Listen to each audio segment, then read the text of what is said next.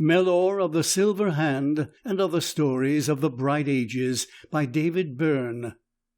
Melor of the Silver Hand. Very long ago there lived in a Cornish monastery a boy named Melor.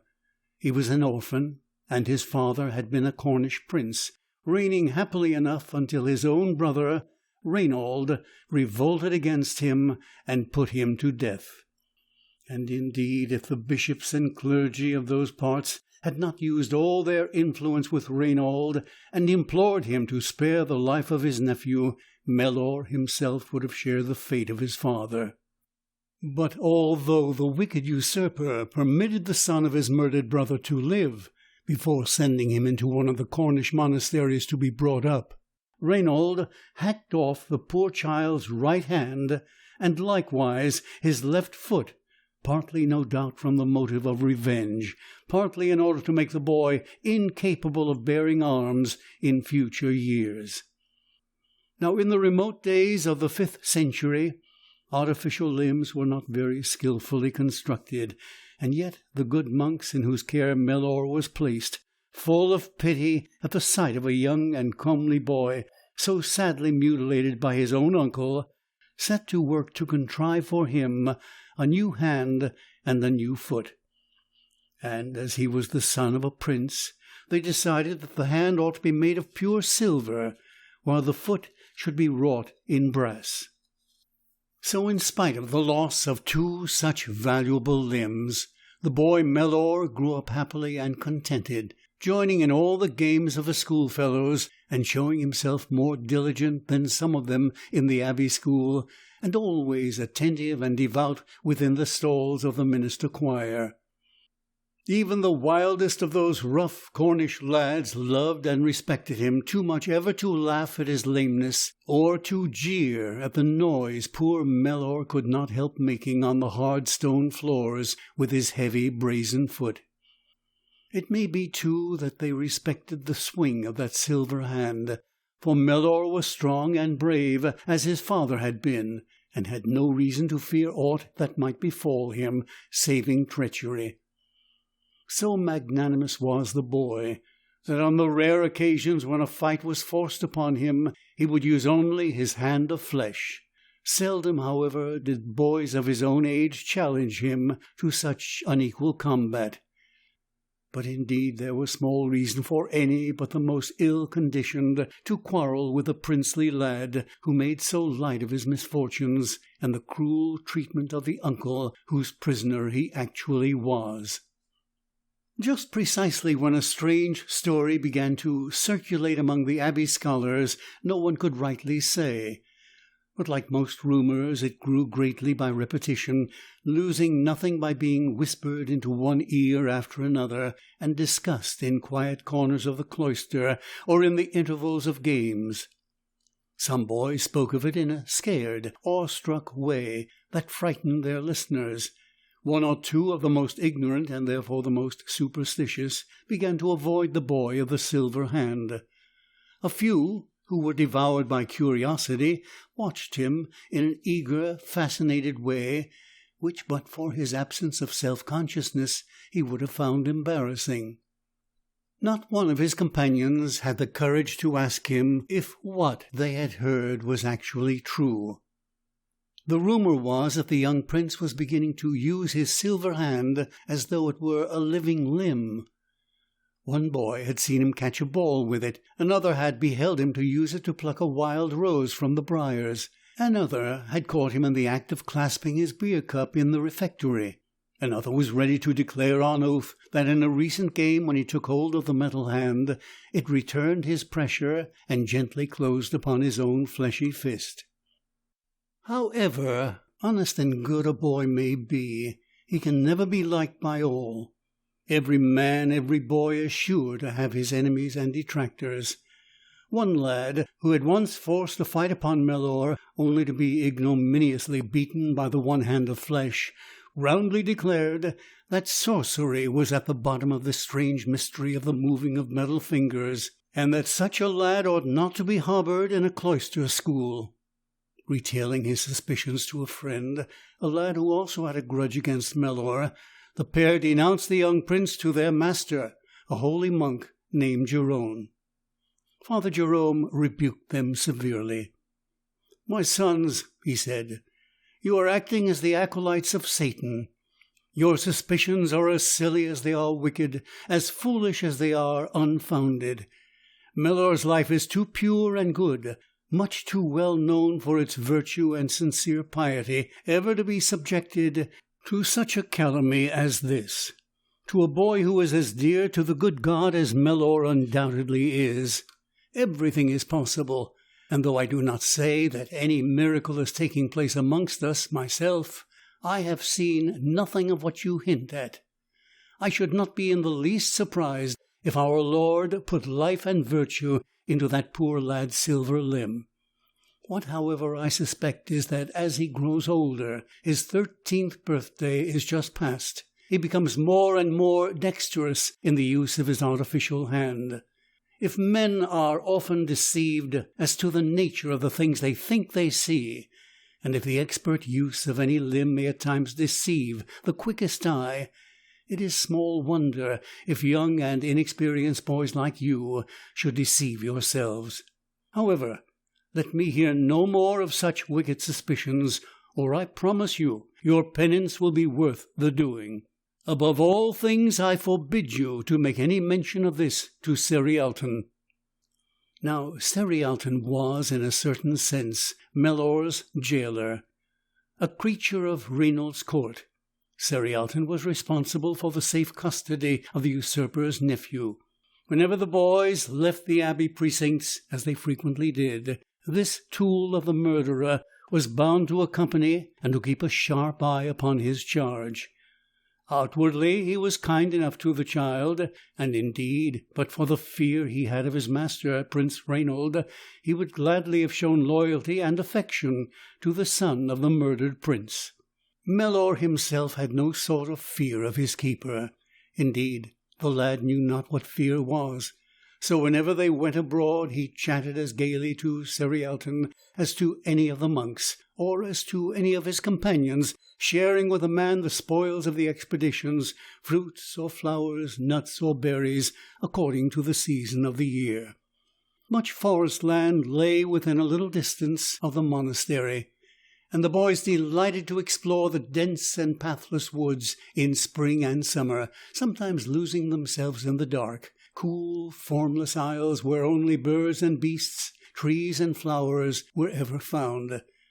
And yet to many of them the autumn time was especially sweet on account of the great store of nuts, upon which they could not only feed at will, but fill their bags and satchels with a harvest that would serve them well during the long, cold months of winter. It happened on a lovely October day, the first of the month, as the boys swarmed hither and thither in the woodland, laughing and shouting from pure joyousness, and stripping the hazel boughs of their already ripened treasure, that Cerialton, keeping a keener eye than usually on Melor, seemed extraordinarily moody and silent. Indeed, some who noticed the face of the miserable man on that afternoon saw in his countenance an expression of fear and anxiety that they had never beheld before.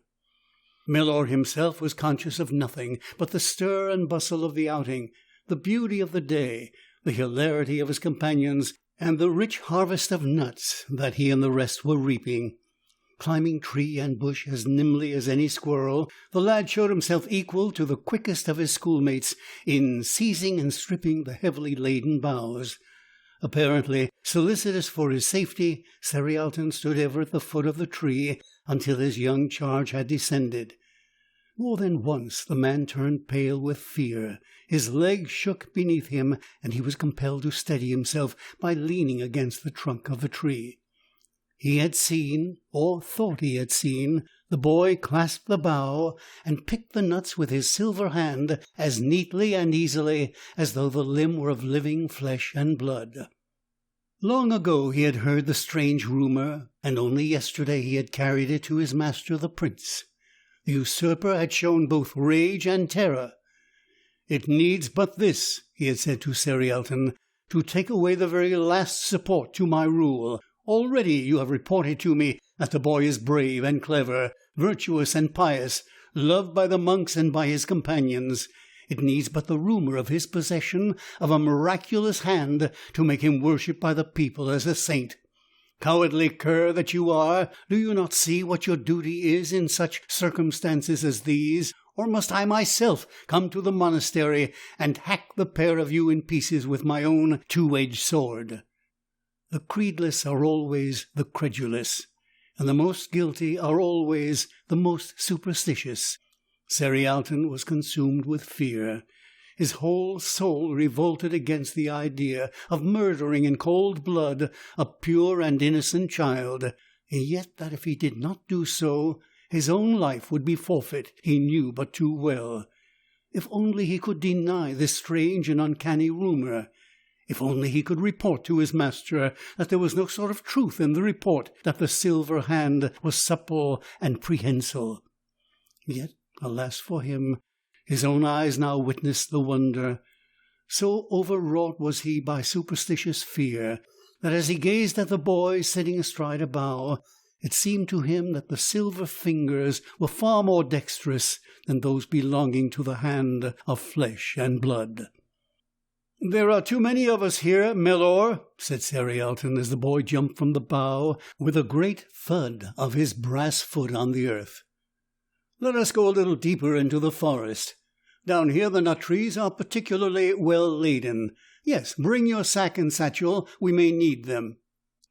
Chatting brightly to his keeper, the boy plunged with him further and further into the dark interior of the woodland. "But Cerialton," said the boy, "it looks so very gloomy yonder. I doubt if I shall be able to see the nuts." "'Twill be lighter presently," the man answered shortly. "At any rate," laughed the boy as he disentangled his metal foot from a dense growth of brambles, "the others have not been here. I doubt if any man or boy has ever come so far before. There is no sign of a pathway, is there?" "We shall come across a pathway very soon," said Cerialton.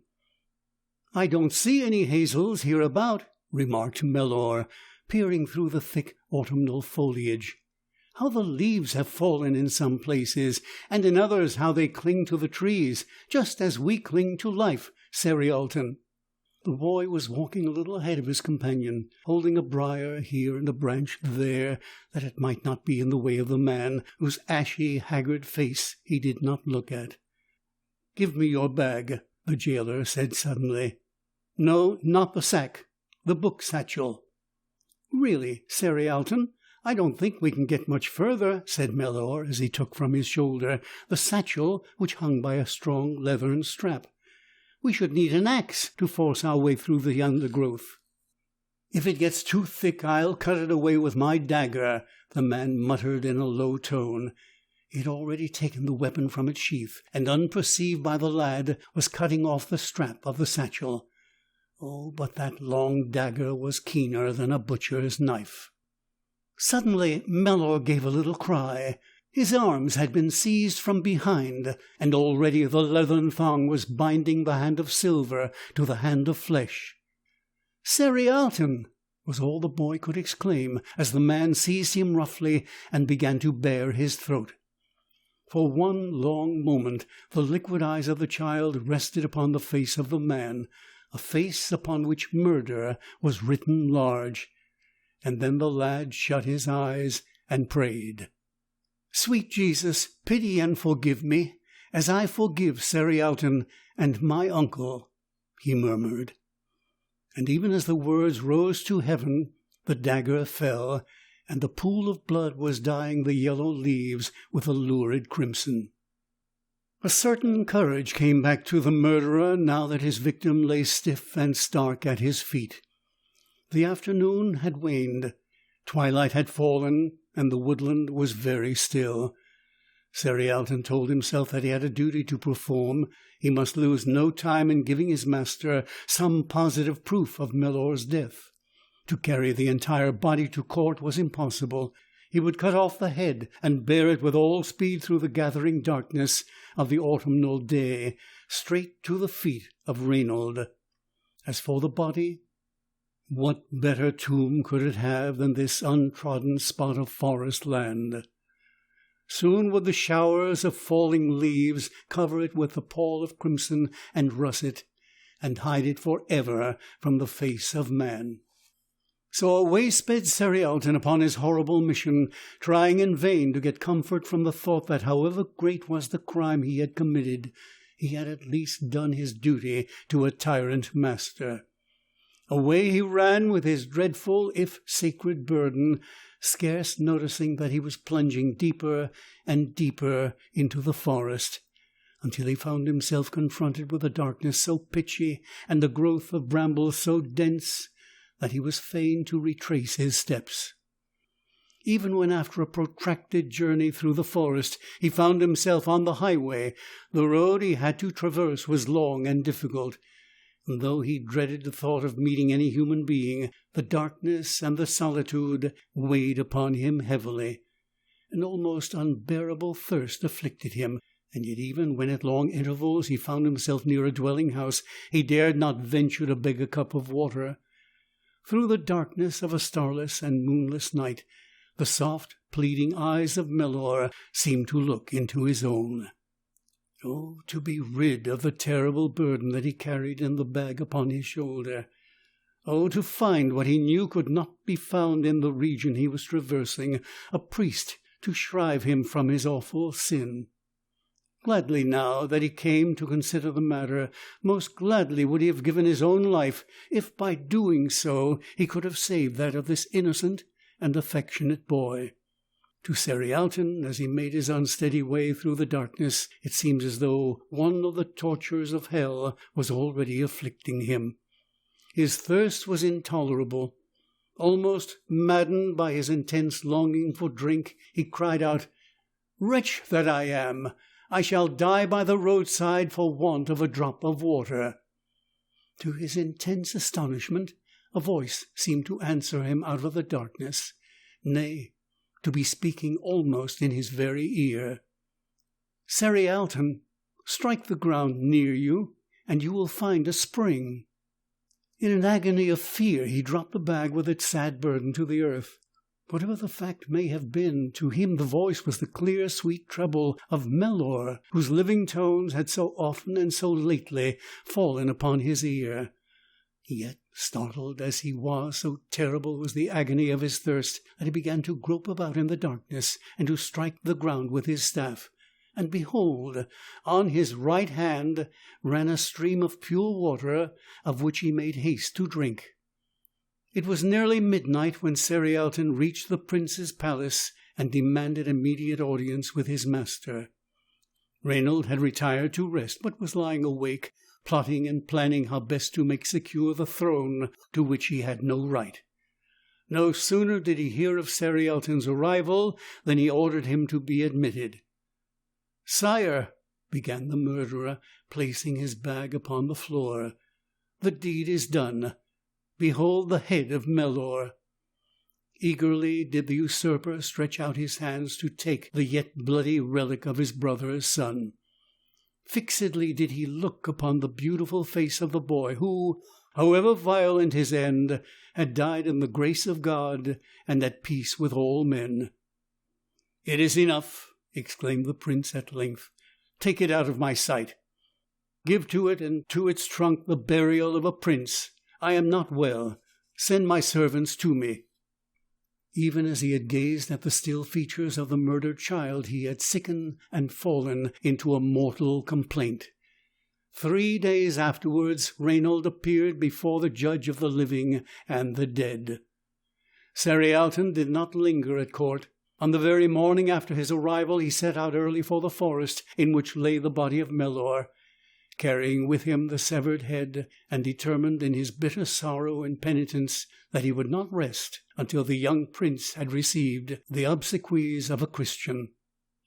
Morning was somewhat advanced when he plunged into the woodland and began his sorrowful search for the headless corpse.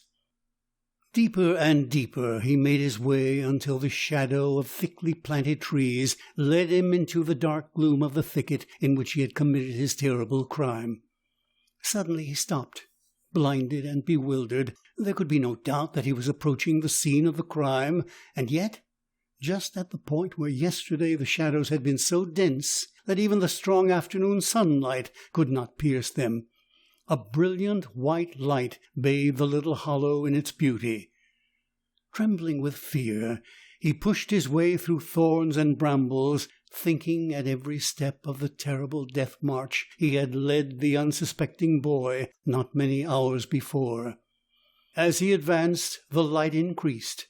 White indeed was the lovely radiance, and yet tinged and shot with gold. Pressing on in his eagerness to see, if possible, the source of this wonderful illumination, his first thought was that the monks of the abbey had found the body and were preparing to sing its dirge in the forest. Or, he asked himself, were they making ready to bury the poor innocent in the very place where they had found him lying? For the light seemed now to be that of many waxen torches. Tapers indeed there were, lighted tapers beyond counting. But who were the white-clad bearers of these innumerable candles? Surely they were not the dead boy's schoolfellows. Young indeed they seemed to be, but how utterly unlike the rough, shock-headed Cornish lads of the monastery school. Boys they undoubtedly were, but surely such radiant spiritual countenances as these were never worn by mortal children. Was it possible that heaven had sent its bodyguard of youthful angels to watch the headless trunk of Reynold's victim? A vision of blinding beauty in very truth it was, too dazzling for the unhappy wretch who vainly endeavoured to reach the outer ring of these celestial watchers. With a great cry for mercy, Cerialton flung himself face forward upon the earth, and lay there, confessing his sin and imploring the forgiveness of heaven. Whether he had swooned or only slept, he knew not. Somebody was bending over him, and the kind voice of Father Jerome was in his ear. Slowly raising himself to a kneeling posture, he exclaimed, "For the love of God, Father, hear the confession of a sinner whose guilt is greater than he can bear." Even while he made his confession, he was conscious of the tramp of many feet in the immediate neighbourhood.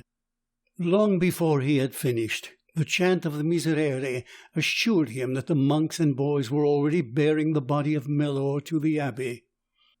Sorrowfully, yet soothingly, the wail was borne back to him on the noonday air, the deep voices of the monks alternating with the piercing treble of the lads, and turning the dim woodland into a temple of prayer and supplication.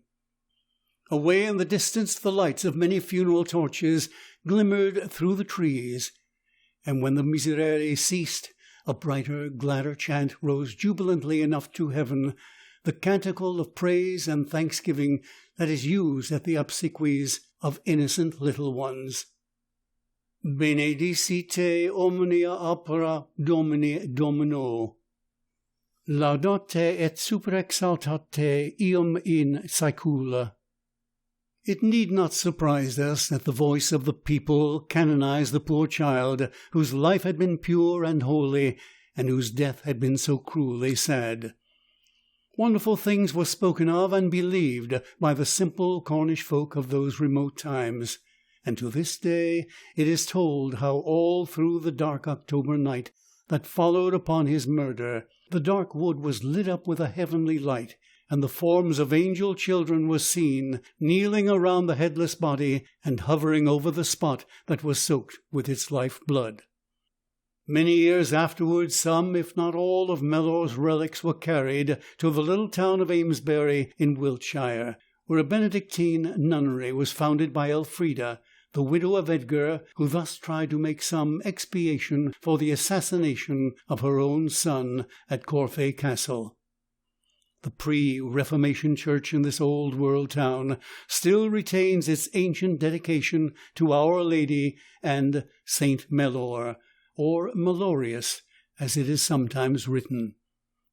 The unhappy Cerialton gave himself up entirely to penance, leading the austere life of a hermit, and never ceasing to implore the mercy of God and the intercession of the holy boy, whose life he had so ruthlessly taken. End of section 1.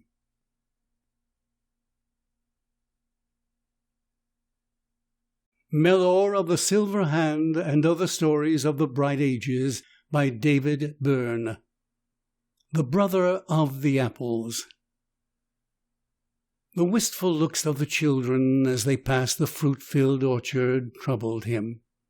The longing looks of them, the half-averted gaze of the sorely tempted, the shamefacedness of the scrupulous among them who feared they had already broken the 10th commandment, all this disturbed the soul of the old gardener brother. In truth, a good man, this brother Godfrey, and an arboriculturist of repute, great in grafting and pruning, wonderful in his knowledge of the ways of the tree. Doubtless the orchards of Glastonbury bore marvellous fruit.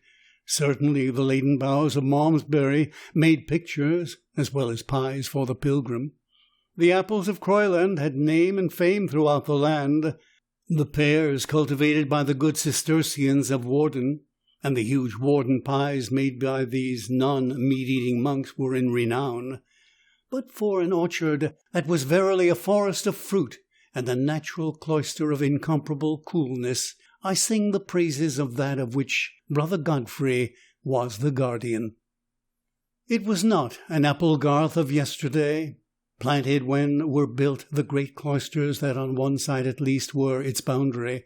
It contained many a tree past bearing, many a bough that the coming winds of winter would bring to earth, many a gnarled and twisted trunk upon which only the mistletoe flourished, many a moss-grown hollow bole that the woodman would fain have removed.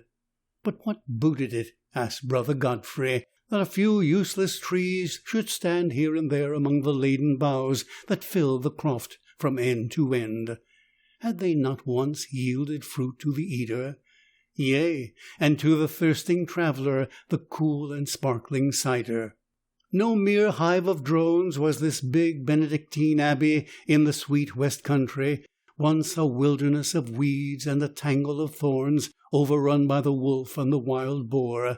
Coming to it when he himself was a young boy, Brother Godfrey had found it much as it was today, a little more perfect in detail now, perhaps somewhat larger in area, and its walls filled with an ever-growing community.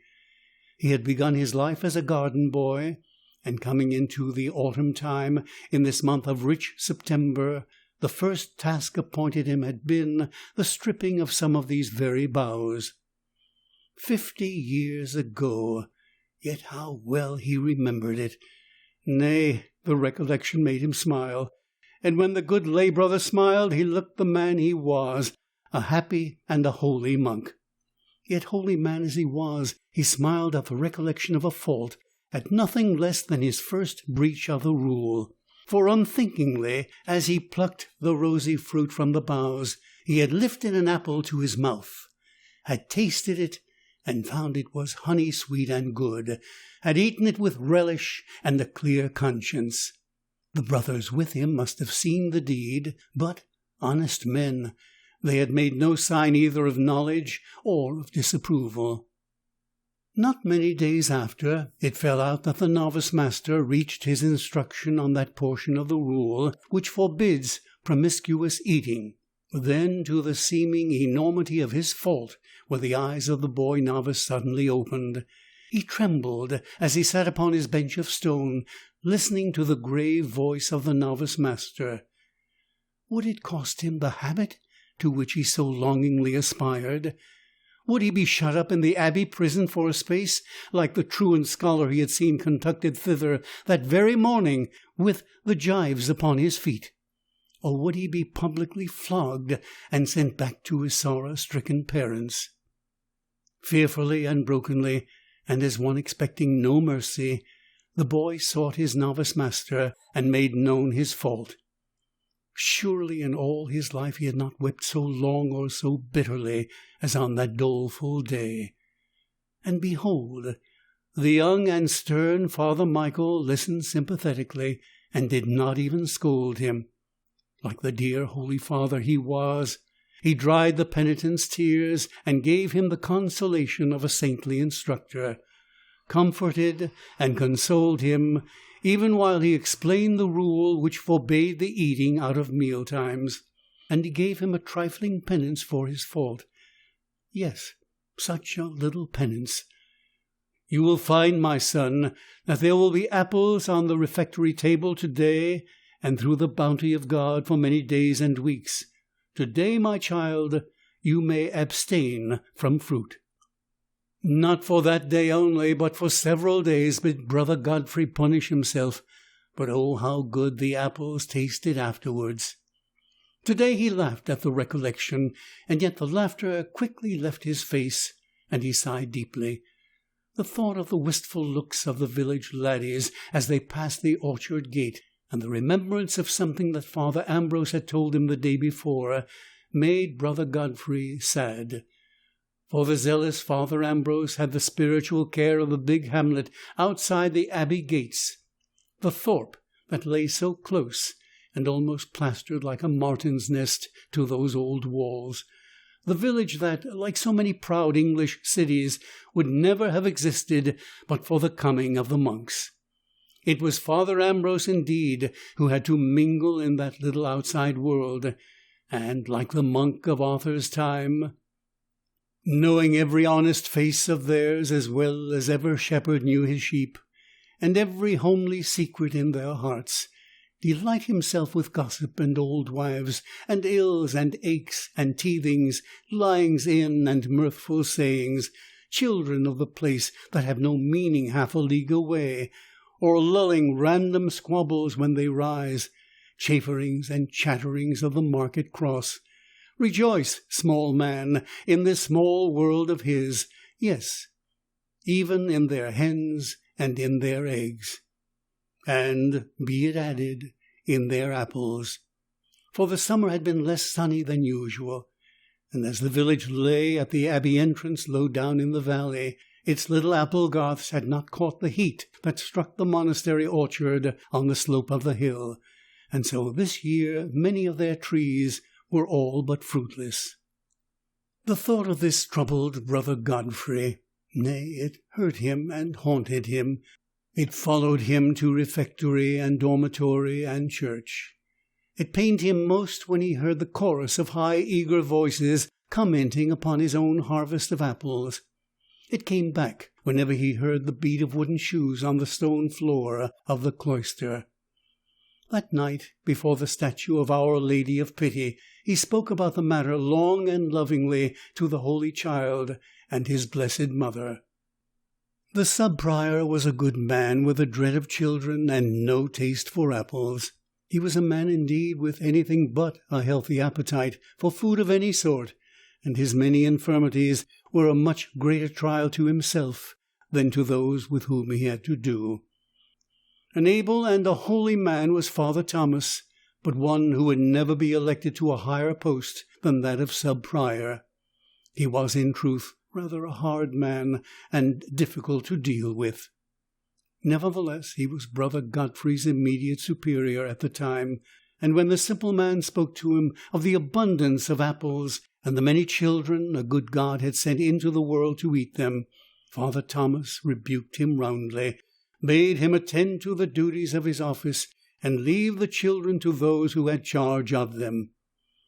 Now, because of the cider that was made in the abbey, the cellarer, always an important official, had ever to be consulted in regard to the disposition of apples, and it was he who arranged with Brother Godfrey and the cook as to the winter store of this useful fruit. With the cellarer, then, did the old lay brother put in his plea for the children, hoping that this good father would try to obtain the consent of the prior. But the cellarer took alarm from the beginning. "With a big community like ours, brother, we can't have too many apples. It's simply impossible. There is hardly a barrel of cider left from last year, and you're forgetting the number of new novices we've received since last Christmas. All young, too, most of them growing boys, all apple-eaters in truth. We must feed our own first. But I'll think about it. Yes," said the cellarer, jingling his keys. "I'll certainly think about it. I will indeed, brother." Then did Brother Godfrey turn him to the Father Prior. It was an unfortunate moment. The good prior was sorely troubled with a debt that was overdue, a debt that could not have existed but for the failure of last year's wheat harvest. "You and your children," he ejaculated, but not ill-naturedly. "They want bread more than apples, some of them, and when the snow comes, where will they get it, save at the abbey here? And where shall we get it if the winter is long and hard?" The prior went on his way deep in thought, troubled a little by the duties of his office, troubled much by the fear of debt, but more than trustful to the providence that for so many centuries had blessed this Domus Dei. Brother Godfrey sighed. He had done his best for the children he loved, and he had failed. They must go sadly and appleless. But he, Brother Godfrey, must get him to the orchard and pick up the windfalls of the night. Yes, he needed his biggest basket this morning. All during the past long night the wind had roared and raved until, at matin time, it all but drowned the voices of the chanting monks. But at prime it had suddenly subsided, and now the sun shone warmly on the sweet September world, drying the raindrops that lay upon the crimson and yellow apples like tears upon the cheeks of children. His biggest basket! Yes, but all his baskets would be needed today. What a rain of ruddy and golden fruit! The grass of the orchard seemed covered with the ripe and juicy apples. Speedily did Brother Godfrey fill his wicker hamper. Less speedily did he bear it to the abbey kitchen. And there the brother saw a sight that gave him pause. How could he have forgotten so great a vigil? Tomorrow, was it not the feast of St. Michael? Of a truth, he had not thought of it until he saw the young novices, a little crowd of them, sitting in the outer kitchens, plucking the Michaelmas geese.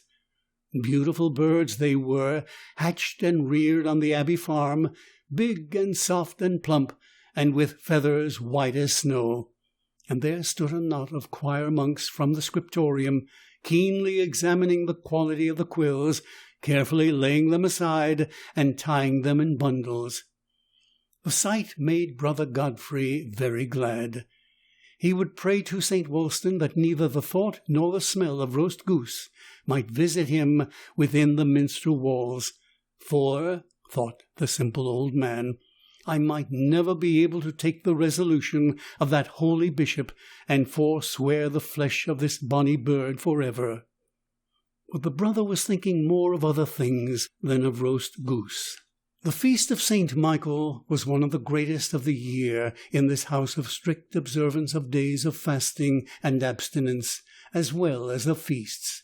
For it was ruled by Abbot Michael, and was it not that holy man's feast day? After some necessary conversation with the cook, whose need of apples was this morning more pressing than ever, Brother Godfrey went back to the orchard, accompanied by 2 young novices with their baskets. They walked in silence, but the boys could not but see that the old man smiled as he walked. A delightful thought had entered his mind, and as he passed a certain apple tree he stopped and looked upon it with growing pleasure. Quickly the sturdy boy novices filled their baskets and returned to the kitchen. Then Brother Godfrey, for all his 62 years, got a big ladder and reared it against one particular tree. It was the choicest in the orchard. In the brother's mind and in his speech, it was ever the abbot's tree. It was old and gnarled and strangely twisted. It bore little fruit, but that little was the most honeyed in the entire garth. Year by year on this day, it had been Brother Godfrey's privilege to bear a dish of apples to the abbot's cell. Year by year the gardener had picked the russet-coated sweetlings for the Michaelmas banquet. Now the Abbot Michael was very old, and because of his great age, 93 years or more, the rule of the community devolved largely upon the father prior.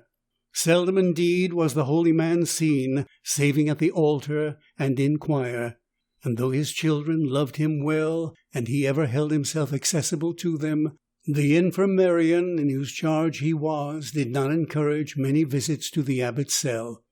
But on his feast day, after the solemn mass at 9 o'clock, It was known that he would expect to see his subjects, or rather their representatives, and to receive their congratulations.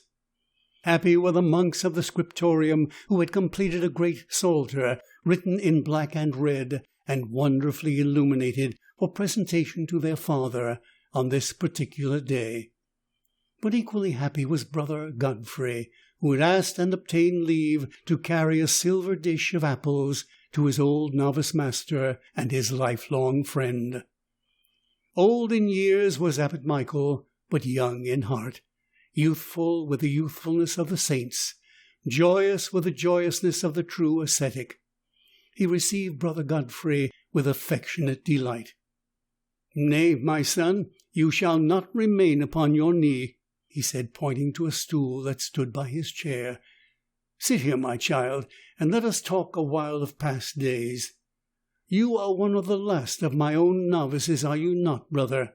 Yes, one of the last. You make me feel very ancient, for you yourself are beginning to look old. Yet I remember your coming so well, a red-cheeked, curly-headed little lad, with such a shy smile and such an innocent look. Nay, brother, and the look did not belie you." The venerable abbot took the lay brother's rough hand in his own thin palm, and pressed it affectionately. "And you bring me apples," the abbot went on. "You bring me the fruits of your own labour, the same good apples, too, that you have brought me year after year. It is wonderful. This can scarcely happen again, dear brother. The days of my years are almost fulfilled. I cannot expect to keep another Michaelmas on earth. My son, I would have you ask a boon of me.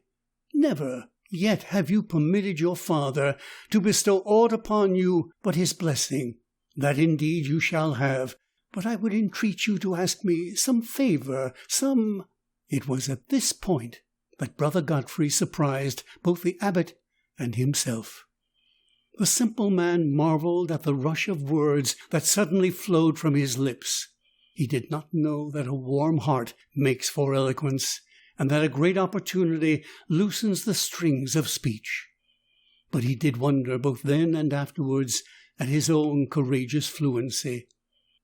Not forgetting to tell the abbot of his talk with the sub-prior, with the cellarer, and with the prior, Brother Godfrey earnestly and all but tearfully preferred his request. He asked a privilege for himself and for all future custodians of the orchard. Throwing himself again on his knees, he begged that a certain measure of apples might be reserved for the children of the village forever. "Call the prior, the sub-prior, and the cellarer," the abbot said with a smile, "and ask them to be provided with parchment and ink and pens." And so it fell about that on this feast of St. Michael, the brother of the apples received a document granting him and his successors plenary power to bestow upon all and sundry of the children of the thorp, but especially upon the progeny of the very poor, abundant and unstinted measure of ripe apples forever. End of section 2.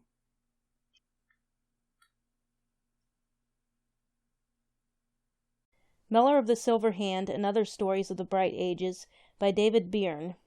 Good King Wenceslaus. One of the greatest misfortunes that can happen to any child is to have a depraved and unbelieving mother. Young Wenceslaus, the son of the ruler of Bohemia, and his brother Boleslas, had for mother a cruel and impious pagan. Happily for the boys, their father was a true Christian, the son of the first Catholic Duke of Bohemia, whose wife is known in history as Blessed Ludmilla. After the death of her husband, this holy princess lived at Prague, and to her great joy, her grandson, Wenceslaus, was placed by his father in her wise and loving care. Her chaplain became the boy's tutor, and under the guidance of this singularly holy and prudent man, Wenceslaus soon began to give signs of solid piety and lasting goodness.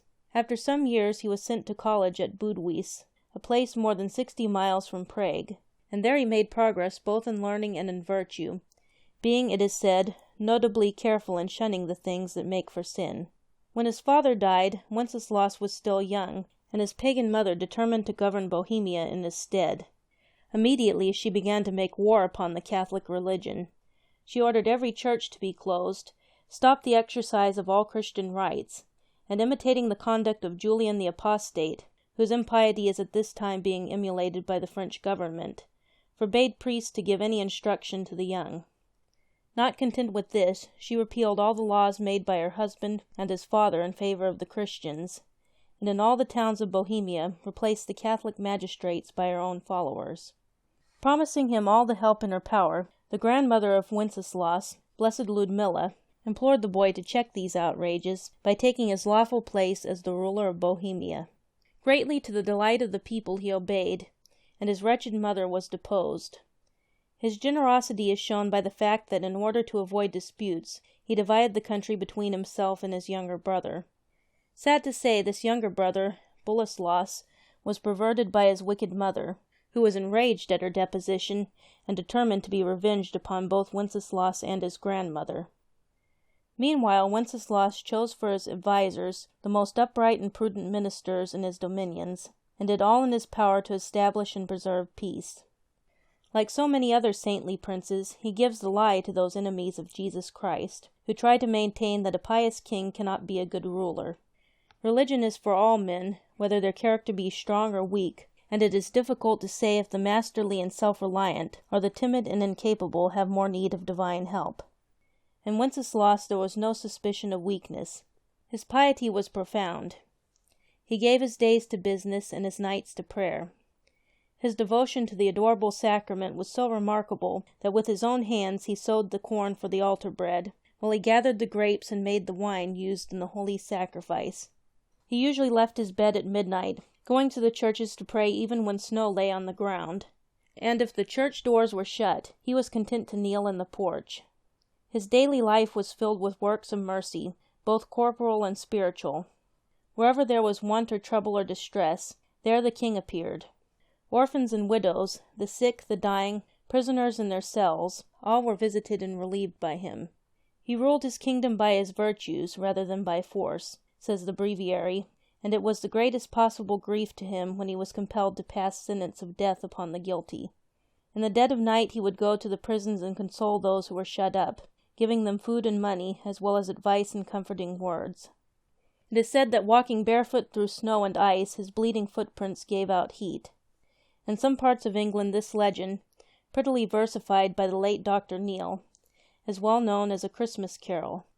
Good King Wenceslaus looked out on the feast of Stephen, when the snow lay round about, deep and crisp and even. Brightly shone the moon that night, though the frost was cruel, when a poor man came in sight, gathering winter fuel. The king asks his page who the poor man is, and where he lives, finding that his dwelling is a goodly kent underneath the mountain. Wenceslaus exclaims, Bring me flesh and bring me wine, bring me pine logs hither. Thou and I will see him dine, when we bear them hither. Page and monarch forth they went together, through the rude wind's wild lament, and the bitter weather.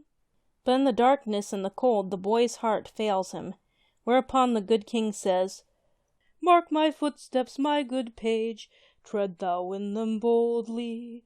Thou shalt find the winter's rage freeze thy blood less coldly. Following in his master's steps, the boy finds that heat was in the very sod which the saint had printed. The king's revengeful mother was determined that her son should have no peace. The grandmother of Wenceslaus found that her daughter-in-law was plotting to take her life. In no way disturbed, the holy old woman distributed her goods among her servants and the poor, made her confession, and prepared herself for death. Hired assassins found her prostrate in prayer before the altar of her chapel, and strangled her with her own veil. Not satisfied with this abominable crime, the king's mother invited Radislas, Prince of Garima, to invade her son's territory. Anxious to maintain the peace of his country, Wenceslaus sent a message to Radislas, asking what offense he had given him and suggesting terms of reconciliation. Radislas treated the message with contempt, and answered that the entire surrender of Bohemia was his only condition of peace. Physical courage is a great gift, moral courage is a far greater one. Wenceslaus had both. He immediately marched against the enemy of his country. When the two armies met, the saint asked for speech with Radislas, who was soon to be convinced that if sometimes a bad man may be a hero of a sort, a man of God is doubly and trebly a hero. Greatly to his surprise, Radislas found himself challenged to single combat. "Why should we shed the blood of our followers?" Wenceslaus asked. "Let the battle be between us, the leaders." Radislas could not refuse to accept such a challenge, a very different matter to be remembered to a duel. Still despising his pious antagonist, the invader assured himself of an easy victory. Armed with only a short sword, the brave Wenceslaus met his country's foe. The fight was brief enough. Failing to fling his javelin, to the astonishment of his men, Radislas threw down his weapons and fell upon his knees. He had not struck a single blow. Without a struggle, the invading king yielded to the saintly and courageous Wenceslaus. The good king's troubles did not cease with his victory over Radislas. Wenceslaus had now to turn his attention to his own country. Some of his nobles were oppressors of the poor, and this, with other disorders, the king checked with necessary severity. His action did not make him popular with these unworthy men, and when the unnatural mother of Wenceslaus began to plot against her son's life, they readily came to her aid, and that of the younger son, the pagan Boleslas. A child had been born to Boleslas, and a pressing invitation was sent to Wenceslaus to be present at the celebration of so important an event. Suspecting nothing, Wenceslaus accepted. It was the 28th of September in the year 938. The entertainment was on a magnificent scale, but true to his usual habits, when midnight came, Wenceslaus went to the church. Urged by his mother, Boleslas and some attendants followed him. The holy king received many wounds from the men-at-arms, but it was his own brother who, in the end, ran him through the body with a lance. The enemies of God and religion triumphed, as they often do, for a time. To avenge the murder of Wenceslaus, the Emperor Otho I subjugated Bohemia and forced Boleslas to submit. Soon after the assassination of her son, his mother lost her life. One account seems to suggest that she perished in an earthquake. Terrified by his mother's fate, and the many miracles worked at his brother's tomb, Boleslas caused the saint's body to be translated to the church of St. Vitus at Prague, and the church built by Wenceslaus himself for the reception of the body of his saintly grandmother. It is pleasant to record that the son and successor of Boleslas became not only one of the greatest rulers of the period, but a faithful follower in the footsteps of his uncle, St. Wenceslaus. Note: the following account of the preparation of the bread and wine for the altar at Cluny is an instance of the care taken in this matter in the ages of faith. There are numberless beautiful rites of benediction observed, as that of the ripe grapes, which were blessed on the altar during Mass, on the 6th of August, and afterwards distributed in the refectory, of new beans, and of the freshly pressed juice of the grape. The ceremonies observed in making the altar breads were also most worthy of note.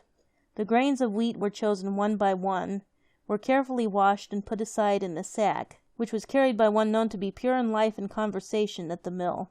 Then they were ground and sifted, he who performed this duty being clothed in an alb and amice. 2 priests and deacons clothed in like manner prepared the breads, and a lay brother, having gloves on his hands, held the irons in which they were baked. The very wood of the fire was chosen of the best and driest.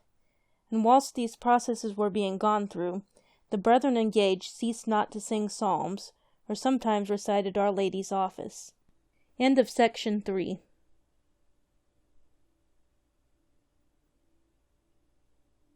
Melor of the Silver Hand and Other Stories of the Bright Ages by David Bearne. Chapter 4. The King of Alms. Into the very heart of this prison on the banks of the Seine, the April sunshine had forced its way. Even in Paris of the 14th century, the influence of spring was making itself felt, yet brighter than the April sunlight, more joyous than the air of spring, was the gladsomeness that filled the hearts of many of the poor prisoners as they realized the near approach of Easter. To some, indeed, the glorious feast brought hope of liberty, as well as of spiritual consolation. It was certain that the King of Alms, as he was called, would pay his customary visit, and that in honor of the great festival, 2 of their number would be unconditionally released, though some knew but too well that for them there was no hope of pardon, except from the good God. Yet in the ages of faith, even to the hopeless, Holy Church brought her consolations, and hard as was the condition of the 130 prisoners, there was not one who might not, if he would, be the happier for the coming of Easter. It was the morning of Holy Saturday, and in the chapel of the prison the church's offices were over. A number of Franciscan friars were already hearing the confessions of the prisoners. Walking slowly through the great vaulted wards where young and old alike were confined, several of the good fathers were engaged in comforting the sorrowful, and gently rebuking the obstinate, and in preparing the ignorant for their Easter reception of the sacraments. "Ah, my father," a poor man was saying to Père Antoine, "do plead with the King of Alms for me. My case is such a sad one. I have a wife, and my 7 children are all young, and I know that they are starving, and I am not guilty of crime.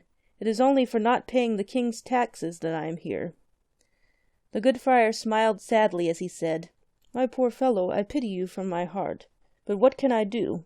So many of you, and only 2 to be released. And you know the King of Alms nearly always chooses the youngest and the oldest." "But not always, my father."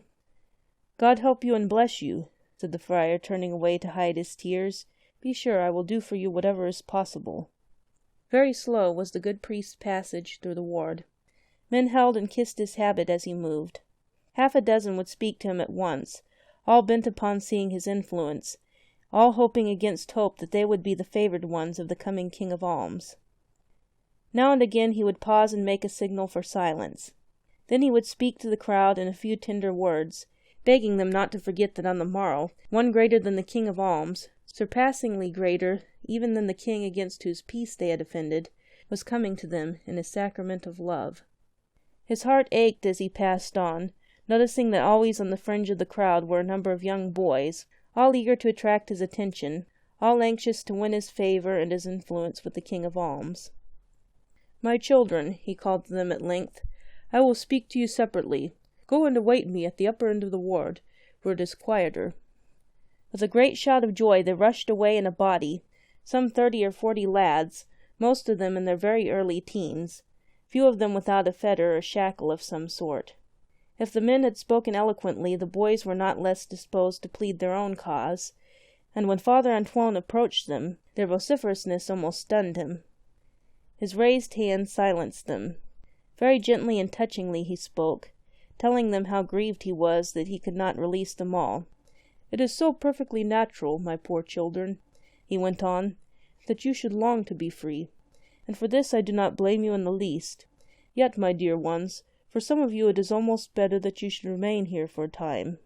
Some of you have no homes, and if I could obtain your release, you would not be willing to go to an orphanage or to a hospital." 1/2 of them were in rags, and showed every possible sign of poverty and neglect. Of the rest, some were young apprentice lads, well clad and healthy looking, imprisoned for unruliness and various forms of misconduct. A few were sons of citizens, undergoing punishment for different breaches of the law, small thefts, wilful damage, stone-throwing, and riotous conduct in the streets at carnival time. 1 or 2 appeared to be of better quality still, and judging by their dress, might have been the sons of gentlemen of rank, or pages in the service of some rich noble. Not one of them could have reached the age of 15. Several of them were under 12. As the father looked over the big group of young faces, some sleek and rosy, some pale and sunken, nearly all eager and anxious, his eye fell upon a well-grown but young-looking lad in the background, who seemed to be taking little or no interest in what was going on. While the rest pushed and jostled one another and tried to get to the front, this boy remained quite still, his eyes cast down and his hands folded in front of him. He was clad in a rich suit of dark red velvet laced with gold, and his long black hair framed a face that was distinguished as much for its regular features as for the pallor of its complexion. A sudden lurch on the part of the crowd left this boy standing alone, and the father then saw that not only was the richly clad lad wearing fetters on both legs, but that he alone of all the youngsters had manacles on his wrists. But time was pressing, and the friar could not linger. "My children, how many of you have been to confession?" he inquired as he turned to leave the ward. There was a quick response from every member of the crowd, except one. All had been to confession, or were then going, saving the boy with irons on his hands. At any rate, he made no sign. Passing out of the great vaulted room into the corridor that led to the chapel, the priest met the head jailer. "That dark-haired boy in red," began the friar as the man knelt for his blessing. "The one who looks like a page, and who is more strongly fettered than the others. What has he done?" The jailer smiled as he said, "Well, Holy Father, I don't think he's done much more than any other lad would have done in the same circumstances. He is one of the pages of the Count de la Ville, who was in attendance upon his son, the young Count, who, if I may whisper it, is the spoiled pet of a silly mother. The young lord threw a silver dish at this boy, who immediately threw it back again. The petted lad was not hurt, but the lady mother screamed and had this unfortunate page arrested. Unhappily for him, the Count is away at the wars. The lad had no one to speak for him, and the judge, who is related to my lady, sentenced him to a year's imprisonment. Has he been violent since he was brought here?" "Not at all, father, until yesterday. Under great provocation, no doubt, he knocked the lad down and was brought to me for a whipping, for which, however, I substituted a day in hand-irons. It is unfortunate for him, poor lad, since Monseigneur the Governor was going to recommend him to the King of Alms as one of the two to be released on Monday." "And you think he has forfeited his chance?" "My father, I am not sure of that. It is very probable." "Does the boy know that he was one of the two favored ones?" "No, no, my father, that is our secret. Beside the governor, only your reverence and I know of it." "Your secret is safe with me," said the friar. "What troubles me is that he has not been, and does not seem likely to go, to the sacraments." "Ah, poor child, he is dejected, perhaps. You have not spoken with him privately, father? But how could you in the midst of such a crowd? Can your reverence spare 5 minutes?" "I ought now to be in the confessional, but certainly I will speak to him if you can bring him here." Side by side, up and down the long cloister-like corridor, walked the friar and the boy, whose handcuffs had been taken off, though his leg-irons made sad music as he moved. "But, my child," the priest was saying, "it is better to be freed from the prison of the soul than from that which confines the body." "My father, for me it is of no use. It seems only to make me worse," said the boy. "When I made my first communion last Nowell, I thought, now I shall be really good. Yet before the Epiphany I was in prison. This week I had been thinking about my confession, yet only yesterday, and Good Friday too, I got into a big rage and struck a boy. You see, father, for me at least, it is no good." "What are the sacraments for, my son?" "To bring one the grace of God." "And what is it that at this moment your soul needs most?" The boy was silent. "Your greatest need, my child, is the very help that you seem afraid to seek. Perhaps you have heard some holy person once said that one communion is enough to make a saint. You made your communion, and afterwards you discovered that you were not a saint. How old are you?" "On the feast of St. Peter and St. Paul I shall be 13. "Ah, well, my poor child, older people than you have made similar mistakes. But now I want you to see what a big mistake it is. It is like refusing food because you are hungry, or taking off your doublet because you are cold. Nay, if you think of it, it is much more foolish than either of these things would be. It is turning your back upon your best friend. It is running away from the tender and merciful God who loves you. For whom do you think our blessed Lord instituted confession and communion? For saints or for sinners?" The lad looked up, but hesitated in his reply. "To whom did he first give Holy Communion?" asked the friar. "The apostles, my father." "Yes, and at that time were they saints, do you think? And what did they do on the very day after their first communion, the first Good Friday?" "They ran away from him." "And is that what the saints do?" "Oh, no, my father." "Is it what you are going to do, my child?" A little sob was the only reply. "Remember, my son, that our one hope of salvation lies through a good use of the sacraments. If we refuse them, we are lost. Whatever the mercy of God may do for those who cannot approach them, or for those who have never heard of them, he will do nothing for us if we neglect the means of grace that he himself has provided for us. Whatever may happen to you, however frequently you may fall, nay, even if, which God forbid, you fell into grievous sin on the very day of communion, go back to confession, go again to communion. This is how weak men overcome the snares of the wicked one. This is how sinners become saints. Sometimes it is only after many humble confessions and devout communions that the hasty and passionate become patient and gentle. In order to overcome yourself, my child, you have only to persevere, in spite of failure." For the remainder of that holy Saturday, and during the glorious day that followed it, the prison scarcely seemed to be a place of punishment. Mindful of that much-needed corporal work of mercy, many of the faithful had visited the imprisoned, bestowing abundant alms in money, and in food and in clothes. Every prisoner, not a notorious criminal, was relieved of his irons. Fresh straw for bedding was supplied to all. Spring flowers made their way into the gloomy vaults. Lutes were tuned, and a small band of imprisoned minstrels were permitted to go from ward to ward singing paschal canticles. The bells of the parish churches pealed out gloriously, adding their festive message to the general jubilation. Father Antoine wept for joy as he assisted at the general communion. Only one or two poor obstinate wretches had refused the sacraments, but it is certain that Pierre de Gascon, the whilom page of Count de Laville, was not among them. Passing down the great vault in which Pierre and the rest were confined, the friar found him playing an after-dinner game with 2 or 3 prentice lads. The moment he caught sight of Father Antoine, he ran to his side and reverently kissed his beads. "Why," smiled the priest, "you are an entirely different child. I scarcely recognize you, my son. You look quite gay." "My father, I am very happy," said the boy gently. "Never again will I run away from the good God." "Then, my child, you need fear nothing. Strengthen that resolution as much as ever you can." But the lad's look of gladness was so marked that the friar began to wonder if the governor had already told the young prisoner of his possible release. "Are you thinking of tomorrow, Pierre, and of the King of Alms?" The lad laughed gaily as he answered, "Oh no, my father, for me there is not the least chance. If a boy is set free, it is generally the youngest, unless he is very bad, and there are 7, 8, yes, I think 9 who are younger than I am." "Yes, yes," said the priest, "but I do hope that poor man over there, the one who is sitting near that pillar, father, will be one of the 2. His wife came to see him yesterday, and she wept so bitterly. One of their children died last week, and another is very sick and is crying out for his father. It does seem so sad, and the man is only here for a debt."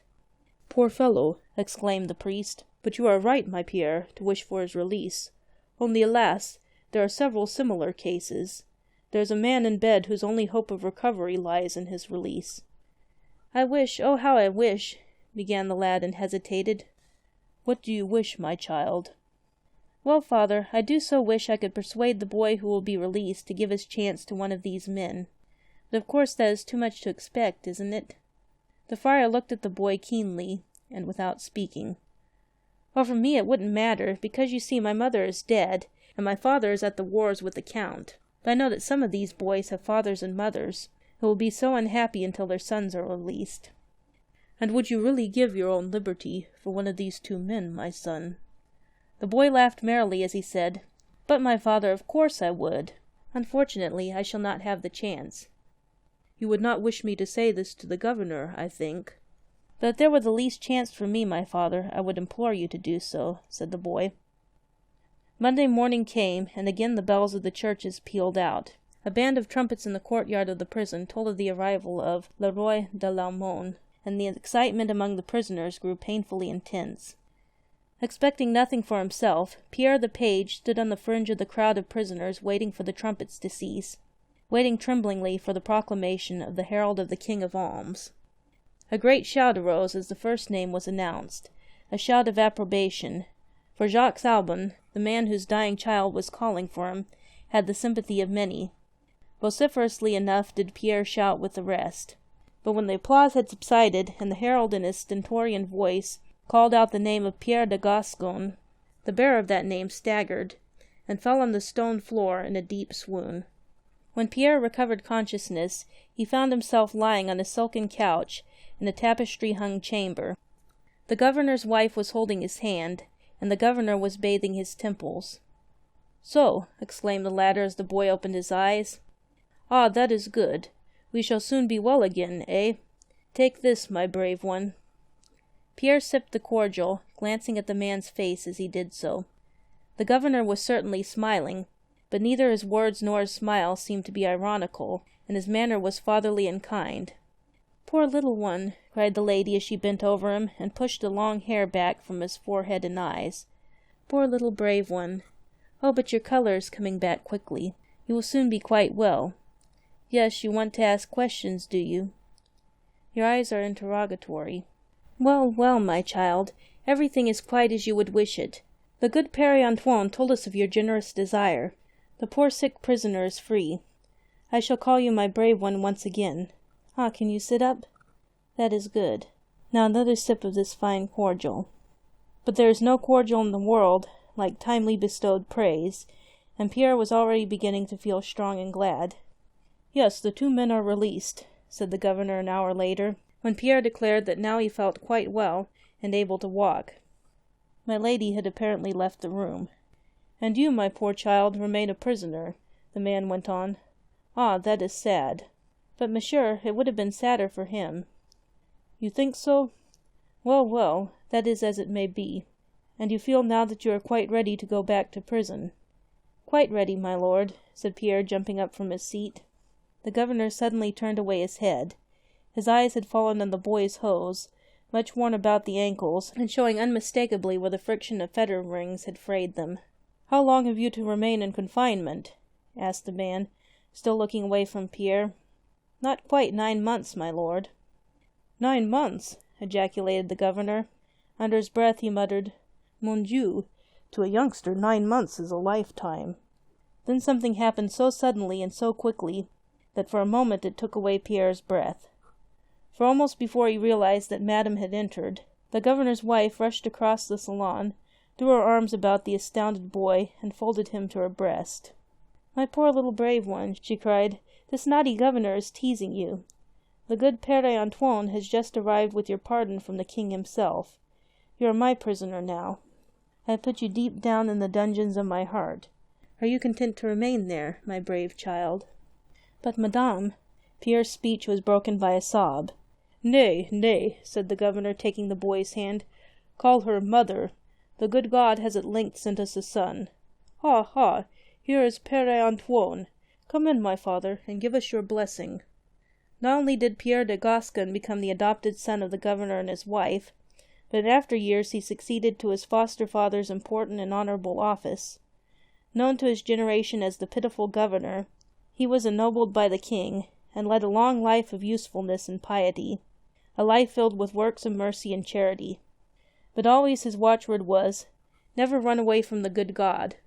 No matter how great a criminal he had to deal with, or how utterly hopeless might seem to be the case of some poor prisoner committed to his care, Governor de Gascon gave himself no rest until he had persuaded young and old alike to seek again and again the sacrament of reconciliation and the sacrament of love. Note: in some cities 2 prisoners were always released at Christmas, Easter, and Pentecost. End of section 4.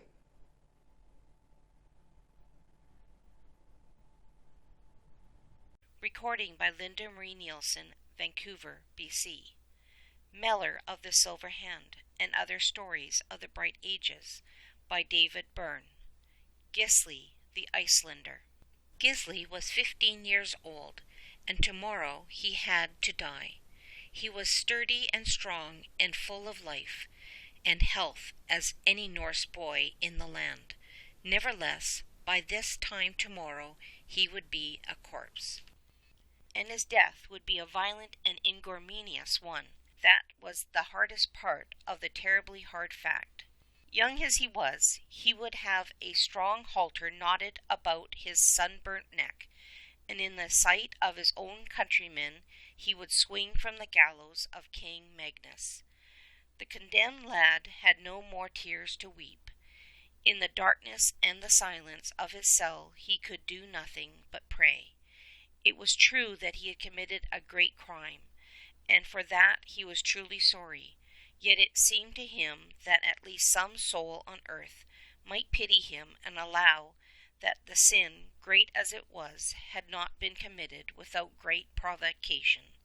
But then not every son knew what it was to witness the murder of his own father, and the thought would come in spite of his prayers, not every boy would have the courage enough to avenge his father's death. Yes, it was a wicked crime that Gisli had committed, and he had confessed it with true sorrow.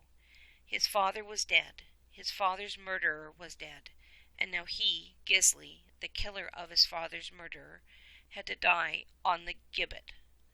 More than once in his young and happy life he had been face to face with death. On the high seas, in storm and tempest, he had waited fearlessly for an end that seemed certain and immediate.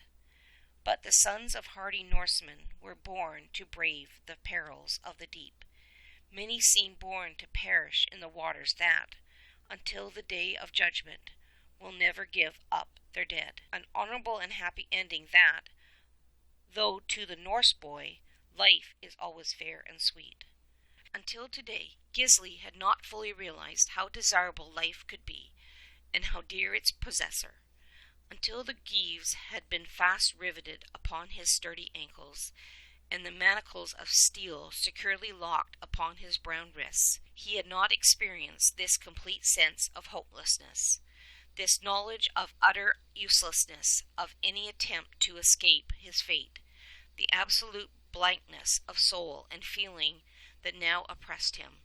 Heavy as was the weight of iron upon his limbs, he scarcely felt it. Soul and body alike seemed numbed, and only the absolute numbness of death could be greater. Ah, why had not he and his poor murdered father remained in their Iceland home? Why had they settled in this land of Norway, and under a king so tyrannical as Magnus? Yet they had only done what so many countrymen of theirs in the 12th century were wont to do. Alas for the day when they met the murderous servant of the king. Here within the precincts of the royal residence were many of Gish's countrymen, too powerless, however, and too few to help the unfortunate lad for whom the gallows were already prepared. Doubtless his one friend, Tiet, the son of Islif, had done what he could, but what power on earth could change the will of Magnus? It was the king's servant the boy had slain. It was the king himself who had condemned Gisli to the gibbet. It seemed to the weary boy that he had slept long and heavily, and that he had been awakened by the sound of his shackles striking the stone floor as he turned him in his sleep. But no, there was a noise of voices outside his cell. Perhaps it was already morning, and the officers had come to lead him to the gallows. It must be, he thought, that through sheer heaviness and grief he had spent the half of yesterday and the whole of the night in sleep.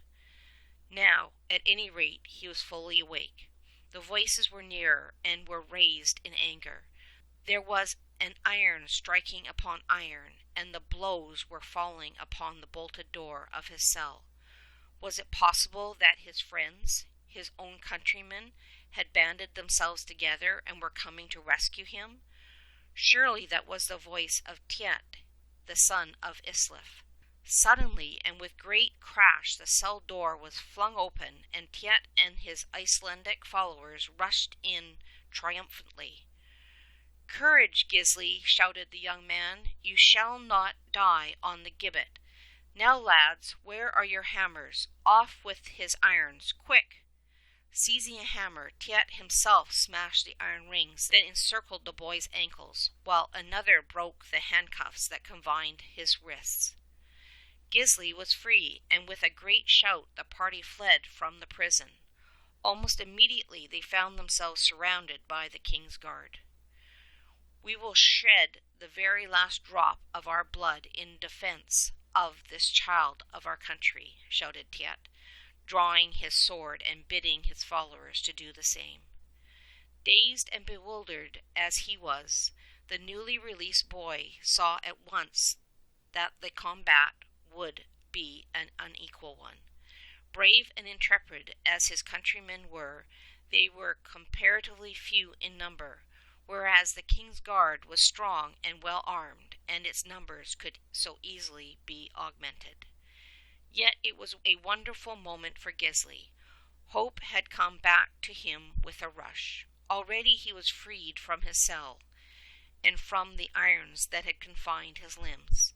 No longer was he alone, one poor solitary boy prisoner, condemned to a hateful death. But weapons were flourishing in the air, and men were advancing one upon another. Of a truth, the struggle would be brief and a bloody one. Brave as Tiet was, he would soon be overpowered by numbers. Courageous as were his followers, it was certain that they would soon be cut to pieces. Standing there and fully realizing the sweetness of life and freedom, Gisli came to the sudden and truly heroic resolution that his escape would only be bought at a terrible price. He would not suffer the shedding of his countrymen's blood. After all, he thought, the life of a boy was a small matter enough compared with the lives of these brave Icelanders. "Not one of you shall die for me," he shouted in his high boyish treble. "Nay, my friends, I thank you from the bottom of my heart, and I love you for your goodness, but not one drop of blood shall be spilled for my sake." Wresting himself from the kind arms that would have restrained him, the lad sprang forward and approached the king's men. "I surrender," said the boy simply. "Take me back to prison. Better that I should be hanged upon the gallows than these should die by sword." Strong hands were instantly laid upon him, and through the ranks of his weeping friends he was hurried back to a stronger and safer prison. On a great plain where the Council of the Thing, as it was called, was wont be held, stood the gallows upon which criminals were hanged. Great was the crowd assembled to witness the hanging of the boy Gisli, for not only had the king commanded the presence of his entire household together with many soldiers, but he had bidden every Icelander in the neighborhood to attend the execution. The morning was sunny and clear, but cold, and the poor boy was led out of his prison to look upon the beautiful earth for the last time. He shivered. Slowly, with his hands bound behind his back with thongs, Gisli walked in the midst of a strong guard to the place of doom. Once he raised his sea-blue eyes and saw the great crowd of onlookers, the king sitting in a high and prominent place, surrounded by soldiers. Again he lifted his head, and straight in front of him was that awful gibbet, the long-nosed rope swaying to and fro in the fresh morning breeze. Few indeed there were in that big crowd that did not pity and compassionate the young criminal. In the breasts of his own countrymen, deep sorrow struggled with rage and indignation. The lad was to be done to death before their very eyes, and they were powerless to deliver him. But among the many whose hearts were wrung with pity, there stood an Icelander, whose name was one day to be widely known, and whose fame was to extend far beyond the northern island, of which he was destined to be bishop. The saintly John of Hor had arrived only the night before, just in time to hear the sad story of Gisli and the account of his attempted rescue. Already with his friend the king, this holy priest had pleaded long and earnestly for the life of the condemned lad. Made more angry and obdurate by the action of Tiet, Magnus would not listen. Gisli, he said, must die on the gibbet. In vain did the priest urge the criminal's tender years. The terrible provocation he had received on account of the murder of his own father, the heroism he had shown when he had been given an excellent chance of escaping the justice of the law. "That brat shall be gibbeted," was all the king would say. Overwhelmed with sorrow, the man was one day to be known as St. John of Holar, and joined the crowd at the place of execution. Whatever spiritual comfort he could give to the poor child, that of course he was only too anxious to offer. Making his way to the culprit's side, John noticed that the boy was but lightly clad in a leather tunic, and that saving for the irons that had left upon them, his legs and feet were bare. "You shall have this cloak, my poor child," said the compassionate priest as he removed his own mantle and hood. Then, as he was about to wrap them around the trembling lad, John of Holar suddenly remembered that this garment had been given to him by no less a person than King Magnus himself. Turning away from Gisli for the moment, John approached the king, who was seated close to the gallows. "Sir," began the priest, "this cloak was your majesty's gift to me last winter. Have I your permission to do what I will with it?" The king gave an angry gesture of assent, and immediately turning to the boy, Father John began tenderly to wrap the garment about him, speaking in his ear words of comfort and consolation and encouragement. "Be brave in death, dear child, as you have been brave in life. The pain will be sharp, but very short. Think now only of Jesus crucified. Though you have sinned, be true penitents, my son. You have been forgiven. Remember him who, through very innocence, was hung upon the gibbet of the cross." Lovingly, as a mother wraps her child before placing it in its cot to sleep, did the holy man fold the long cloak about the boy's body, hiding the bound hands and fettered feet, and carefully disposing the hood about the neck and shoulders. Impatiently enough stood the hangman, waiting to fix the noose of the rope upon the criminal's neck.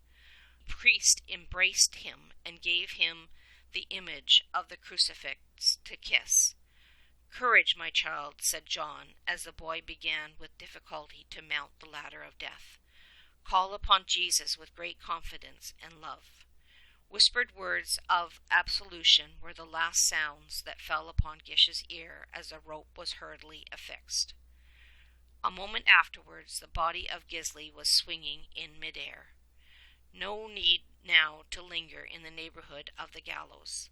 Far and near could the poor boy be seen, looking so small as it hung on high, swayed in gentle motion by the winds of heaven. Yet as the king returned hastily to his castle, it was noticed that his countenance was black as midnight, while the faces of the Icelanders were almost joyful. They knew, and the king knew, the significance that attached to the hanging of Gisli in the royal cloak. For the minds of those rough Norsemen, the boy's execution had been robbed of all its ignominy by the fact that he had suffered death in a robe that had once been property and probably worn by Magnus himself. In spite of the king's implacable anger, the lad's end could be spoken of for all time as an honorable one. So sad at heart as they were, the Icelanders slowly turned their back upon the gibbet and returned to their quarters, greatly relieved in mind and invoking the blessing of heaven upon the kindly head of Father John of Holar. Father John himself had not yet done with the gallows, or with the body hung thereon. Waiting until all was quiet and the great plain was cleared of spectators, the priest returned to the gibbet. Praying to God with great fervor, he reared the ladder which had been flung upon the ground, and mounted it hastily. His task was a difficult one, and he did not cease to implore the help of heaven.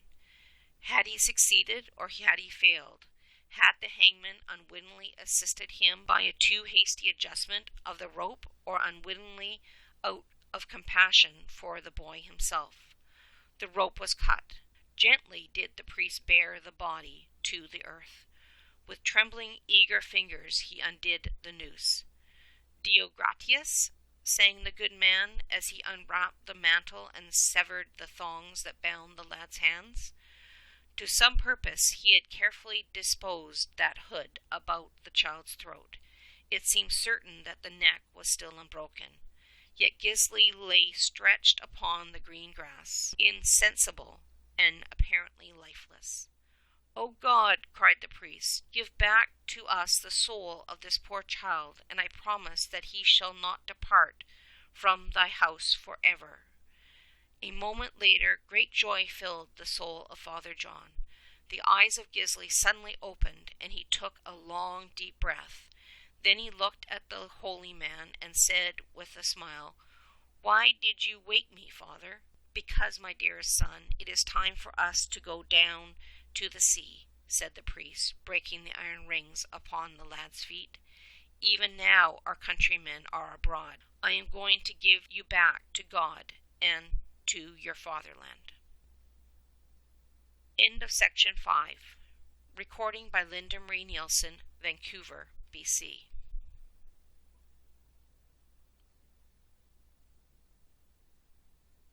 Recording by Linda Marie Nielsen, Vancouver, BC. Melor of the Silver Hand and Other Stories of the Bright Ages by David Bearne. The Smiling Saint.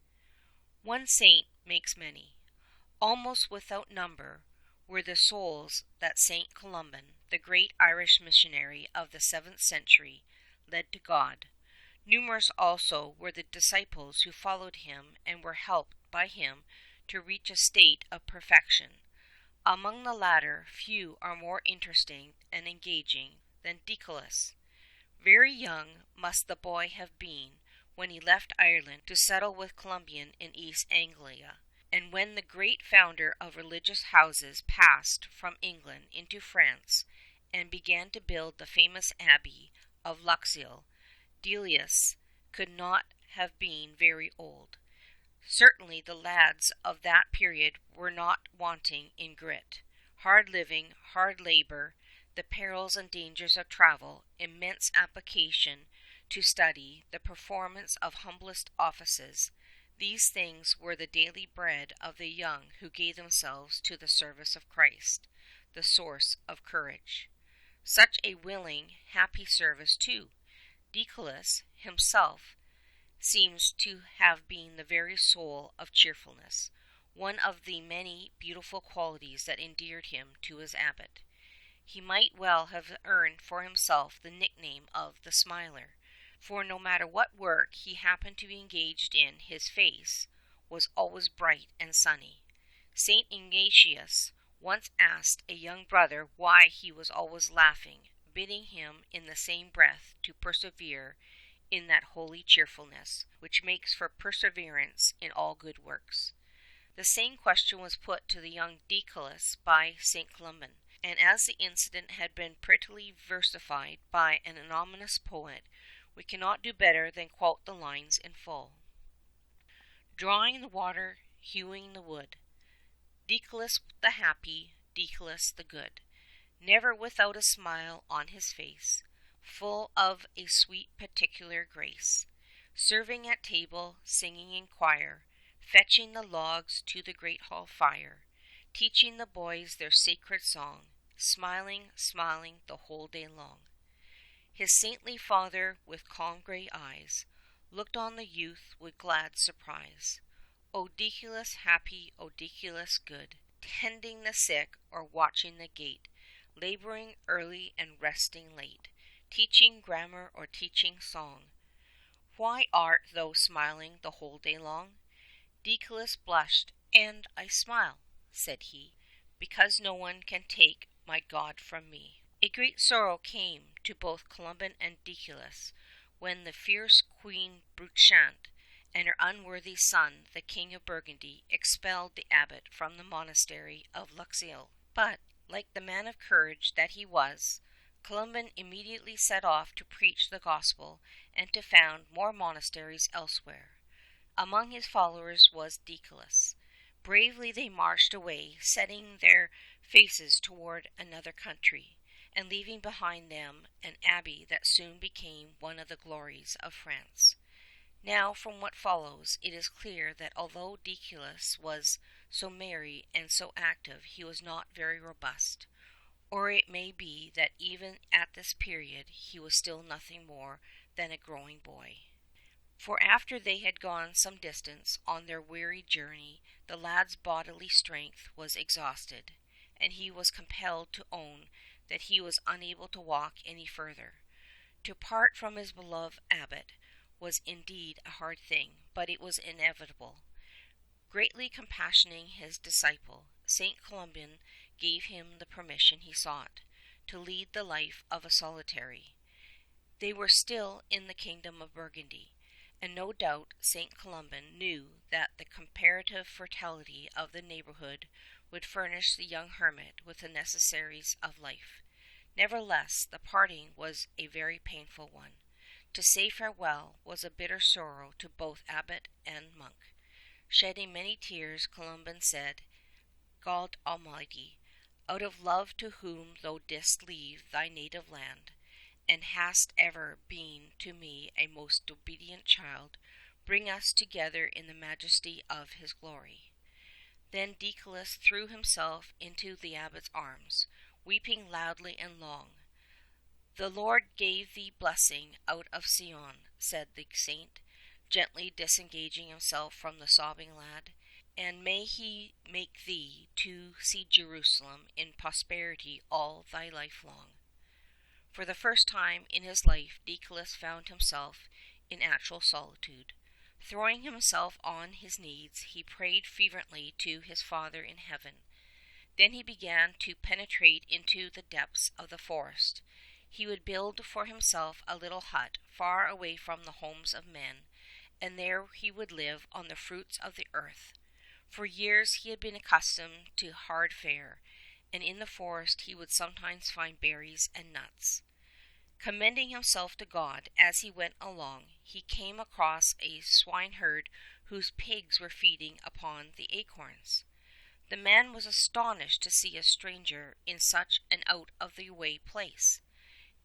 Deicolus told him that he was a monk, and that he wanted to build a hermitage in some solitary spot where there was a stream of water. The swineherd said there was only one such place, and that was close to a little lake called Luthra. Could you not show me this place? Said Deicolus. I daren't leave my pigs to take care of themselves, the man answered. Don't be afraid of that, Deicolus urged, planting his own staff in the ground.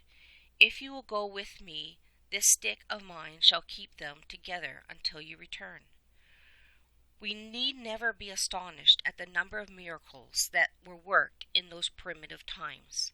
The simple, fervent faith of people made them possible, as well as the sanctity of many great servants of God who performed them.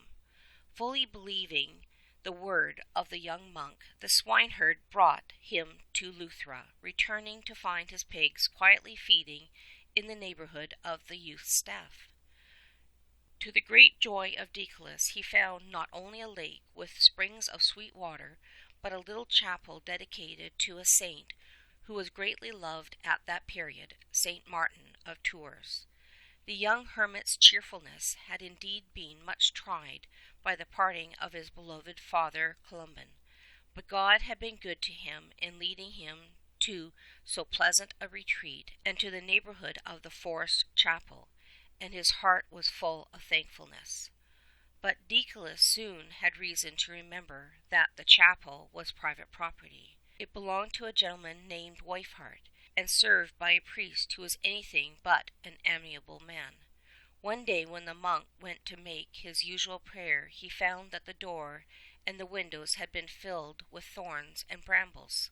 Disregarding these impediments, Deicolus entered the chapel. When the priest heard of it, he told Weifhardt, who flew into a rage and ordered his servants to find the hermit and give him a severe flogging.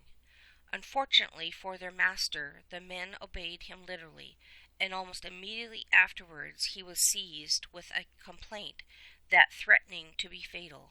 His good wife Berthilda, not doubting but the disease had been sent as a punishment for her husband's cruel conduct to the hermit, sent her servants to implore Deicolus to visit the castle. With all haste the holy man obeyed the summons, and, praying fervently to God, did not leave Weifhardt until he was cured.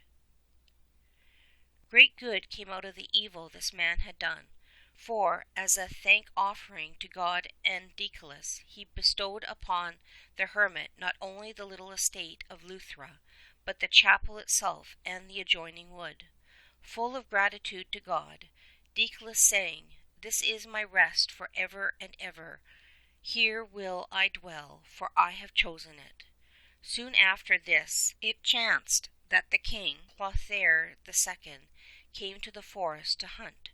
Quietly reading in his cell, Deicolus was startled by the sudden appearance of a wild boar hard pressed by the dogs. Rushing into the hermit's little oratory, the beast fell panting before the altar, while the monk standing at his door confronted the hunters and the dogs. The boar had taken sanctuary, said Deicolus, and his life must be spared. Marveling at the hermit's courage, the king asked him many questions and soon found that he was dealing with one of God's saints and a disciple of Columban. It is the duty and the privilege of the rich to offer gifts, and before the king rode away he had bestowed upon Deicolus the game in the forest, the fish in the streams, and the grapes in the neighboring vineyards. Then the hermit called to mind that Columban had once told him that, before his death, he should rule over 3 kingdoms. Here was the prophecy's fulfillment. So now Deicolus had means to build and support a community. Novices flocked to him in numbers, and his house soon became an important abbey.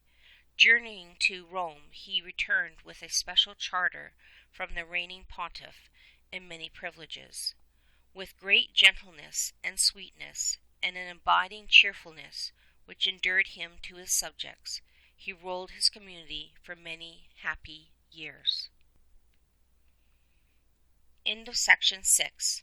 Recording by Linda Marie Nielsen, Vancouver, BC.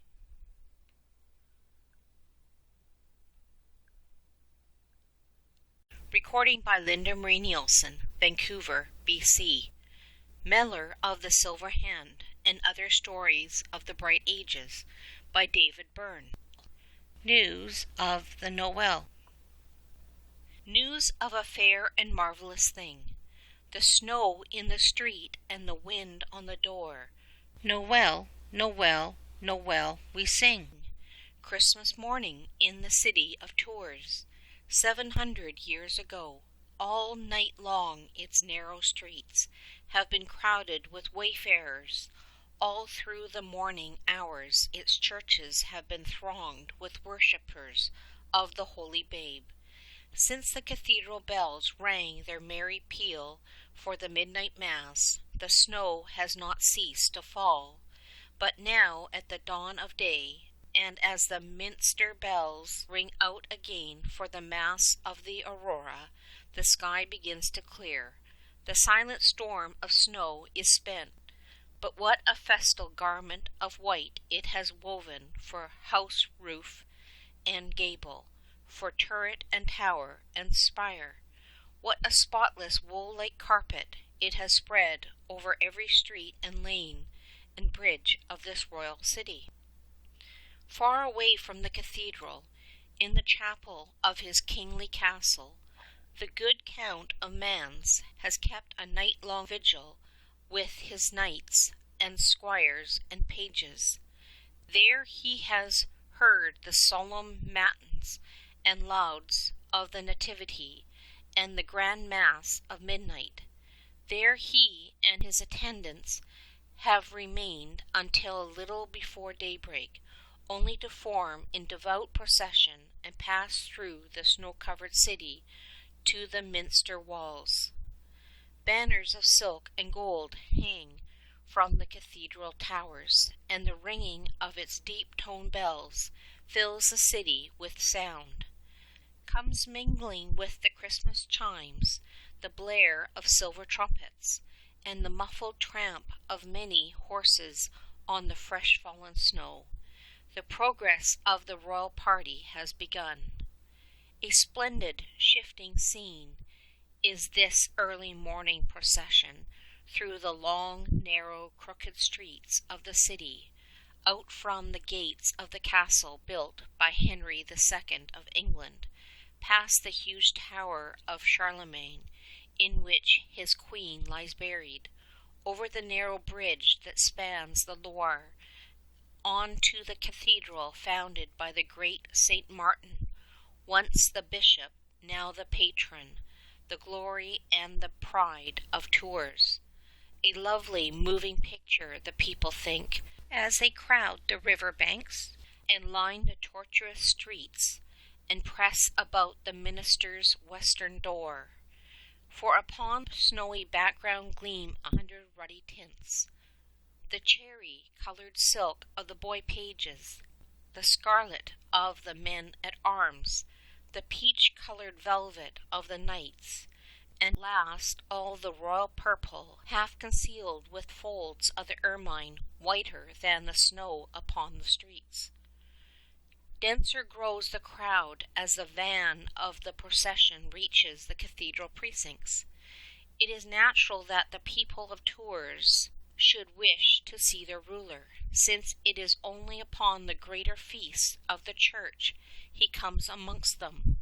Natural indeed that they should wish to gaze upon one whose greatest pleasure is to do honor to the King of Heaven, one who for his own glory would scorn to make eternal show, but whose delight it is publicly to proclaim himself the vassal of the King of Kings.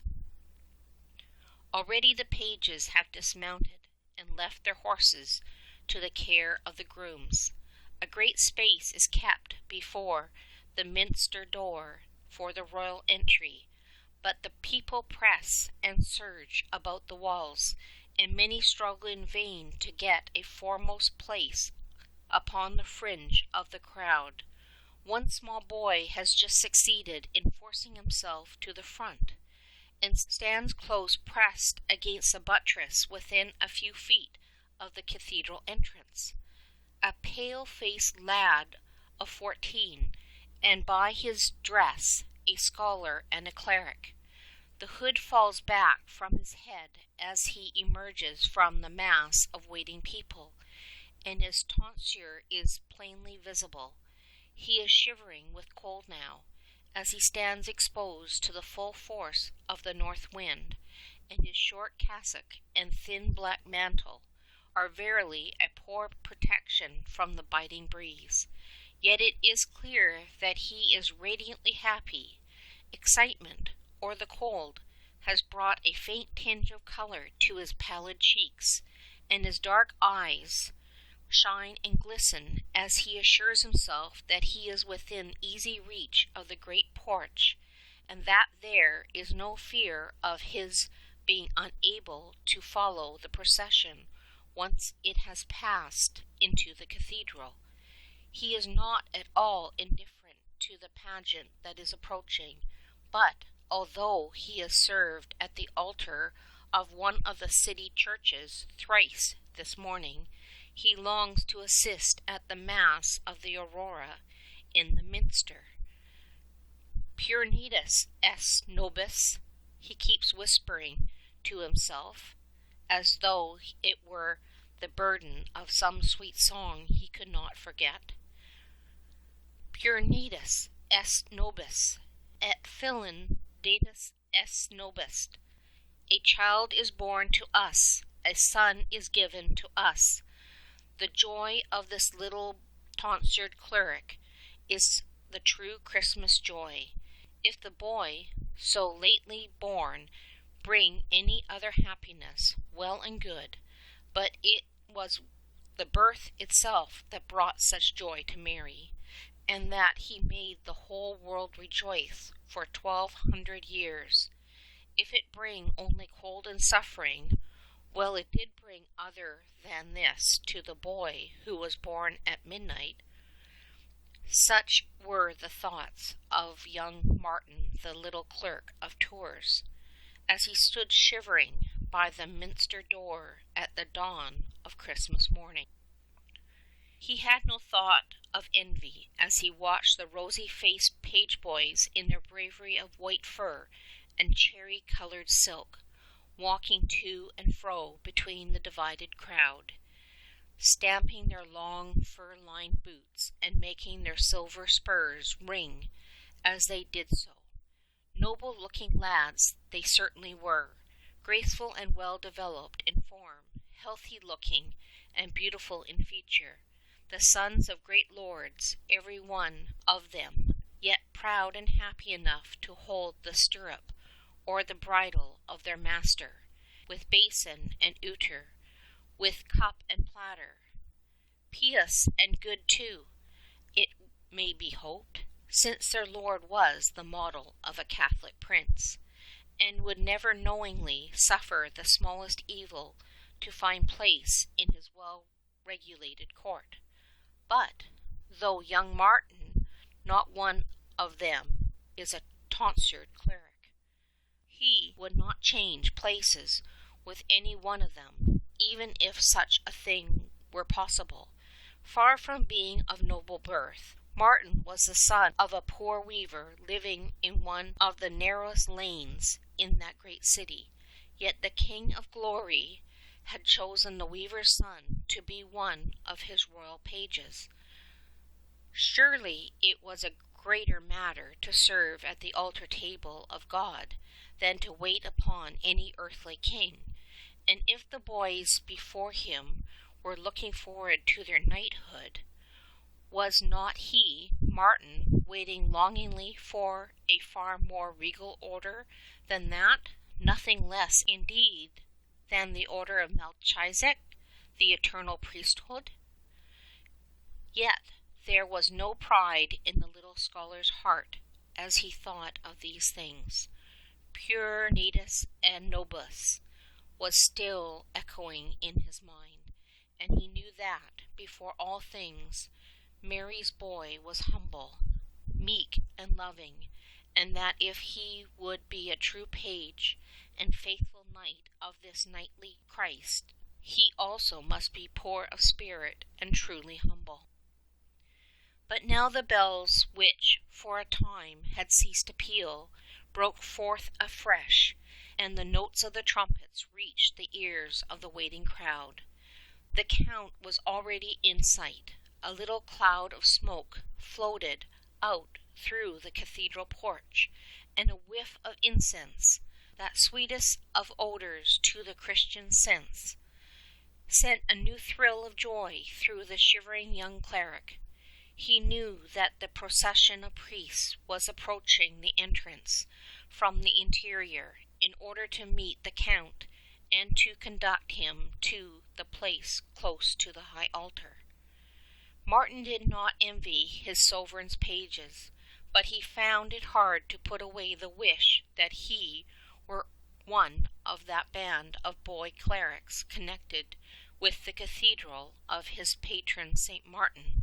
He could see the holy water bearer from where he stood, as also several of the singing boys and acolytes. How beautiful were the fair white albs and amices they wore, and how splendid the cloth of gold copes he knew the priests were vested in. Happy boys, he thought, to have a part in so great a function. And yet, said Martin to himself, their office is the same as mine, and the holy sacrifice is everywhere the same, whether it be offered at the side altar of a small church or at the high altar of a great cathedral. The thought comforted him a good deal, yet he could not help looking with a certain longing towards the cathedral porch, and wishing that he had an office, however small, among the priests and clerics there assembled. But now the crowd at Martin's back began to surge and sway afresh, for the knights had already appeared, and close behind them was the Count himself. Horses were rearing and capering as they were led away by stable boys and grooms, and the men at arms were being drawn up in two long lines to form a passage for the royal procession. Devout-looking and dignified, yet with a happy smile upon his face, the Count rode to within a few feet of where Martin was standing. Instinctively the boy felt that the moment their prince had entered the porch, the people would press forward and crowd into the cathedral. Martin thought if only he could get within the entrance, all would be well. Slipping quickly past the soldier who was now standing almost in front of him, the boy gained the porch, and passing bareheaded the group of ecclesiastics, stationed himself far back in the corner on the right-hand side of the door. His boldness startled him when he realized what he had done. The Count himself was barely on the threshold, and yet he, Martin, had already entered. He blushed a little, but he was not afraid of the consequences of his action. The cathedral was God's house, and not the palace of any earthly king. Besides, was Martin not a cleric, and could he not claim the privileges of his state? Had he not a sort of right to stand there among the clergy, although remote from them?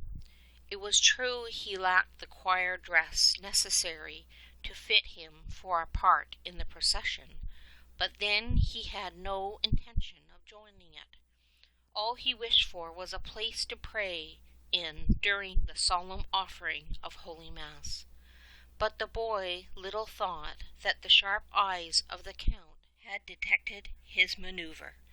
Standing now, bareheaded, under the great doorway, and bowing low as he received the holy water from the priest, the great lord of Tours paused as the procession reformed within the porch and began to move forward within the cathedral.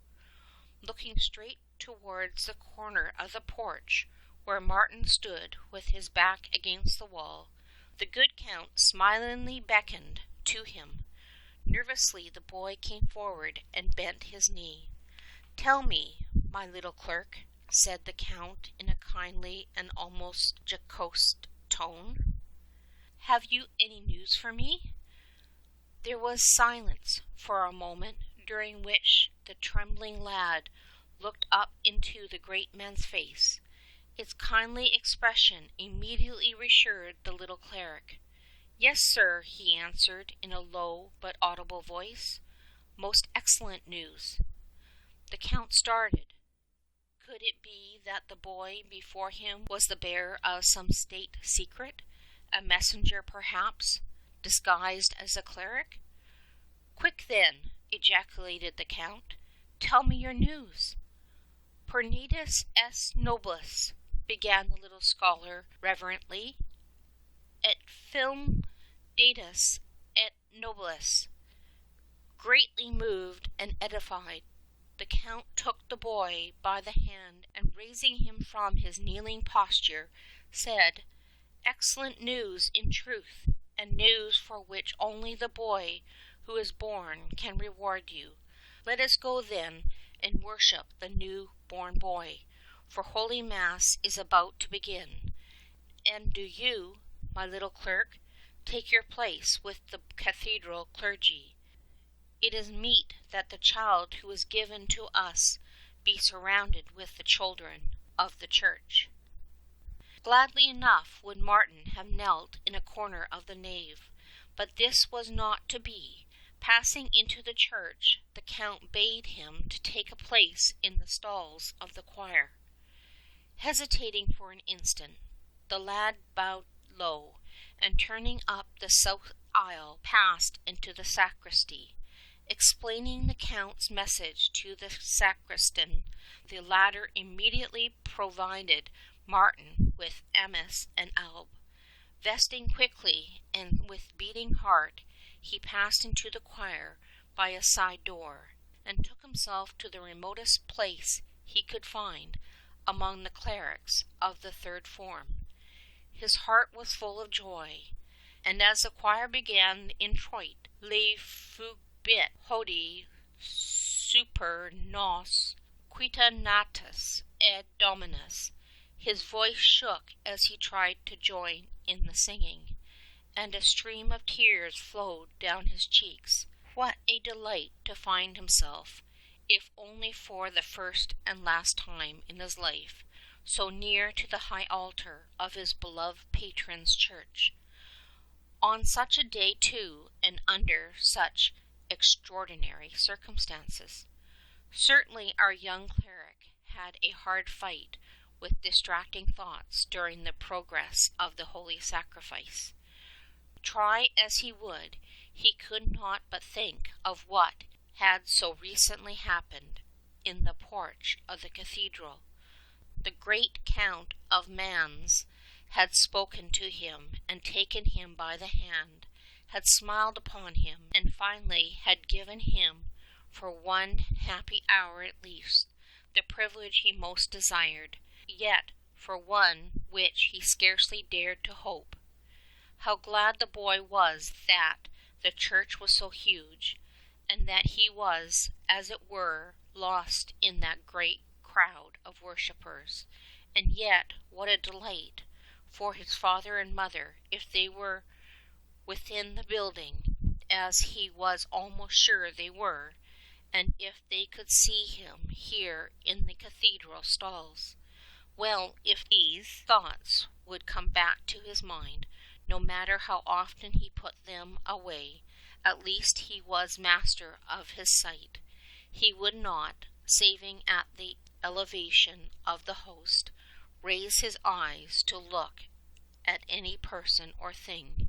He knew the Count could not be far away, for on these occasions a special place was prepared for the royal party not far from the altar. But the boy was resolved that he would not look away from the gradual which lay before him, a wise resolve indeed, for long before the canon of the Mass was reached, Martin's habitual recollection came back to him, and when the great bell tolled for the elevation, he could think of nothing save the mystery of the moment and the words that so sweetly haunted his memory. Near natus et nobis, sit films datus et nobilis. Grandly the holy rite proceeded to its close, and then the boy found himself walking from the choir to the sacristy in the great procession of priests and clerics, which, on this occasion, included every ecclesiastic belonging to the cathedral. Arrived there, he waited with his brother clerics for the signal to unvest. Already the bishop had passed through the kneeling lines of canons and choristers, yet the signal was not given.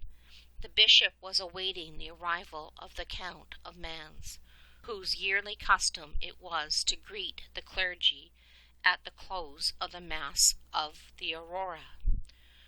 Soon the clatter of sword scabbards was heard, and the ringing of spurs, and Martin knew that the Count and his attendants were approaching. Bowing low with the rest as the royal party passed by, the boy did not raise his eyes to look at the Count or at any of his companions. The young clerk felt that sufficient honor had been paid to him that day, and had no desire to attract his prince's attention a second time. He rejoiced exceedingly when the bishop led his noble visitor to an inner sacristy, and the signal to unrobe was at length given. For many reasons Martin longed to get away quickly from the minster. He had another Mass to assist at before noon in the church of his own parish, where for several years he had served at the altar. It was now long after 9 in the morning, and as yet he was fasting, for though he had received Holy Communion at the midnight Mass, he had not left the church until the time drew near for the royal procession to the cathedral. Again the lad was anxious to avoid the curious questioning of the boys of the choir as to the reason of his sudden and unexpected appearance in their midst. But Martin was not destined to leave the cathedral so quickly. He had scarcely put off his alb when one of the canons came behind him and whispered, "The bishop desires to see you. Follow me." A moment later the boy found himself in the presence of the Bishop of Tours and the Count of Mans. Scarcely in the whole of Christendom was there a happier Christmas party than that held the same day in the poor little cottage belonging to Martin's father, the poverty-stricken weaver of Tours. The Nowell had brought them news indeed.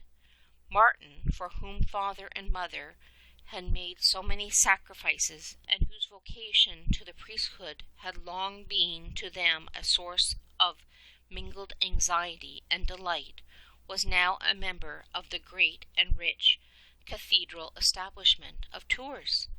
No room now for fear lest they should be unable to supply their pious and loving little son with sufficient food and clothing. No cause now for anxiety lest their pale-faced boy should be unable to continue his studies for the priesthood. Martin had obtained the patronage of a bishop and a prince. In later years there was a canon of Tours who it is said to have taken the poor of the city into his own particular keeping. So great was his charity that the people declared St. Martin himself had come to life again. But oh, the activity and generosity of this Canon Martin at the time of Christmas, and the sharp lookout he kept for poor shivering little scholars. End of section 7. Recording by Linda Marie Nielsen, Vancouver, BC.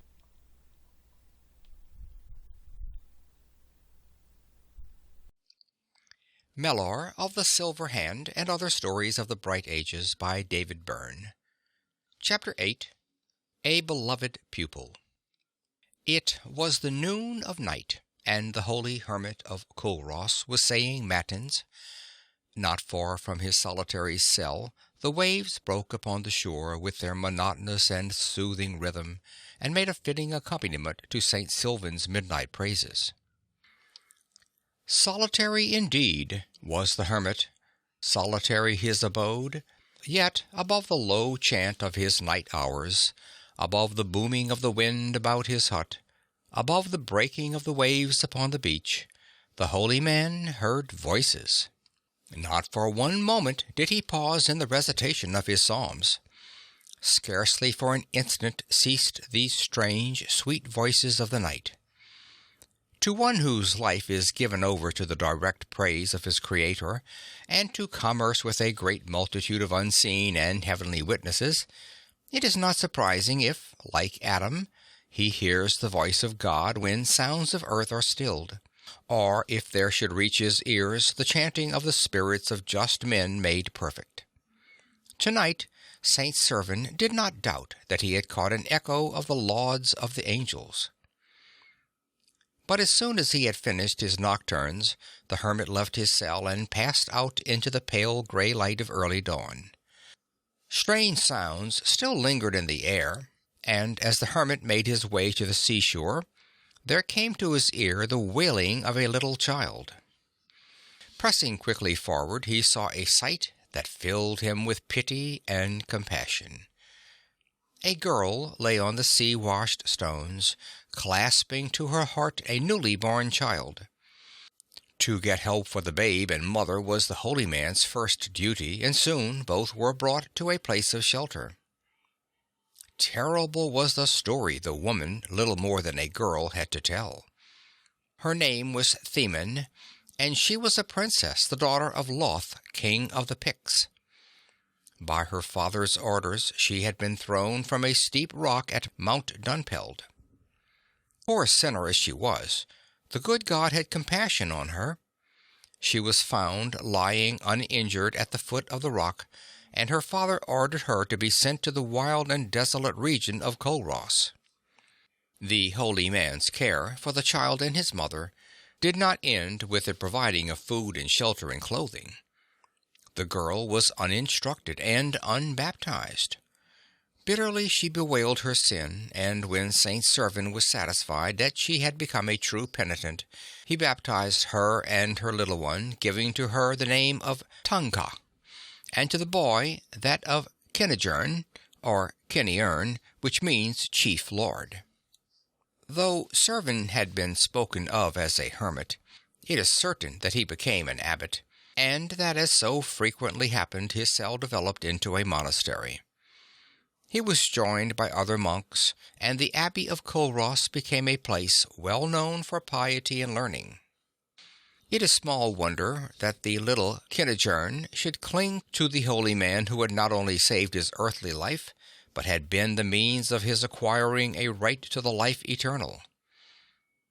Great was the love between the old man and the little child, and right gladly did the mother leave her son within the sacred shelter of Culross. And the boy grew and became very dear to God. Gentle and affectionate, humble and obedient was Mungo, the dearly loved one, as the abbot always called him, and gave promise of becoming both learned and saintly.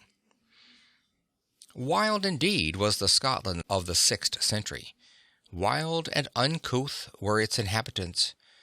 But the monks labored hard to civilize the boys who were sent to them, and to bring them up in the nurture and admonition of the Lord. We may easily imagine what a hard time the gentle little Kenigern would have among a herd of half-savage lowland laddies. The well-known legends of the saint that have come down to us doubtless had their origin in the lawless bullying of his schoolmates. In the old times the striking of a light was often a lengthy and difficult task, and in consequence of this fires were seldom allowed to die out. One of the duties of the lads at the abbey was that each in turn should rise in the night to throw more wood on the kitchen hearth, and to replenish the oil in the church lamps.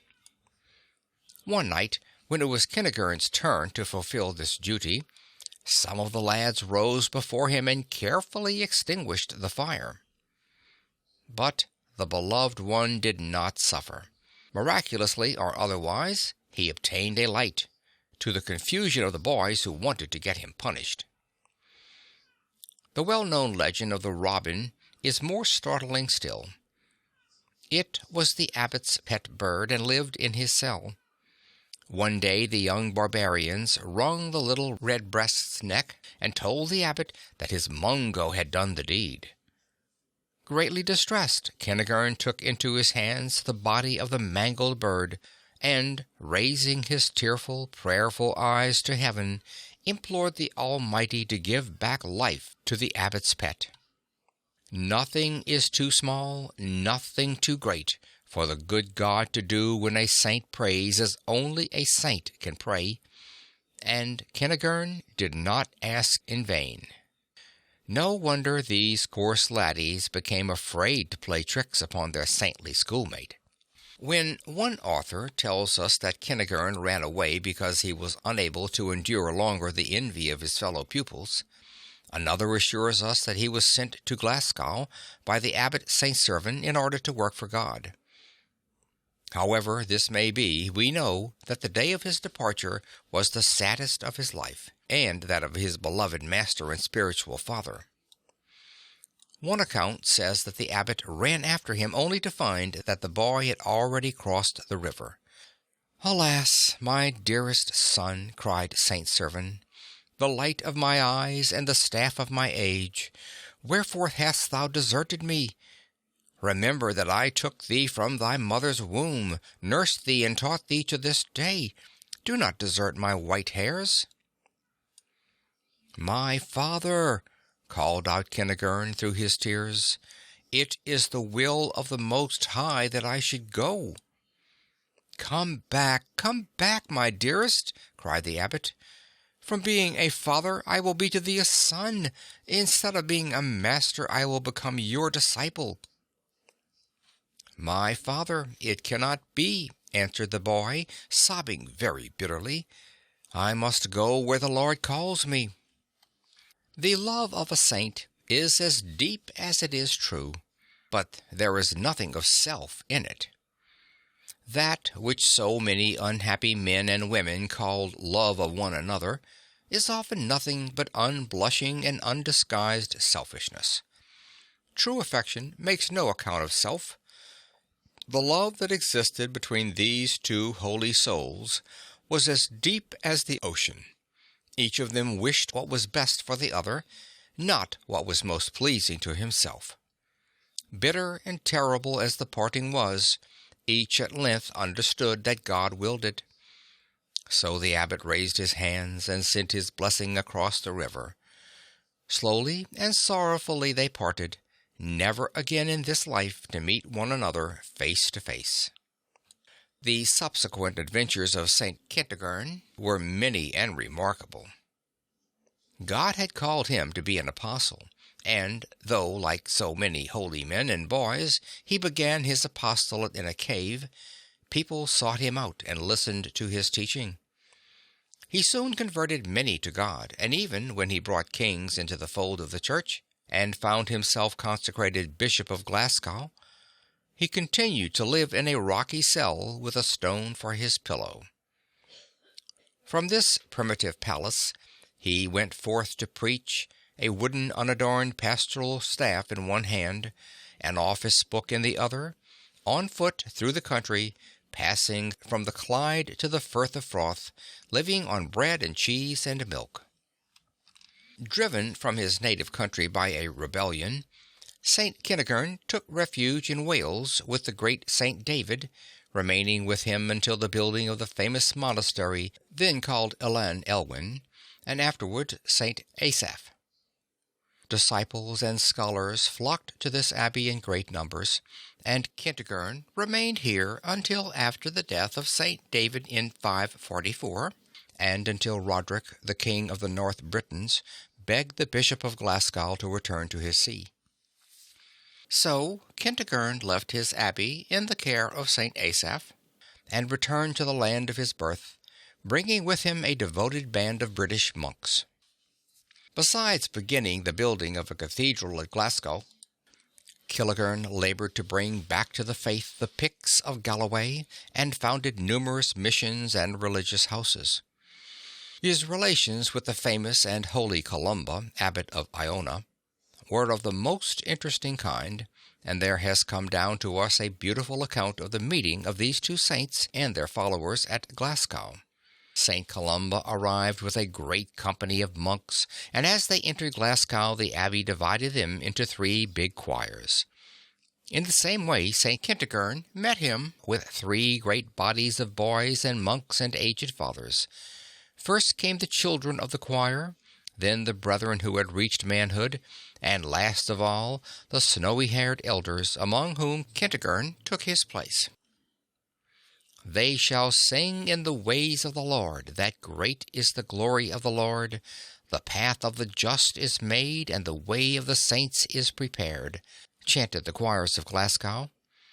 Immediately they were answered by the monks of Iona. The saints shall go from strength to strength, and unto the God of gods appeareth every one of them in Sion. Then the apostle of the Picts affectionately embraced the apostle of the Scots, and the 2 saints spent several days together in sacred conference. St. Kentigern died in the year 601, at the age of 85. In life and after death he was famed for miracles. His feast is kept on the 13th of January. The legend of the robin has been put into charming verse by Miss May Probyn.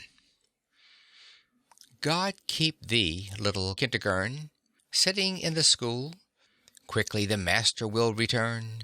Thou hast not broken the rule. From thy task thou hast not stirred, but the rest have slain the master's bird. The little bird with the breast of red, that perched on the master's shoulder, and picked from his hand the crumbs of bread, each morning waxing bolder. But the thoughtless lads, as he flew by, have chased and caught him boisterously. They have snatched him from each other's hold, they have pulled off his head. Rent is the tuneful throat of gold, in twain he falleth dead. Drops of red on the white flags lie, and the steps of the Master draweth nigh. God keep thee, little Kentigern, standing out on the floor. The coward lads each in his turn have accused thee o'er and o'er. For sake of a little bird's red blood, thou art to taste the Master's rod. The child hath asked that he may take in his hand the dead thing small. He joineth the head to the little neck, white-lipped the lads grow all. Lo, the bird has preened its pretty wing, glanced up, glanced down, and begun to sing. End of section 8. This recording by Phil Chenevert.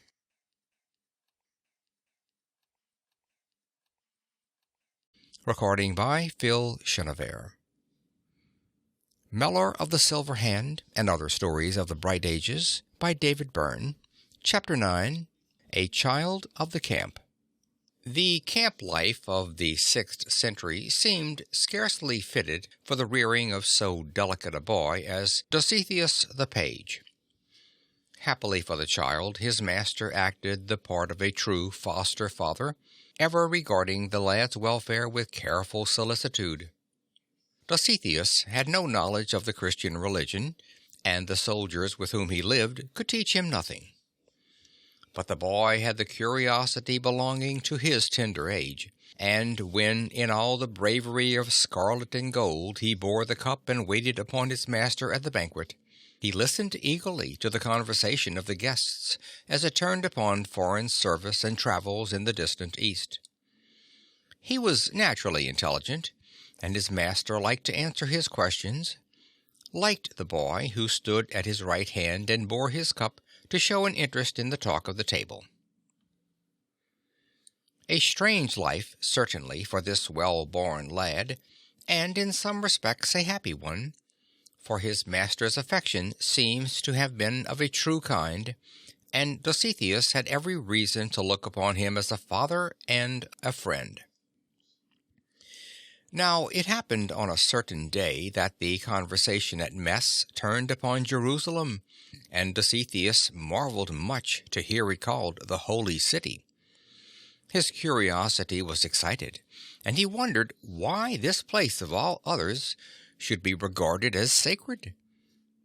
Making no secret of his longing to see it, he found, to his great joy, that not only was his master's friend about to start for the East, but that he was going to visit Jerusalem.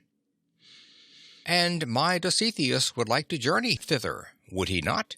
his master inquired, seeing the longing in his page's face. "Yea, master, would I not love to go there?" the boy answered. "Then, my son, you shall journey with the traveler as his page," said the good-hearted officer. Now when the man and the boy had arrived at Jerusalem, one of the first places Dositheus visited was that garden of Gethsemane wherein our divine Lord suffered his bitter agony.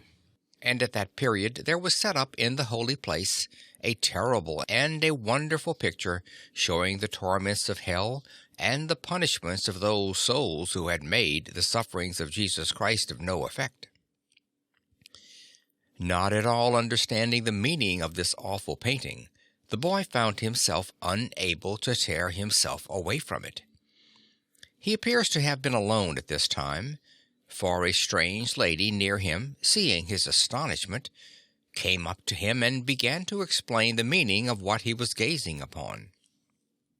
"And is one obliged to go there?" he asked plaintively. "Nay, my child," she answered. "The good God wishes none to go there. Only the wicked are found in hell, and those who will not let Jesus Christ save them." Then came from Dositheus the question of questions, that cry of the heart which will be heard from all men to the end of time. "What shall I do to be saved?" This was the beginning of the lad's conversion, as it is of the turning to God of so many. Fear of the unknown, fear of punishment, fear of hell. A blessed fear, even if its motive be an imperfect one, since it so often leads to that love which destroys all fear, saving the filial and reverential. Willingly and eagerly Dositheus listened to the lady's instruction in the great truths of religion. Promptly and fervently he began to fast and to pray. It mattered nothing to him that his traveling companions laughed at him. But when they asked him if he was going to be a monk, he had to say, "What is a monk?" He had never heard of the monastic life, but when it was explained to him, he lost no time in paying a visit to the nearest religious house, which was that governed by Saint Serides. The abbot Serides shook his head when Dositheus begged to be received forthwith into the community of Gaza. The holy man looked compassionately upon the boy in his rich dress, and could not but see that the young page was of a delicate constitution, and that he had been accustomed to enjoy most of the luxuries of life. Everything seemed to be against the reception of the lad into so austere a community, yet the earnestness and goodwill of Dositheus were evident. Indeed, he would not be refused, and at length Saint Serides handed him over to that wonderfully holy man, Dorotheus the Archimandrite, who was at that time master of novices. Dorotheus soon saw that his new pupil in the science of the saints was much too delicate to practice the austerities which were common everyday matters at that time, so the saintly man began by correcting the lad's self-will, and by teaching him how to govern a somewhat unruly and hitherto undisciplined tongue. For it must be remembered that Dositheus was a very recent convert to the Catholic faith, and that he had entered religion before he had had time to correct the faults of his past life, and to break himself of the many bad habits he had acquired by living among soldiers. Very gently and prudently did the novice master begin to check the faults of his young charge. Unaccustomed to place any restraint upon himself in the matter of eating, and no doubt encouraged by his late indulgent master to enjoy the good things of the table, Dositheus was now taught how to practice a little mortification. "How much have you eaten today, my son?" inquired Dorotheus some time after the lad's admission to the monastery. "A loaf and a half, father," the boy replied. This was 5 or 6 pounds weight of bread. "That is pretty fair," said the good man with a smile. "Suppose, my child, you take a trifle less than that tomorrow." Now the delightful thing about Dositheus was that he always obeyed, and tried to do so, and for this very reason everybody loved him. He took a little less on the morrow, and Saint Dorotheus asked him how he felt in consequence. "Quite well, my father," the boy said. And then the novice master told him always to take what was necessary, but not more than that. After some time, the lad found that 1/2 pound of bread was quite sufficient for his needs.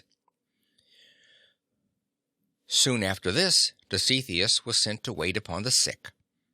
He was such a bright, cheerful lad that those who were ill loved to have him about them, and thanked God for sending them a nurse so attentive and so merry.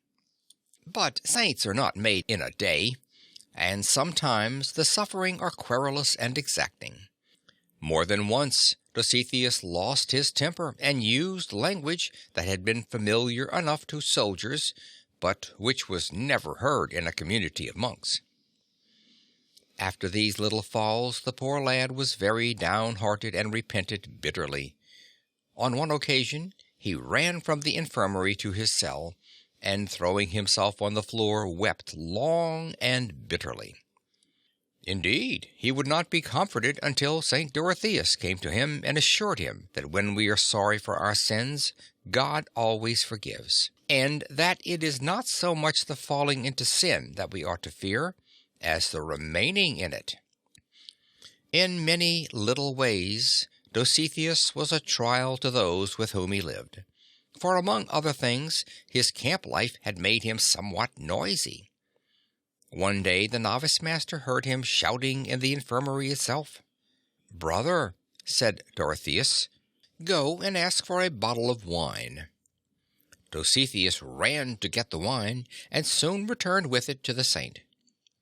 "No, my son," said Dorotheus, as the lad presented him with the flask, "I don't want the wine. It is for you yourself. The rollicking Goths, you know, shout and drink. I heard you shouting, and it seemed to me that all you needed in order to be a thorough Goth was a bottle of liquor." It did not require much imagination to see the boy blushing for shame and begging his master's pardon. The incident describes only one of many similar attempts on the part of Saint Dorotheus to train his young pupil in the way of sanctity. Sometimes the holy man thought it good to put on a harshness of look and manner which was not natural to him, for there were moments when the lad seemed to need a certain severity of treatment. Like all boys and most men, Dositheus now and then gave way to boasting. "Look here, father," he called one day to his master, who had just entered the infirmary. "Just see how beautifully I've made these beds." "Ah, yes," replied the saint, "you are certainly a good bedmaker, but I don't think much of you as a monk. A real monk doesn't boast." There was still a good deal of the child left in Dositheus, in spite of his efforts to lead a life of perfection, and one may say in spite of many successes. One day the steward of the monastery gave him a knife. Quite inordinately pleased with it, he showed it to Saint Dorotheus. "Let me look at it," said the saint, taking it into his hand to examine it. "It is just the very thing for cutting up my bread, isn't it, father?" the boy asked. "Are you very much delighted with this knife?" the old man questioned. "I should just think so, father," Dositheus replied. "Then, my child, I think you had better give it away. Let some other monk have it. Don't you touch it again." Without the least demur, the boy obeyed, and doubtless Saint Dorotheus rejoiced in his heart to see the progress his disciple had made in the hardest of all the virtues. Virtue is not virtue until it is tried, and trifling as these little mortifications may seem, they were true tests of obedience and the sacrifice of self-will. Dositheus was too delicate to flog himself much with whipcord, or to go about with irons on his limbs, or even perhaps to wear haircloth. He was not strong enough to watch all night in prayer, or to keep the rigorous fasts of his order. But he asked and obtained strength to do something much harder and much better, something to which these austerities are, after all, only a help. He could obey. He could run counter to his own will. He could give up things for the love of God. He could receive a rebuke without resenting it. These are the things that help to make the saint. But he had to be proved, and his novice master was ingenious in putting the lad's virtue to the test. "I shall send Brother Dositheus to you today," said Saint Dorotheus to the abbot Serides. "Please pretend to be cross with him and send him away roughly. I want to see how far he has advanced." Now at that time the young novice was studying the Holy Scriptures, and was wont to go to his master with any passage that he could not understand. "I can't attend to you," exclaimed Dorotheus when the boy came to his cell, book in hand. "Go to the abbot." So Dositheus went to the abbot quite humbly, and begged him to explain the words of a difficult passage. "Get away with you," said the abbot, boxing his ears. "Do you think I have nothing to do but teach an ignorant fellow like you?" It was anything but a light trial to which he was subjected, so it seemed to the boy that both these holy men had been angry with him for merely doing his duty. However, he went back to his own cell without showing any sign of resentment, and quite determined not to let the remembrance of this seemingly unkind treatment rankle in his mind. And, says the chronicler of this story, no sooner had he reached his cell than the good God gave him light to penetrate and understand the portion of Holy Scripture that he was reading. 5 years passed away, and Dositheus was a young man. His progress in things spiritual had been great, but he had not outgrown the delicacy of constitution which was so apparent in his boyhood. He began to spit blood and to show alarming signs of consumption. Somebody told him that a diet of raw eggs would stop the hemorrhage, but he begged his superior not to allow him to try this remedy, for at first the idea of this cure had pleased him greatly, and above all things he wished to make a sacrifice of his own will. Seeing him so earnest in desiring the prohibition, and possibly knowing that the young man would not be much benefited by taking the eggs, St. Dorotheus said, "Very well, my son, but you shall make trial of every other possible remedy." But the disease gained upon him, and it soon became evident that God was calling him out of life. "Be constant in prayer, my child," said Dorotheus as the youth grew worse. "Do not let go of prayer." Dositheus replied that all was well with him, and begged for his master's prayers. But when he had grown very weak and the old man asked him if he could still pray, he replied, "Pardon me, my father, I find it very hard to pray." "Do not be afraid, my son," said the old monk, "and do not force yourself to formal prayer. Only have our Lord Jesus present in your heart." A few days afterwards, Dositheus turned to Dorotheus and said, "My father, I can bear no more." "Then," replied the saint, "go in peace, my child, and stand in the presence of the most blessed Trinity, and pray for us." St. Dorotheus must have marveled at the obtuseness of some of the monks, who could not understand why he had spoken to Dositheus as if he were a saint. "Father," said they, "you promised him paradise, yet he did not fast, he did not mortify his body, and we never heard of any miracles that he performed." Nothing is more disheartening to a teacher than to perceive that some of his lessons have been misunderstood, and some of his very first principles misconceived. Dorotheus could have retorted very sharply upon these good but somewhat wooden men. However, he only reminded them that if Dositheus had not fasted or practiced austerities, he had done something much more difficult, something that is a better test of sanctity than is the working of miracles. He had given up his own will. Soon after the young saint's death, it chanced that an old monk in the infirmary was praying that God would show him all the holy men of that house who had already entered into paradise. His prayer was heard, and he saw a vast choir of white-haired monks, and conspicuous among them one young lay-brother, with the dark abundant hair of youth, and a hectic flush upon his cheeks.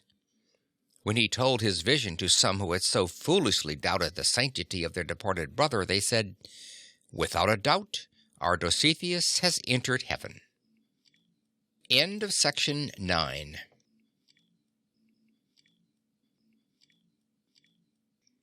Recording by Linda Marie Nielsen, Vancouver, BC. Melor of the Silver Hand and Other Stories of the Bright Ages by David Bearne. A Minstrel's Ministry. 1. Even when he was a young boy in St. Cadoc's delightful school at Llancarvan, Hyvarnion had been known as the Little Sage. No small number of our British forefathers God gave the gift of song, not merely the inferior capacity of playing and singing, but that immeasurably higher endowment of creation and invention. Like his holy master, Cadoc, and many others that period, Hyvarnion was a poet as well as a minstrel, a sage as well as a singer. And because his teachers and schoolmates willingly gave him the distinguishing title of Swordvek, the little bard, there can be no doubt that at quite an early age he began to show very remarkable powers of thought. Genuine lover of poetry and music was Cadoc, and his regard for this gifted pupil was marked. No doubt the abbot hoped that, like so many other well-endowed boys, Hyvarnion would one day submit his curly locks to the church's shears and be crowned with the tonsure of the monk. For the lad was humble and modest, pious and obedient, and seemed to be blessed with all the qualities that the saint required in those who offered themselves as his subjects. Indeed, full of admiration for the young bard's wisdom and power of improvisation, Saint Cadoc one day ventured to engage with him a sort of contest of song on the subject of the moral virtues. It was an interesting and moving spectacle. There in the big cloister school, in the presence of all the monks and the boys, harp in hand, the saintly abbot confronted the little school lad, and enumerating the 18 leading virtues with which a true follower of Jesus Christ ought to be adorned, bade Hyvarnion complete the list. For one so young it was no light task to try and add to the eloquent and exhaustive speech of the saintly and learned abbot. Nevertheless, as soon as his master had finished, the little minstrel struck his own harp and began to sing. Ever the highest is he who is strongest when he is tried. He is the virtuous man who is patient in bearing his cross. He who is quick to act, yet modest when he succeeds.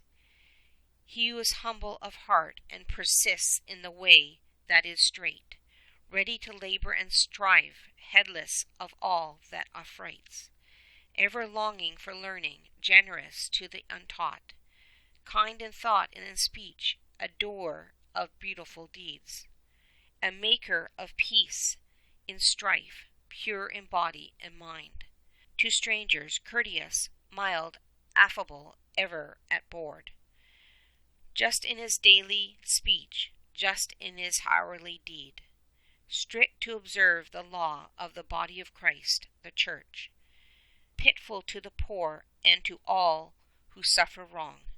The boy ceased, and bowing his head, knelt at his master's feet. "Nay," said Cadoc with tears in his eyes, "be not fearful, my child. Verily thine is the prize. In this contest, Hyvarnion, I freely acknowledge thee the victor." "Not so, my master," said the lad, raising his eyes for a moment to the abbot's face.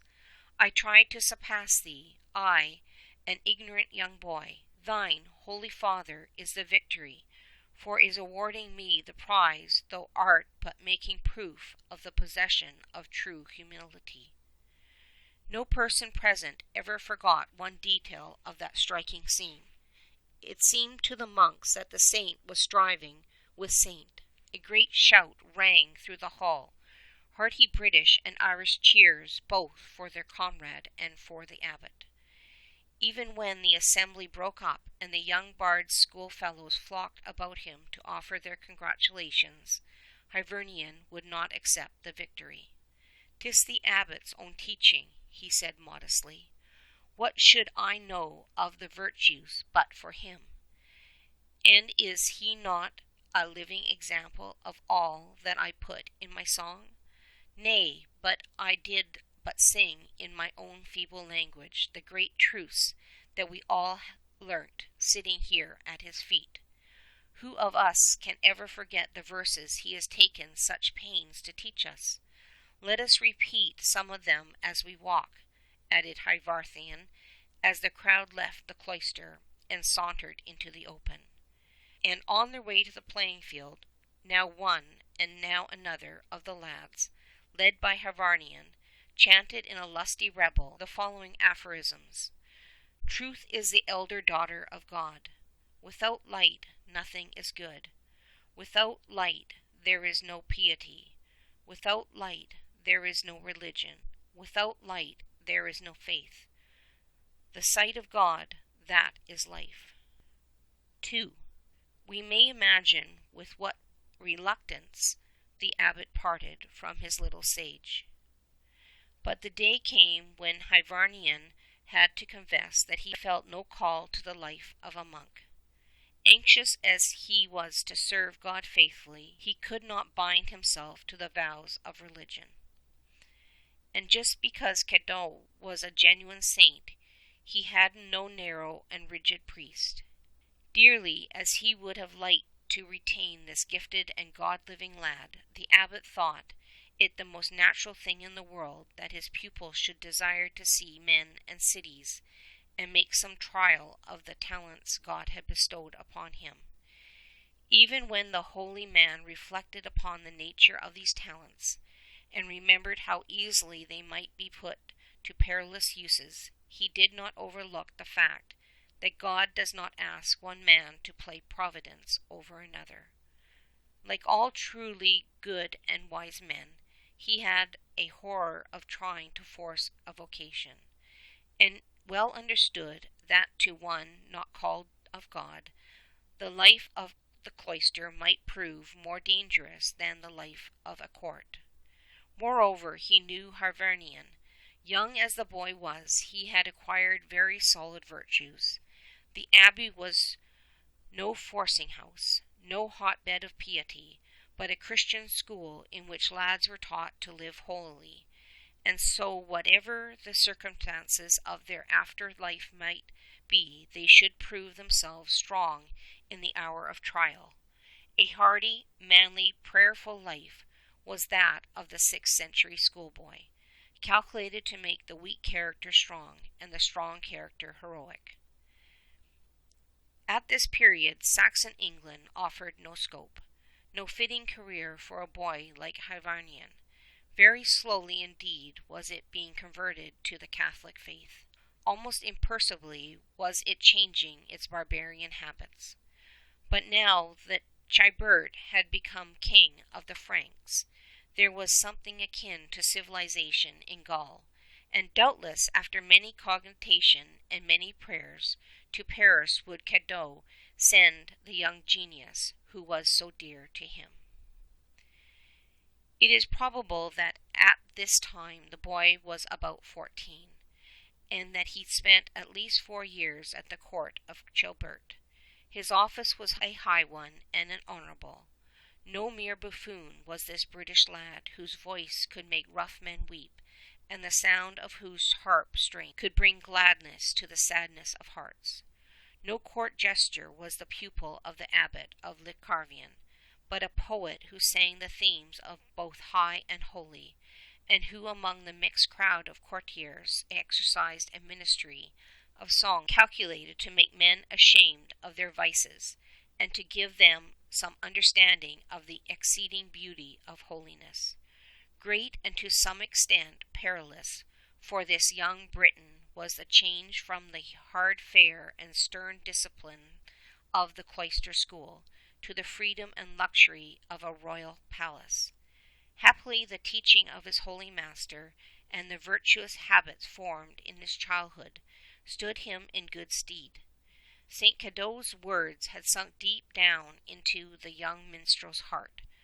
Gaul, too, had its saints at this period, and the pure-hearted boy knew by happy experience how lovingly helpful holy men could be. But a day came when Hyvarnion felt a mighty longing to revisit the land of his birth. With a great desire he pined to see once again his beloved master and the beauty and peacefulness of Llancarvan. He had grown into a tall and handsome youth, strong and sturdy, and no longer could he sing in the dulcet treble of his boyhood. So with the king's permission, Hyvarnion left the court and travelled from Paris to Brittany, where he felt sure of getting a boat that would sooner or later land him on the shores of Britain. But there was some delay in getting the necessary craft, and the young man became the guest of Con More, Chilgrin's vicegerent in Brittany, an honoured guest, too, and one for whom fitting entertainment must be provided. So there were hunting parties and the killing of wild boar and deer, and it was during one of these hunts there befell the minstrel an adventure that changed the whole course of his career. Riding one day through the forest, he, who so greatly appreciated the magic of musical sounds, found himself intently listening to the singing of the most beautiful treble voice he had ever heard. Checking his horse, he remained motionless for a space, drinking in every note of this enchanting vocal music. It was the voice of a country maiden, and as the man listened his heart grew soft and tender. Pushing his way through the green boughs and the undergrowth, he soon found himself standing in a sunny glade by the maiden's side, and this was the refrain of her song. There by the water flowing, close to the streamlet's side, like the blue iris growing, yet one shall call me his bride. Truly, thought the young man, I am now of an age when the honest wooing of a bride might be blessed by God and by his church. Modestly and respectfully he greeted her. Tell me what flowers thou gatherest, he began to say, blushing more deeply than did the startled damsel herself. But how white and fair art thou, and how sweetly thou singest. These are herbs, young sir, she replied in a low voice. They are simples and not flowers. One drives away sadness, another banishes blindness. It is said there is one that overcomes death. Verily, thought the minstrel, this maiden, as wise as she is beautiful, and, if I mistake not, wise with the wisdom of heaven. Little queen, he said to her, will you not give me of your simples? Nay, sir, she quickly replied, I will give them to no man, saving to him who shall be my spouse. But will you not permit me to be your spouse? Asked Hyvarnion with great simplicity. And even as she hesitated and turned away, the young man's host, missing him from the hunt, rode hastily into the glade. With great simplicity? And even as she hesitated and turned away, "O Conmore," explained the youth, "here is the only maiden I ever loved. Will you not help me to persuade her to be my own true wife?" But Hyvarnion, the lady of simples and of the song, already loved the handsome and richly clad man who treated her with such reverence and courtesy. So Chilbert's viceroy rode home and gave orders for a magnificent wedding banquet, and very soon Hyvarnion and Rivanon were made man and wife, and so happily were they that Cadot's pupil forgot his own country and his father's house, and exchanged the Britain of his birth for the Brittany of his adoption. After 3 years of blissful living, a new joy came to them in the birth of a son. But the joy was tinged with sorrow, for alas, the boy was blind. Yet his father and mother loved him all the more tenderly for this affliction, and as he lay wailing in his little crib, each in turn would speak to him and soothe him with song. Night and day they sang to him, and always would he cease to weep and try to show how much he delighted in sweet sounds. They had called him Herve, which signifies bitterness, but in the love and care of their child they both found a surpassing sweetness. 3. When Herve was 2 years old, his mother experienced the greatest sorrow of her life. Hyvarnion, her devoted and beloved husband, Hyvarnion, the strong and handsome minstrel, was seized with a fatal sickness and soon passed out of life. Her grief was very great, and her condition became exceedingly pitiful. She had no parents living and no well-to-do friends. Rejoicing in his young manhood and in his strength, and always successful in earning by his music everything that he needed, Hyvarnion had made no provision for the wife and child he loved so tenderly. The little blind boy now became his mother's only earthly consolation. He grew up with that extraordinary love of all things holy, which in some children is a special endowment of heaven. From both father and mother he inherited the gift of poetry and music, as well as great personal beauty of form and feature. Before he was 7 years old, his one anxiety was to comfort and help his mother. When he reached that truly tender age, he at once began to try and earn his living. For 1400 years have the Bretons sung the praises of little Herve. He is the hero of many of their prettiest and most pathetic ballads, still chanted around Breton farmhouse firesides on windy nights, still recited beneath shady trees on summer days. In one of these songs they describe the golden-haired, sightless little bard of 7, led about by a white dog, standing shivering in the wind and rain and snow, with no sabots on his bare feet, and scarce able to raise his voice in song for the trembling of his poor little limbs and the chattering of his teeth. They also sing a certain Song of Souls, composed by Herve at his father's grave on the evening of the Feast of All Saints. They tell to how on returning home, cold and weary, his feet slipped and he fell on the wet soil, and with a wounded and bleeding mouth sought the protecting arms of his mother. It was when Herve reached the age of 14 that a great change took place in his daily life and in that of his mother.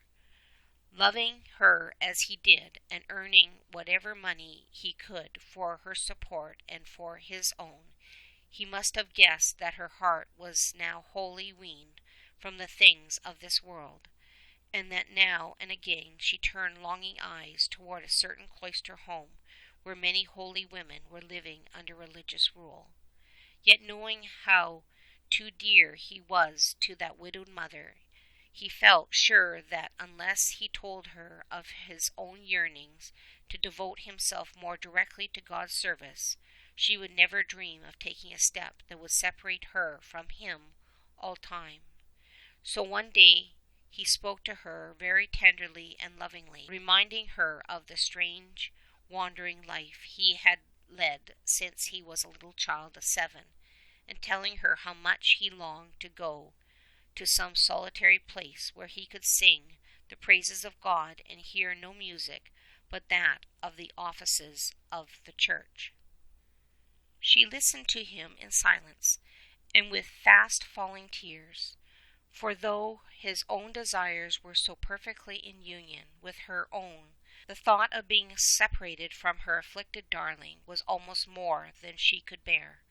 Yet when she raised her eyes to look upon him, noticing the enthusiasm with which he spoke, seeing also how fair and handsome he was growing and how tall, she told herself that for his own sake it would be well that she should have some protector stronger than herself. For rapidly as the Catholic religion was spreading in Brittany, there were many pagans and barbarians in the neighborhood, heathen bards, too, who would certainly bear no good will towards a Christian minstrel who, in all his songs, sang of his fair master, Christ, and of the sweet mother who gave him birth. Long and earnestly did Herve and his widowed mother talk of their prospects, and of her brother Godfried, who long ago had retired in a solitary place in a neighboring forest, where he lived the life of a hermit. She indeed would be well content, she said, if her son placed herself in the care of so holy a man and so near a relation. A person of some learning, too, was Godfried, and in spite of the fact that he had sought out a very retired place, and nothing but a little cell to live in, All the boys of the neighborhood regularly flocked to him for instruction. It is indeed a remarkable fact that the Bretons and the Irish were so keen after letters that no matter how remote the dwelling of a learned man might be, they were always quick to discover him and eager to profit from his teaching. As we have already seen, when St. Cadoc and St. Gildas took up their abode on a desert island, the boys of Brittany soon found them out, and though the lads had to cross the sea in their coracles, they sought nothing of the trouble and the peril of these daily journeyings, if only they might acquire some tincture of divine and human wisdom. 4.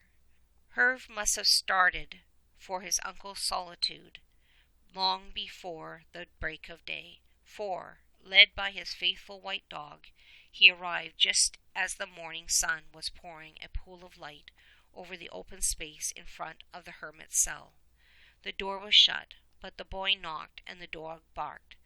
Rising from his morning prayer, the solitary threw open the door. But for the presence of the dog, Gorfred would have mistaken his nephew for one of God's ministering spirits. Standing there in full light of the morning sun, his beautiful features surrounded by a halo of golden hair, and wearing that calm, rapt expression so often seen on the faces of the blind, Herve looked more like a radiant angel than a minstrel boy. "Angel or mortal, I bless thee," exclaimed the hermit. "1,000 times welcome art thou to my poor cell." And now, for some happy peaceful years, the poor lad's wanderings were over. Already his mother was clothed with the habit of religion, and right gladly did he offer his entire being to the good God she had taught him to love and to serve. Day by day he joined all the prayers and offices of his guardian. Day by day he sat beside the sturdy Breton lads who crowded to the hermitage and shared their every lesson. Very soon, and in spite of blindness, Herve surpassed every pupil in learning. From his beloved mother he had already learned much, and as we know, he had those gifts of creation and improvisation for which his minstrel father, the whilom pupil of St. Cadoc, had been distinguished. Marvellous grew the lad's memory, and though his eyes had never looked upon the written letter, his mind became stored with every kind of knowledge. Day by day the little hermitage rang with the music of harp and voice. With reverent admiration did Gorfred's pupils listen to the blind boy's impassioned minstrelsy. Almost with awe would they make a circle about him under the trees of the woodland, and wait with rapt attention for the inspired music that so quickly rose to his lips. To have the privilege of leading him, to carry his harp, or to offer him any kind of service, these young Bretons were ready to fight one another. They brought him their ripest fruits and their sweetest smelling flowers. The pick of the autumn berries and the choicest of hazelnuts and filberts were poured into Herve's lap. When winter came, they brought him the whitest and warmest lambskin that they could procure, tunic and cloak of the fairest and thickest. Content themselves with suits of goatskin and bands of undressed leather wrapped about their sturdy legs. They besought their mothers to make for Herve long stockings of leather, thick, supple, and lined with soft white lamb's wool. Utterly indifferent to the shape or fit of the wooden shoes they made for themselves, they vied with one another in turning out for Herve sabots of superior cut, of the lightest wood the forest afforded, and carved as to their insteps with quaint designs. Thus did they pay their school fees to the hermit, for he would receive no money from them, and for himself nothing but the plainest food and the coarsest garments. But he was glad that the poor, afflicted, yet thrice blessed lad who would come to him should be warmed and filled, and in every way well nourished. For Herve's earlier life had been a period of great privation, and the wonder was that so delicate a child should have survived those long years of penury and exposure, the time from 7 to 14, when the child sought so hard and not always successfully to earn enough bread for his mother and for himself. 5. The happy years of pupilage rolled on, and Herve reached his 21st birthday. The youth should have a strong desire to visit his mother, seemed to the hermit uncle the most natural thing in the world. In fact, Gorfrid himself set out with his nephew to find the convent where his sister had taken the veil. It proved to be a sad, yet happy and fortunate visit. Herve was only just in time to receive his mother's blessing, and to add to the exceeding blissfulness of her last moments. And now another great change was to come about in the life of the blind minstrel. His uncle was no longer young, and for some time past had longed to lead a more retired and recollected life. "Though, my son, you are deprived of bodily sight," said Gorfrid to his nephew as they journeyed home, "your mind is unusually enlightened, and your soul is flooded with the light that comes down from the Father of lights. Why should you not take up the work that after so many years of labor I must now lay down? You surpass me both in learning and in holiness. The lads love you and reverence you, and your influence upon them for good is enormous. They will look after your every want. All that you need they will most willingly bring to you. If it be cocks, will you and yours, my uncle," said Herve simply. "I am well content, though it grieves me to the heart to lose you who for 7 long years have been my father and my master." So after a long and affectionate leave-taking, the hermit passed away and sought a deeper solitude in which he hoped to prepare himself for that marvelous unending life of eternity upon which all his hopes were fixed. Generously and resolutely, in spite of the double loss that wounded a specially sensitive heart, Herve set himself to the task of teaching. Well equipped he certainly was, and in possession of all the gifts that a Christian schoolmaster requires.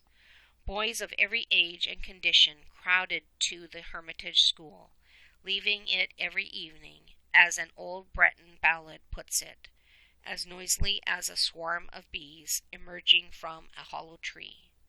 Right glad was the master when the days of sunshine came and he could lead his troop of scholars into the open.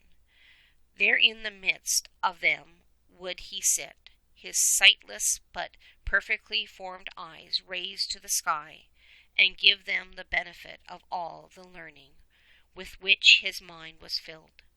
Lesson succeeded lesson, music following arithmetic. The Holy Scriptures came after Virgil, religious maxims in verse, many of them resembling those aphorisms the great Saint Cadoc had taught Herve's father, were chanted to the strains of the harp. Better instruct a child than collect riches. The idle boy is laying up misery for his old age. Who will not obey the rudder will have to obey the reef. Such were the maxims that he taught, but above all he was anxious to give these rough lads a rule of Christian life, and for this end he composed a special poem which they learnt by heart and sang to a pleasing melody. In this song they are instructed to offer their hearts and lives to God the very moment they awake from sleep. Make the sign of the cross and say, "My God, I give thee my heart, my body, and my soul. Make me grow up a good man, or let me die in my youth." The same poem teaches them, through the sights and sounds of nature, they may raise their minds to higher things. When you see a crow fly, think of the black and evil devil who is ever ready to destroy you. When you see a wood pigeon circling in the air, Think of your own guardian angel, gentle and white and sweet. When you behold the sun in the heavens, think of the God who sees all things, who, like the sun, gives warmth and light to the whole world, and makes the wild roses grow upon the blue mountains, and the perfumed violets in the green forests. Ever before sleep commend yourself to God, that a white angel may come from heaven and watch over you through all the hours of darkness on to the golden dawn. Herve's great anxiety was to help his young scholars to pray regularly and well. Without some training in fixed habits of prayer and recollection, he knew that religious teaching was of little worth, and that without constant correspondence with heaven no theological virtue could lastingly flourish. So he taught his boys how to exercise faith and hope and love and sorrow for sin, and to look upon direct communication with the good God as one of life's greatest privileges. It is any wonder that in the province of Brittany the Catholic faith took deep and lasting root. 6. As time went on, Herve's pupils grew into men, and many of them became holy priests and monks. What he had taught them when they were boys, they were now ready and able to teach others. Indeed, as the years rolled by, he began to see that he was no longer necessary to the existence of the hermitage school, and that it might be well if he left it in the hands of the quondam pupil and opened a place of learning in some more neglected district, when a little girl suddenly appeared on the scene and claimed his protection as the daughter of his mother's sister. Herve bade a sorrowful adieu to his weeping scholars and began to travel eastward. Herve saw the hand of Providence in the arrival of the homeless little Christina. When his faithful white dog died, he had not provided himself with another animal friend. And indeed there was no need to do this when so many boys struggled for the privilege of leading him from place to place. Now that he was leaving the hermitage forever, this bright and intelligent little girl would act as his guide and assistant. To build a small religious house was his first purpose, a little monastery in which he would teach the young, and in whose neighborhood he could find a suitable lodging for his niece. Moreover, like the Saxon Aldhelm, he was a great believer in the ministry of song, and knew that he could teach Catholic doctrine very effectively by going about among the people, harp in hand, and with Christian ballads upon his lips. He could not well be a preacher, for he had not even minor orders. A teacher, and a highly successful one, he had already shown himself to be. Little as Herve wished to find himself at the head of a religious community, he could not refuse the help of those who wished to join him in his good work, and when in addition to the house and chapel that they soon managed to build, they set to work to construct a little college of wattled broom for Christina. The good minstrel was glad at heart.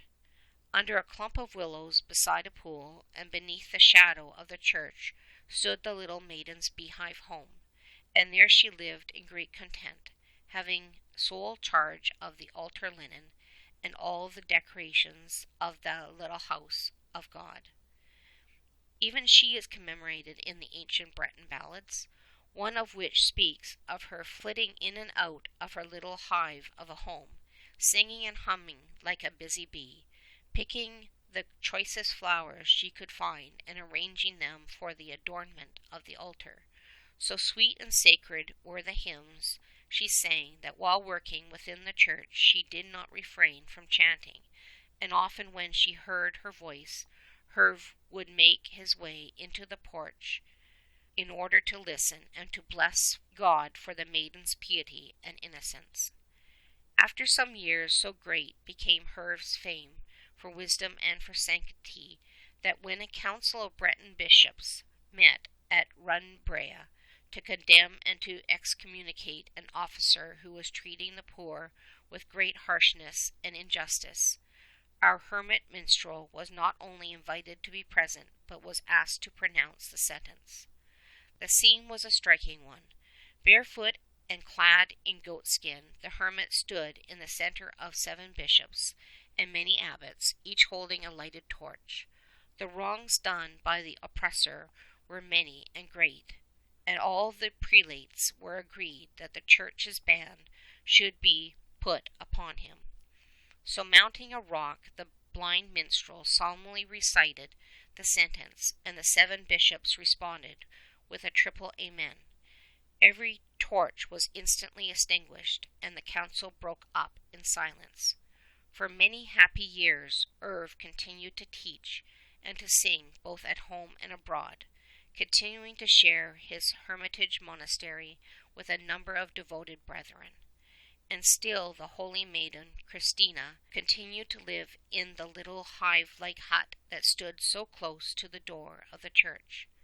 But as the years passed by and Irv began to grow old and feeble, she could no longer lead him abroad, nor might she visit him in the hermitage.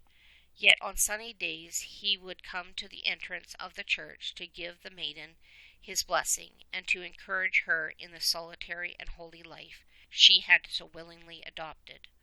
One day the hermit minstrel dragged himself thither for the last time. "Christina," he began feebly, "make up a little bed for me before the altar of God. Make it on the hard earth, at the feet of Jesus crucified. Give me a stone for bolster, and strew the couch with ashes, for the time of my passing is nigh." With much weeping the maiden obeyed him. Then she knelt beside him, imploring him as a last favour to beg of God that she might follow him, as the boat follows the ship. "My child, God is the master," was his reply. "It is He who sows the grain and reaps it when it is ripe."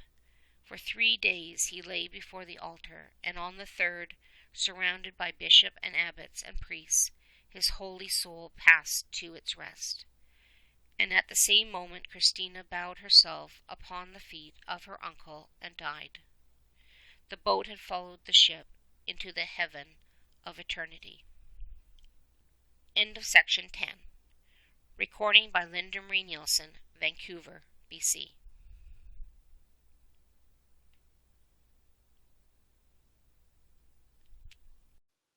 Melor of the Silver Hand and Other Stories of the Bright Ages by David Bearne. A Mighty Struggle. Among the truly great men of the past, Augustine of Hippo holds high place. The man who worships mere intellect cannot but venerate Augustine.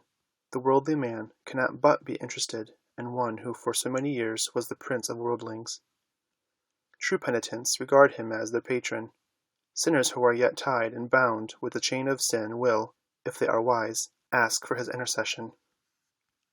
In the year 354, Augustine was born of a pagan father and a Christian mother. His parents were fairly well-to-do, but by no means rich, and the father was not slow to see that his boy was possessed of quite exceptional abilities. He first went to school in his native town of Tegest, not far from Hippo, in the African province of Numidia. Afterwards, he studied grammar, poetry, and rhetoric at Madaura. The father's one ambition was that Augustine should be a great scholar. The mother's daily prayer was that her son should become a great saint. At the age of 16, the boy returned to his home, his father wishing him to find his studies at Carthage, but to the grief of Monica and the lasting detriment of the lad, his father allowed him to spend a whole year in idleness. The reading of bad plays first corrupted his mind. The frequenting of theatres and an excessive indulgence in field sports brought him into bad company and led him into every sort of sin. In his 17th year, Augustine went to Carthage.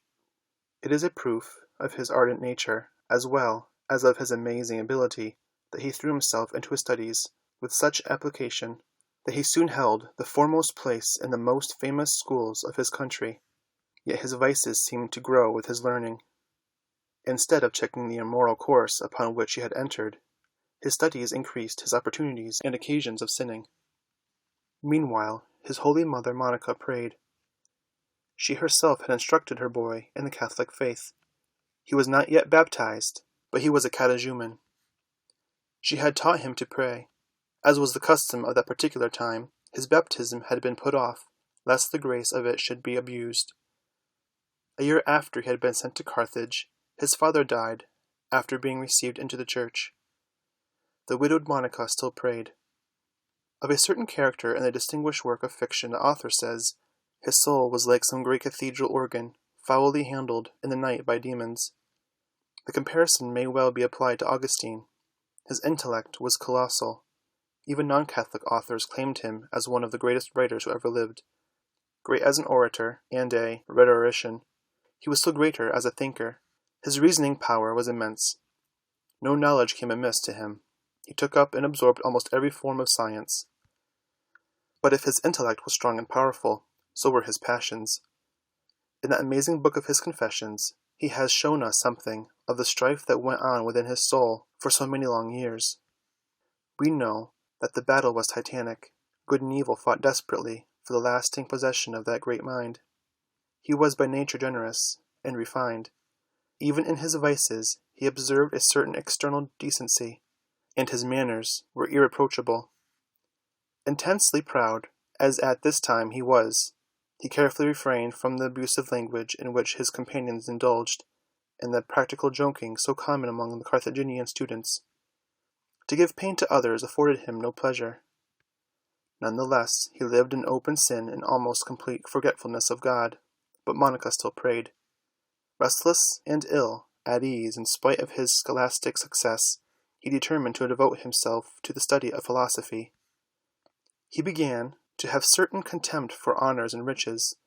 Learning and wisdom should give him the satisfaction that sensual pleasure could not supply. Yet he made little or no change in his life. The habit of moral sin was still upon him. Philosophy could show him how to reason concerning his passions. It could not help him to overcome them. As his knowledge increased, his pride also increased. To his many mortal sins, he was to add that of heresy. Hitherto he had been a Christian in name, retaining a certain reverence for Christ, and remaining mindful of the teaching of his saintly mother, but long-continued habits of sensuality had blinded his spiritual understanding and greatly weakened his will. To the intense grief of Monica, he joined the sect of the Manichees, remaining in it for his 19th to his 28th year. It was a monstrous and ridiculous heresy, that of Manichaeism, and the fall of so great a genius into so foolish and deadly an error was the direct outcome of his pride and impurity. He fell as Solomon fell, as Luther fell, as Henry VIII fell, as almost every heresiarch has fallen. A great sorrow fell upon Augustine. His dearest friend and one who had followed him into heresy fell sick and was received back into the Catholic Church. He rallied for a time, and Augustine ridiculed his friend's conversion. "If you wish to remain my friend," said the sick man, "you must not make fun of my religion." Soon afterwards he died very happily, and Augustine's grief was terrible. He could do nothing but weep, and his life became insupportable. Philosophy could give him no relief. Knowledge had no cure for a loss of this kind. Sensual pleasures became a torment. He could no longer remain at Tagaste, where for some years he had conducted a school of grammar and rhetoric, and determined to remove to the great capital of Carthage. Here he gained distinction and applause in public disputations, and secured the principal prizes of oratory and poetry. Time and new friends mitigated his grief. Soon, however, the disorderly conduct of the students disgusted him, and he determined to go to Rome. There he fell dangerously ill. Recovering, he began to lecture, the most famous scholars of the day frequenting his schools.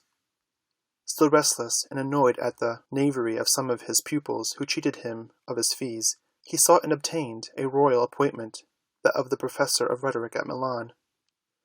Though St. Monica did not know it, this was the moment for which she had prayed. This was the beginning of the end of Augustine's apostasy and immorality. To be in the city of Milan without hearing of the holiness and eloquence of its bishop was impossible. Out of mere curiosity, and to indulge his love of rhetoric, Augustine went to hear St. Ambrose preach. Almost insensibly, Monica's son was impressed. He went to criticize, he remained to think. The manner of the holy bishop's sermons attracted the great rhetorician. The matter of them sank into his heart. Here was a man of God, who could reason. The most famous among the Manichees could only talk. Augustine was deeply moved, but he was not yet converted, yet Monica still prayed. The enemy held my will, Augustine afterwards wrote, and of it he made a chain, with which he had fettered me fast.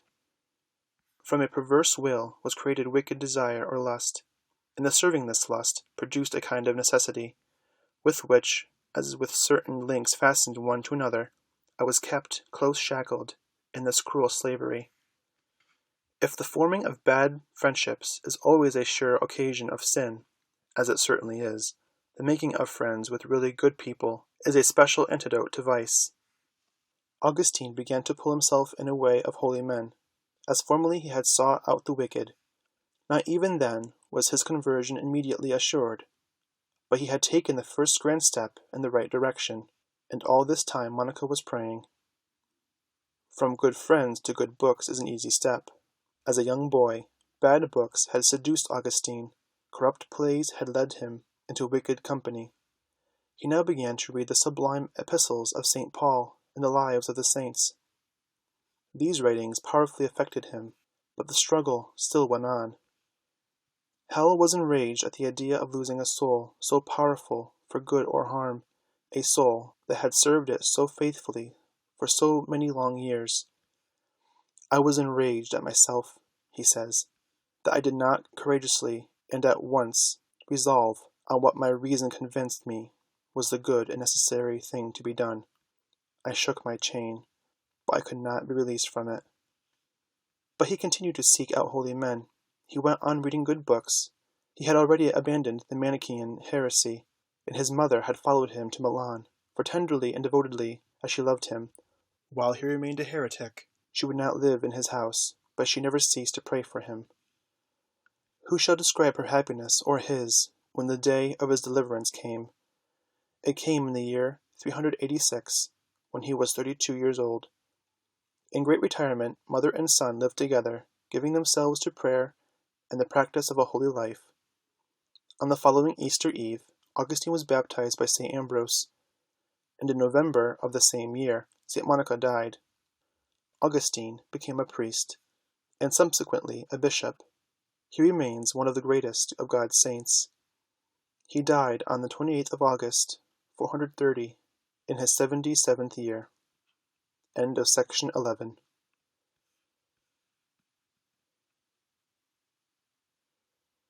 Recording by Larry Wilson. Melor of the Silver Hand and Other Stories of the Bright Ages by David Bearne. St. Bernard and the Knights, a Lenten Story. 1. Gloom of a rigorous Lent, and the time of the Passion nigh, gay knights on pleasure bent passing Clairvaux by, riding to tournament. 2. Nightfall in a lonely waste. Shall they pause at the abbey gate, or gallop ahead in haste, hoping for better fate than of fasting fare to taste? 3. Did their angels lead them in? Well, an angel met them there, and from buttery and ben brought forth not monkish fare, a bait their souls to win. 4. I ask of you a truce, the holy Bernard cried. Do not let the Lent abuse, and the day your Saviour died, but each had his excuse. 5. A truce till Lent is o'er? Nay, for the lists are spread. Then shall I pray the more, the holy abbot said, pausing the wine to pour. 6. Pausing to bless the bowls.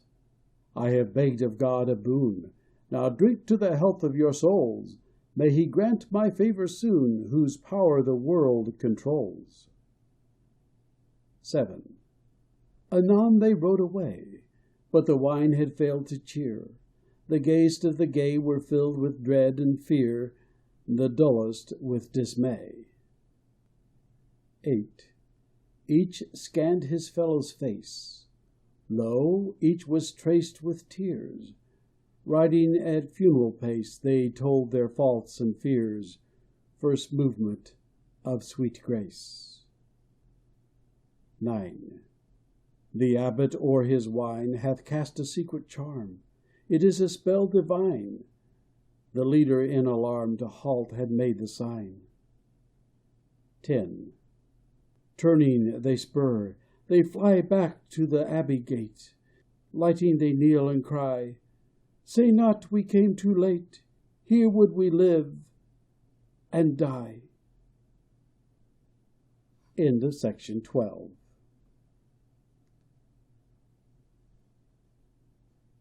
Recording by Linda Marie Nielsen, Vancouver, BC. Melor of the Silver Hand and Other Stories of the Bright Ages by David Bearne. Lovers of Learning. When that learned Irish monk Tathai settled at Gwent, in Monmouthshire, he had 12 pupils and 1 cow, and excepting his books he had very little else, so that the milk of that 1 cow formed a very important item in the daily fare of the doctor and his scholars. In the Wales of the 6th century there were many petty kings, and Gundelu, Prince of Brecknockshire, was one of them, a turbulent person who, with the help of 300 of his vassals, had stolen the beautiful daughter of a neighboring king and made her his bride. It is to be feared that he stole almost everything that took his fancy. But when his men carried off the poor monk's 1 cow, its lawful owner immediately started to remonstrate with the robber chief. Tathai was in bed when the robbers came, but directly he heard of his loss he set out for the castle of King Gundelu, arriving there in an important and, as it turned out, an auspicious hour. That very night a son had been born to the king, who seems to have had some knowledge of, even if he did not practice, the Catholic religion. At any rate, he not only restored the stolen cow, but begged the good monk to baptize the newly born child. Tathai did this very joyfully, giving the babe the name of Cadoc. What is more, he promised that when the boy was old enough, he would take charge of his education and upbringing. So when little Cadoc, in Celtic the name means warlike, was 7 years old, he was sent to the monk's school, informing his master that he had already been taught to hunt and fight. The monk was not a professor either of fighting or of hunting, but he at once began to teach the little prince the grammar of Priscian and Donatus. Many other useful and important things did the Irish doctor teach his pupil. Cadoc not only learnt his psalter, but began to use it. Prayer soon became to him a regular habit, and his attachment to his holy master grew deep. Prince as he was, he showed himself the very willing and affectionate servant of his tutor, lighting the fire, cooking the dinner, and serving at table. All these things he did for 12 long years, developing as time went on such a love of study that the monk began to hope Cadoc might some day wear the tonsure instead of his father's crown. Tathai's hopes were realized. When Cadoc reached the age of 19, he gladly accepted his tutor's suggestion of a course of higher studies at the famous Irish monastic school at Lismore. After remaining there for some time, he returned to Wales in order to join a renowned British rhetorician lately come from Rome.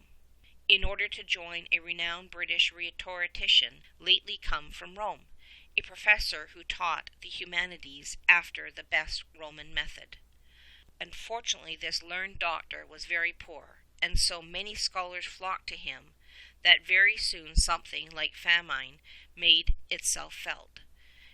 It seems probable that the learned monk had taken possession of a deserted farmhouse, for one day Cadoc was sitting studying in his cell and trying to forget how very hungry he was. A mouse jumped on the little table and dropped thereon a grain of corn. It is quite possible, as the old chronicler says, that Cadoc did not see either mouse or grain, but when it returned with a second and third and continued until 7 grains lay before the young student's eyes, he began to reason about the matter. At such a time, even one small sack of wheat would be most acceptable, and if only he could follow the mouse, he might at least discover some little forgotten or unheard of store. The supply may have been miraculous. It is probable that Cadoc and his master thought it was so, but at any rate, when they began to search the cellars, to their lasting joy and thankfulness, they found an enormous heap of corn, a supply not only sufficient for their own wants, but for those of the poor of the neighborhood. Though he was heir to his father's kingdom, Cadoc had not the smallest intention of becoming king. Having finished his studies, he began to lead the life of a solitary, with the resolution of building a monastery and opening a school. As he was an only son, he knew that sooner or later he would inherit considerable property. His design was to build a big abbey and open up a great seat of learning and sanctity. At that time Wales was filled with forest land. The wild boar and wolf were everywhere. From his infancy Cadoc had hunted both, so that while he was looking for a suitable building site, the appearance of an enormous boar, white with age, did not scare him. Indeed, he was interested in the leaps of the big shaggy creature as it made 3 bounds, one after the other, turning each time to glare at the intruder. Cadoc took up 3 fallen branches and carefully marked the 3 spaces cleared by the boar. "Here I will build my church," he said to himself. "Here shall be the dormitories, and here the refectory." In course of time, the great abbey of Llancarvan became a reality. This Ecclesia Savorum, or Church of the Stags, was so named because, says the legend, 2 stags offered themselves to replace 2 weary monks who found the work of dragging timber too laborious. Llancarvan grew into a magnificent centre of usefulness. The labor of clearing the forest and of building the monastery was enormous. Yet directly the monks had finished their domicile, they set to work ploughing the land and sowing it with corn. More important still, the abbey developed into a great religious and literary school. First and foremost among its duties were the study of the Bible and the writing out of its various books. Transcription of Latin authors and their commentators followed this, for Cadoc was a scholar of the best type, and, like the poet of a later age, next to divine wisdom he loved his Virgil. Like Dante, too, he was a poet. A renowned professor of that day was St. Gildas, well known in Ireland, where he had both studied and lectured, and also at the great seat of learning, Glastonbury. To the monks of this famous abbey he taught the 7 liberal arts so successfully that all his pupils became masters. For 1 whole year did Gildas the Wise lecture at Llancarvan, desiring no payment but the prayers of his pupils. Moreover, during the same period he copied out the entire book of the Gospels for the use of the abbey, whose welcome guest he long remained. With the monk came the monastery, says a Protestant. He had taught for years at the great cathedral school of Armagh, founded by an establishment that might fitly have been called a university. Boys were sent here from every part of Europe, and by the 9th century it boasted 7,000 students. For centuries Ireland was known as the land of saints and scholars. Writer. With the monastery came the school, and to the gentler spirit a new home was open, a new and noble vocation offered. The 6th century saw schools established in Britain, and the first fruits of learning in the appearance of a native author, the monk Gildas, surnamed the Wise. Pupils from all parts flocked Llancarvan, many of them being the sons of kings and chieftains. Like that of every true artist and teacher, Cadoc's motto was decore cum delectation, to make instruction pleasant as well as profitable. Years afterwards, his pupils remembered and quoted the little verses and poetical aphorisms they had learnt in the cloister school at Llancarvan. One good prince of North Wales loved to repeat 2 sentences taught to him by Cadoc. Remember that thou art a man, there is no king, like him who is king of himself. We may imagine how many prayers and what severe penances Cadoc offered for the conversion of his father and mother. Fierce and rapacious as the king was, it is clear that he had a certain respect for the Christian religion. The man who begged for baptism for his son, who gladly permitted him to be brought up and educated by a holy monk, was no deliberate hater of righteousness. But when a man who is dear to God begins to importune heaven, we are never surprised at the result. Cadoc was not content with prayer and penance. To his father's house he sent a holy embassy of 3 monks, who, after taking counsel of the lords of the country, began to preach repentance in the king's presence. From the first, Cadoc's mother was deeply touched. The preaching of the monks and the pleading of the queen soon had the desired effect. "Our son shall now become our father," she said to her husband. With great joy did Cadoc receive and obey the summons to visit his father and mother. Nothing would content the king and queen but a public confession of their sins. "Let all my race obey Cadoc with true piety," was Gundulew's decree. No wonder they chanted together the psalm, Exciduat te Domingus in de tribulationis.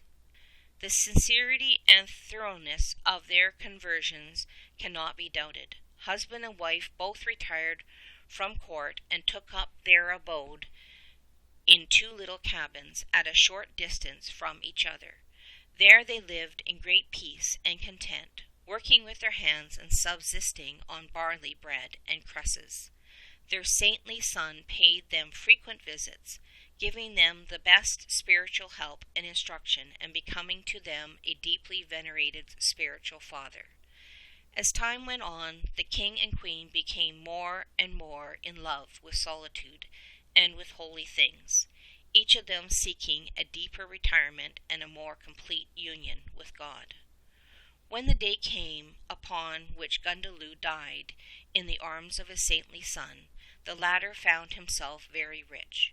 Cadoc could not rid himself of his inheritance.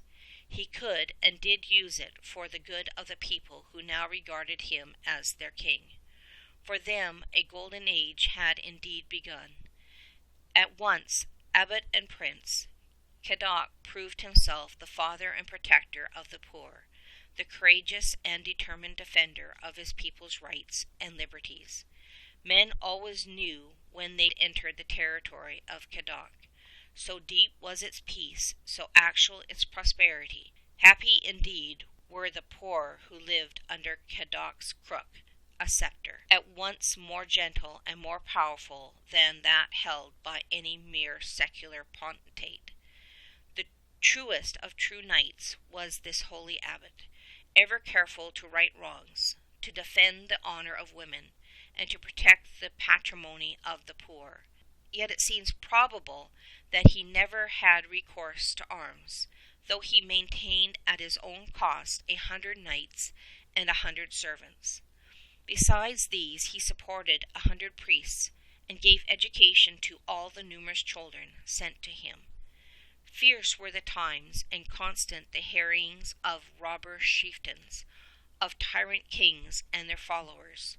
Harp in hand, and at the head of 50 monks chanting psalms, Cadoc would go out to meet and to overcome a band of marauders. His courage was unbounded, And what these poor pagans attributed to magic was of course nothing but the exercise of that fearless moral force that he, in common with so many holy men, possessed. Like a mighty deluge came the Saxon invasion. Its horrors and profanations reached even to the banks of the Severn and of the Usk, and the peaceful domains of Cadoc became the theatre of bloodshed and war. As others of his countrymen had done, Cadoc fled to Britain, taking with him Gildas. They could not be idle, though content enough to lead the life of solitaries, choosing indeed a cave in the little desert island of Ronach. Disciples from the mainland sought them out and compelled them to dispense both human and divine knowledge. Day after day came the boys and young men of Brittany in their poor little boats to sit at the feet of Cadoc and Gildas. Won by their eagerness to learn and delighted with the progress they made, Cadoc actually set to work to construct a sort of bridge from his island to the coast of France. He had brought with him his Virgil, as well as the sacred scriptures, and from these two books Cadoc and Gildas taught their pupils. Where the wild waves lapped the shores of their little island home, walked Cadoc and Gildas. Boisterously blew the wind as friend talked with friend, as one saint held converse with another. Knowledge was theirs in common, but the bond that bound them together in closest friendship was their love of God and the souls for whom he died. Close tucked beneath the arm of Saint Cadoc was a precious parchment copy of his famous poet, Virgil. Precious indeed was that handwritten book, for from it Cadoc not only taught the Brittany children, boys who in shallow boats daily left the mainland for Cadoc's island school, but his affection for it was great, and, with a modern writer, he would have said, every Christian loves to walk with Virgil as long as he can, and he will only leave him if he be obliged to leave him at the last extremity, and with tears in his eyes. On this windy morning there were tears in the eyes of Saint Cadoc, tears that were not forthdrawn by the buffeting sea breeze, or left upon his furrowed cheeks by the spray of the ocean. So much I love him, the scholar saint was saying to his scholar companion, yet even at this very moment he may perchance be enduring the torments of the damned. But Gildas, holy man as he was, for a moment forgot himself. There can be no perchance in Virgil's case, he retorted. How comes it, Cadoc, that you can dare to doubt as to the damnation of this pagan poet? Then curious and startling was the thing that happened. Whether for a moment Cadoc relaxed his hold upon the precious volume, or whether a sudden and violent gust of wind snatched the book from his embrace, who shall say? But even as Gildas spoke, away flew the parchment into the air, only to be swallowed up in the billows of a wind-tossed sea. Was Cadoc to regard the occurrence as a confirmation of Gildas's judgment, the judgment that seemed to be, and was, so harsh? To the owner of the book it appeared to be so. His sorrow had been great before. He was now plunged into a very agony of grief. Leaving his friend, Cadoc returned to his cell. Long and earnest was his prayer. Firm was his resolution that, until he could feel assured of the fate of one who sang on earth as the angels sing in heaven, he would not eat a mouthful of bread, nor drink one drop of water. The tender-hearted scholar saint fell asleep in his cell, and in his sleep he dreamed a heaven-sent dream. A figure stood by his side, and a gentle voice sounded in his ear. Pray for me, said the soft far-away voice. Pray for me, Cadoc. Never be weary of praying for me. I shall yet sing eternally the mercy of the Lord. Cadoc had fallen asleep in deepest grief. He awoke joyful and glad. He rejoiced that the good God had heard his prayer. He was filled with happiness when he reflected that henceforward the soul of the poet that he loved would be helped by his daily supplications. For his view of Virgil was that of many another holy man, and with a 19th century poet he would have said, "Not for the glittering splendor of the verse, O seer singer, do we count thee dear, not for the prowess of the Aenean spear, the long brave battling with the Dardan curse, but for thy human heart's sake we rehearse thy deep lines eloquent with hope and fear." Great was the fame of Cadoc in after years, and many the legends of him handed down by his peasant scholars.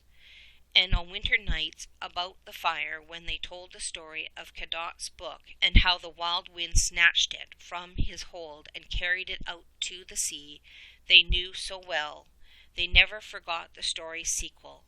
For, said they, on the following morning the fishermen who reverenced him and loved to offer him the first fruits of their toil brought to his cell a noble salmon. In due time the fish was opened. Within it was found the treasured copy of Virgil, lost but the day before.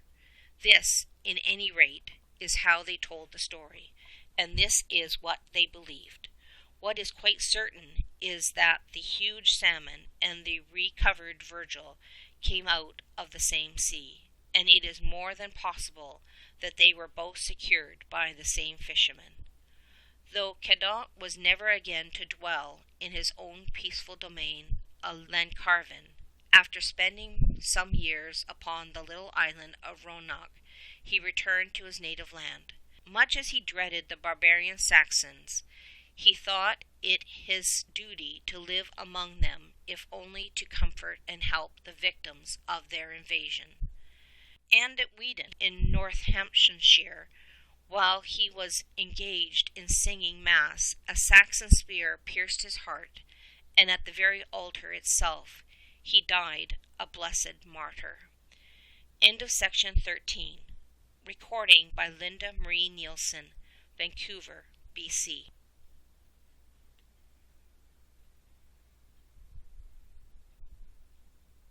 Recording by Linda Marie Nielsen, Vancouver, BC. Melor of the Silver Hand, and Other Stories of the Bright Ages by David Bearne. From Fold to Fold. In the happy far-off times of which we write, high-born boys did not disdain to keep their father's sheep.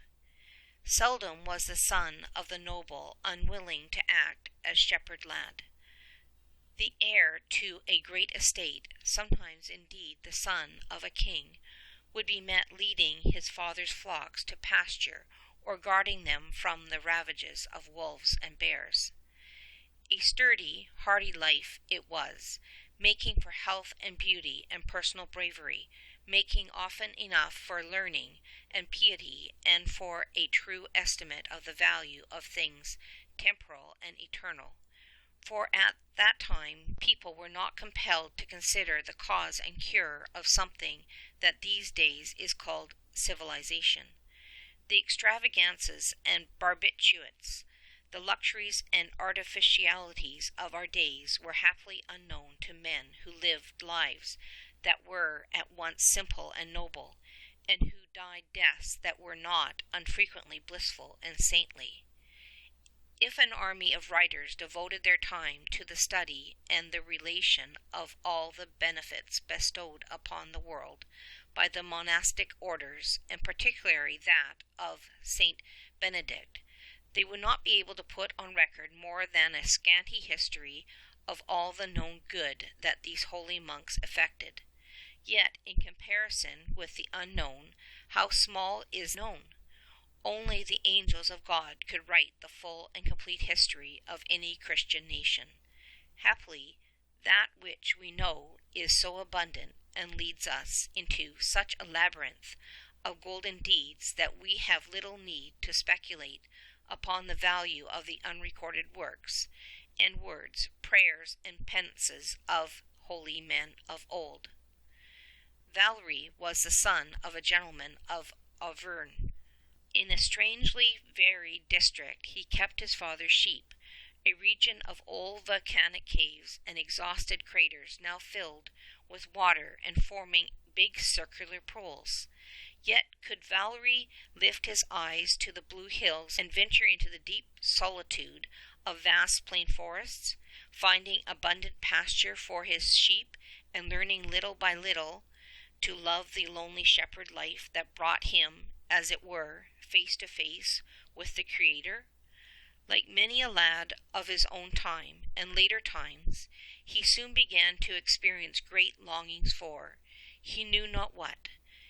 The heart of the boy became restless. Big desires possessed him, desires of knowing and of loving the author of all the grandeur that daily greeted his sight. Above all things he desired a knowledge of letters, since this would open out to him all the beauty of the book of nature and the book of the Gospels. Now and then, when he was going home to his father's house after a day's shepherding, he would meet boys of his acquaintance returning from the monastery school. Scarcely could he conceal his envy as he reflected that some of these young nobles and peasants were not older than himself. Yet easily could they read the written word and recite the whole of the grand primer of ancient times, the first serious task every little schoolboy applied himself to, the glorious book of 150 poems, many of them written by a king who had once been a shepherd boy. But Valery was still very young. It may be that his father thought there would be ample time for study in the near future. Then the fresh open-air life was so good for the child, already grown ruddy and strong and sturdy. Yet in the course of a day's shepherding there was always some unoccupied hours, and Valery's father made no objection to his son carrying a tablet and style, and since he already knew his alphabet, trying to teach himself how to read and write. So quite alone and unaided, Valery began to trace his letters on the waxen tablet. As his sheep browsed peacefully on the mountain side, Valery made symbols of letters and words of syllables. Not content with learning to read and write, the boy now began to study the Latin grammar. One thing he greatly desired, and that was to be able to read, and reading to learn by heart the hymns of the Shepherd King.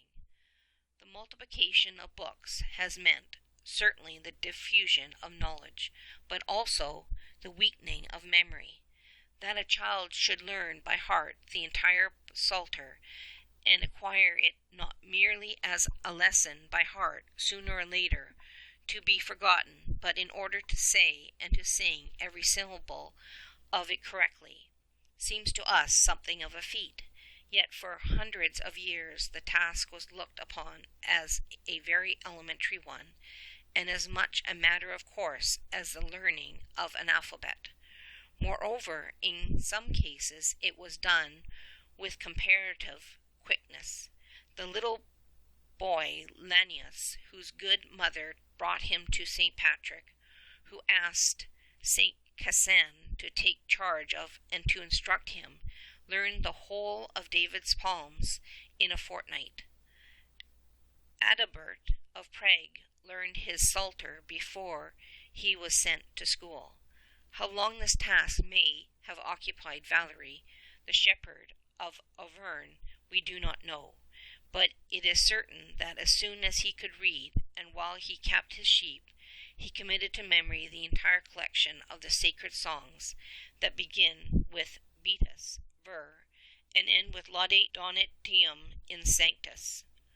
What a precious possession for either man or boy! Valery's delight and thankfulness knew no bounds. Wherever he went he could build himself a spiritual temple. Every tree became to him a choir stall. The mountainside served him for an oratory. The deep valley was his minster. Going out from home or returning at nightfall, he could chant and sing. In the heat of noontide, he could lift heart and voice to God. Whatever his mood might be, this wonderful psalter supplied him with the words he needed. Valery was happier than a regiment of kings. The dearest desire of his heart had been satisfied. The church's big book of prayers was his, more really and more intimately than if he owned the beautifully written psalter lent to him by the abbot of St. Anthony's. Prayer was now no difficulty to the boy. In one psalm or another, the deepest sentiments of his heart could always find expression. They were his very own, these canticles of praise and of petition, these hymns of joy and of sorrow, these songs of hope and of love. It is any wonder as if one day he chanted the words, "Blessed is he from thou hast chosen and taken to thee. He shall dwell in thy courts."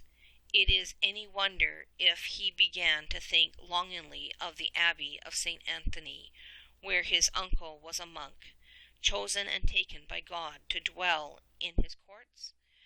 Valery was still young, and to his father and mother he was exceedingly dear. For years, perhaps, they had noticed the bent of his mind, and seen that his affections were set upon things both high and holy. To lose him was terrible, but they did not oppose his wish to be a monk. And, after all, he was too sweet and gentle, too modest and loving to find happiness in a wild, lawless world, or satisfaction in an inheritance of flocks and herds. So on a day that was filled to overflowing with strangely mingled joy and sorrow, Valery passed into the silent life of hard study and manual labor and deep prayer. As yet he did not go far from home, the aubergine that was now, and always would be, dear to him. Besides, as we have said, his own uncle was at St. Anthony's, and it was the most natural thing in the world that Valery should begin his religious apprenticeship among the monks he had so long regarded with affectionate respect. Here, at any rate, he spent the time of his noviceship and the years of his early boyhood, giving promise of both learning and goodness. But in a year or two he went on to the monastery of St. Onacharius at Auxerre. However, the France of those times was full of the report of the wonderful doings of St. Columbanus, and the big abbey of Luxeuil was attracting to its schools students from every land. The fame of the great Irish abbot reached the ears of Valery, and he began to long to number himself among the monks at Luxeuil.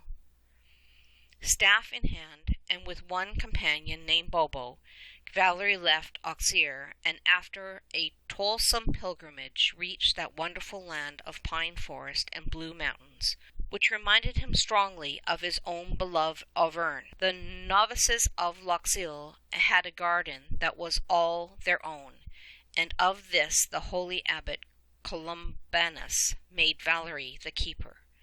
If the monks had succeeded in nothing but the teaching of the great lesson of the dignity of labor, they would have justified their existence. In reality, they taught their pupils everything that it is good for boy or man to know. Valery had come to this far-famed monastery primarily to pray and to study. He had also come to work with his hands, and how well he tended his enclosed garden is a matter of history.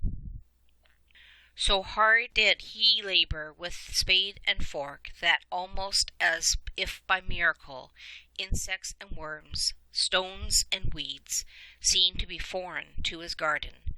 To vegetables and to flowers he gave equal care. Not by bread alone do men live, but by every word that is found in God's big book of nature, as well as in the precious legacy of his written word. Brother Valery loved everything that God had made, and so assiduously did he cultivate sweet-smelling herbs and every kind of perfumed blossom, that what the poet had recorded of Arthur's young knight, Pelleas, is literally true of Valerie. The high doors were softly sundered, and through these a youth, Pelleas, and the sweet smell of the fields passed, and the sunshine came along with him. For when one day Valerie entered the great chapter hall, where the abbot was about to explain the sacred scriptures, the odor of fragrant flowers passed in with him, and before all the assembled monks, Columbanus cried out to the gardener brother, "It is thou, my well-beloved, who art the true abbot and lord of this monastery." In kitchen and refectory alike, the vegetables from the novice's garden were in high repute. Ever wholesome and sweet-flavoured, said the brother cook, were the cabbages and beans grown by Valerie. Ever pleasant to sight and taste, said the hard-faring monks, were the fruits of the earth that seemed to be endowed with a particular benediction through the prayerful toil of Valerie. Happy were the years spent under the saintly rule of Columbanus, so happy indeed, and with such practice of solid virtue on the part of the 220 monks, that the devil became enraged with envy and began to look about him for some means to destroy the blissfulness of such holy living. In the person of a woman Satan found a ready tool. Queen Brunhild smote the holy shepherd and, scattering the entire flock, gave the abbey to seculars. Happily the havoc wrought by this she-wolf, as she was called, and her infamous grandson, the King of Burgundy, was ultimately repaired. In this work of reparation, Valerie was prominent. Joining himself to a saintly father named Eustace, he began to collect the scattered brethren. Soon they had the joy of taking possession of the fold that was so dear to them, though they never succeeded in recalling their holy abbot. Content as Valerie was to live in monastic peace, the heathenish state of some parts of France caused him and a brother named Wulstan much grief, and soon, with the consent of the Bishop of Amiens and King Clothaire III, the two monks started on a missionary expedition to Lucane, near the mouth of the Somme. Here they built for themselves a small hermitage and some cells. Little by little, other zealous men joined them, and much encouraged by their bishop, who always came to them for the whole of Lent, a flourishing monastery was established. Its good influence was soon felt throughout the entire district, and what had been one of the fastnesses of Satan now became an earthly paradise. Player Valerie was to live and to die, honored and loved as much by his flock as by his own religious brethren, feared too as well as loved, for it was firmly believed that he could read the thoughts of the heart. Had he not openly rebuked a man who had come to receive Holy Communion after drinking a measure of wine? When Father Valerie's eyes rested upon the boy who brought loaves and some wine his mother had sent as an offering to the monastery church, did he not tremble as Father Valerie said, "My child, you have eaten of the bread offered to God, have you not? On your way hither did you not drink a quantity of the wine?" When Valerie broke the pagan images and pulled down little heathen shrines, angry as some of the yet unconverted showed themselves, they dared not lay hand upon the holy man or upon his little acolyte. Yet the fowls of the air had no fear of Valerie's keen and flashing eye. The wild birds not only came and fed from his hand, but would stand on it and permit him to stroke their feathers. So well they recognized him, and so much they sought him, that they would fly into the refectory well knowing that they would never be driven forth, and that no serving monk would harm them. Yet the master passion of his heart was a great love for the poor and the afflicted, and a sentence constantly upon his lips was, the more cheerfully we give to those who are in distress, the more readily will God give us what we ask of him. Rose red grew the face of the holy old man as he wandered about the hills of his last resting place on earth. Rose red with the fire of the love of God, which was ever newly kindled when he looked upon and admired the works of the Creator. Long had he read and pondered upon the ever open pages of the book of nature.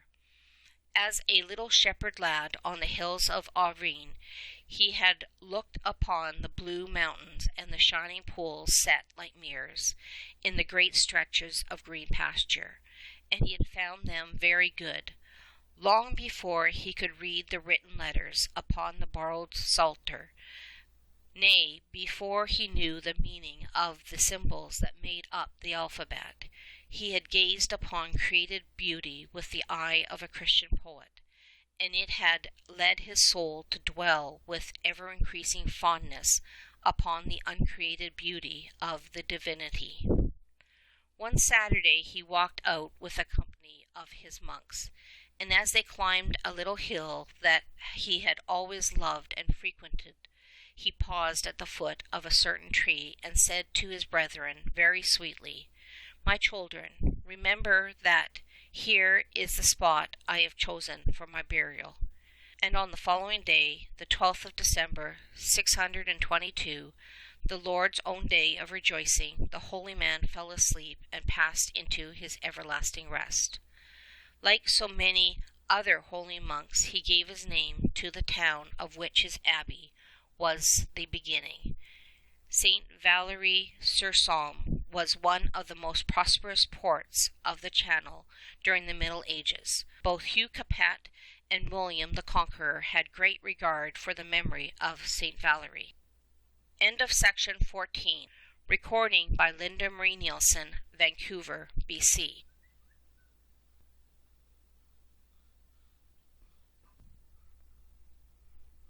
Recording by Linda Marie Nielsen, Vancouver, BC. Melor of the Silver Hand, and Other Stories of the Bright Ages by David Bearne. Frobert the Simple. 1. At home.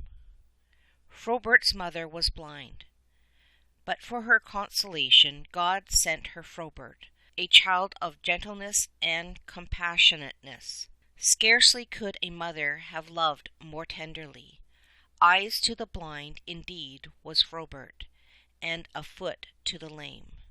That this good mother should receive her sight was the daily prayer of the child.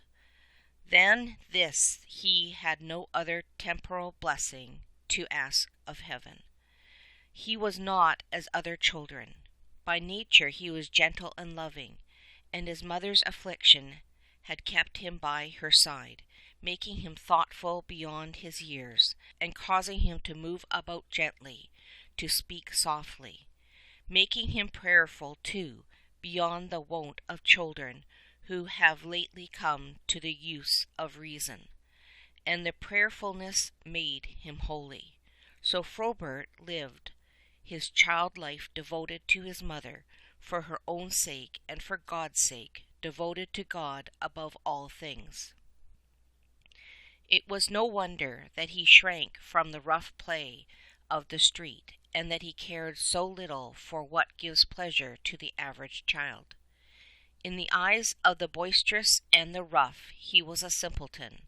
They did not understand that nature, and the circumstances of his life, had made him gentle and gracious, and that grace acting upon nature had made him saintly. To the rough and the rude he was Frobert the Simpleton. To his poor blind mother he was the very joy of life. He lived in the lone west country of France, where the mountains of the Vosges begin their formidable range, and where the heavy snows of winter are now followed with a wealth of wild cherry blossom that keeps the hills white with flowers when they cease to be white with snow. And he lived in the far-off times of the 7th century, when England had just been converted, and when our country had no church or religious house comparable with the Abbey of Luxeuil, which was the glory of the neighbourhood in which Frobert lived. A wild period it certainly was, although the light of faith was burning brightly enough in western France. A wild country, too, where the winter lasted long and the wolves ran through the streets of the little towns at the foot of the Vosges. A perilous journey was it to the bishop's school, sometimes an impossible one, but for all his gentleness the boy was hardy and courageous. A perilous journey was it to the bishop's school, sometimes an impossible one, but for all his gentleness the boy was hardy and courageous, and indeed his goodness and purity made him brave. An apt scholar, too, he showed himself, with a special taste for all holy learning, and a very marked preference for the sacred books. Doubtless, even as a young boy, the Bishop of Troyes had heard of his goodness and his dogged application to his work, for it was to the prelate's own school that Frobert was sent. But to leave the poor blind mother day by day was a sore trial to the boy, and he determined that if earnest and persistent prayer could bring about a miracle, as indeed it had often done, that prayer should not be wanting. So day by day Frobert applied himself to his work with all the energy he possessed. Day by day he implored the good God to look with pity upon his mother's affliction and to restore her sight. For how long he prayed we are not told. But on a day never to be forgotten, while he was standing by the loving woman's side receiving the motherly caresses she so often bestowed upon him, suddenly he threw his arms about her and tenderly kissed her sightless eyes.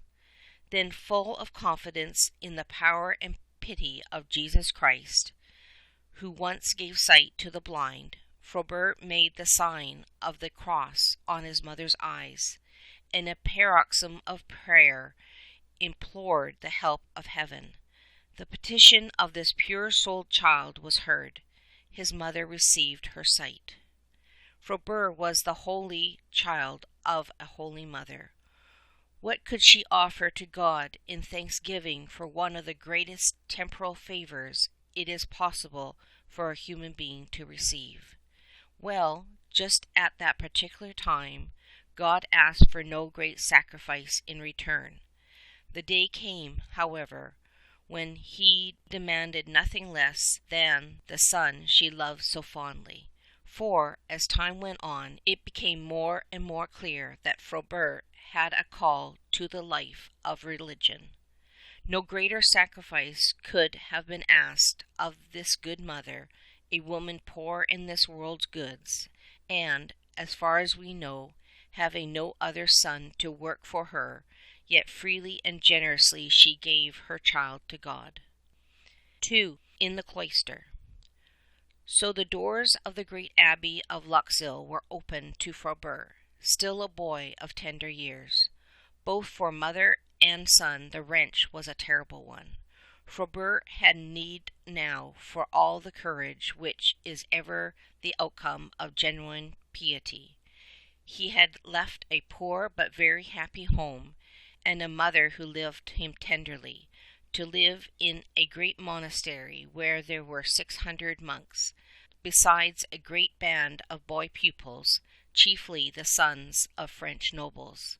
Founded only some 30 years ago or before the birth of Frobert by that amazing and intrepid Irish missionary, St. Columban, the Abbey of Luxeuil was at this time the very head and center of all intellectual life in France. It was protected by her kings, and it gave the church her bishops. From its walls went forth many a band of holy monks to preach the faith in dark and savage places, and many were the religious houses that sprang from it and followed the Columban rule. Not less than 105 monasteries were founded by the disciples of St. Columban in France, Germany, Switzerland, and Italy. Beautiful and holy as the life was in Luxeuil, we can well understand the bewilderment of Frobert when he first found himself walking its crowded cloisters. Though he had done well at the bishop's school and gave promise of becoming a scholar, he seemed to have entered this severe order as a lay brother. Severe indeed was the rule as laid down by St. Columban, but this great man had passed away, and the existing abbot appears to have been as kind and sympathetic as he was zealous and holy. Yet the young novice must have shuddered when he heard of the painful penances accepted by his brothers for what seemed to us very trifling faults. The 6 lashes inflicted upon those who did not answer amen at grace, the same for talking in the refectory or for smiling in church, the 50 lashes for such greater faults as wilful disobedience and insubordination. Nay, there were offences for which the penance was 200 strokes, and it would be slight consolation to a boy to know that only 25 were ever administered at one time. But we must remember that St. Columban had to deal with a great body of men, many of whom were barely civilized, men who had everything to unlearn and much to learn. Nor must we forget that we are reading of a period more than 300 years before the Norman conquest. The marvel is that so many of these monks were such holy and learned men that they were both there is abundant and clear historical proof. But we need not be surprised if we find that there was a brother here and there not quite so thoughtful and considerate as we might expect a monk to be.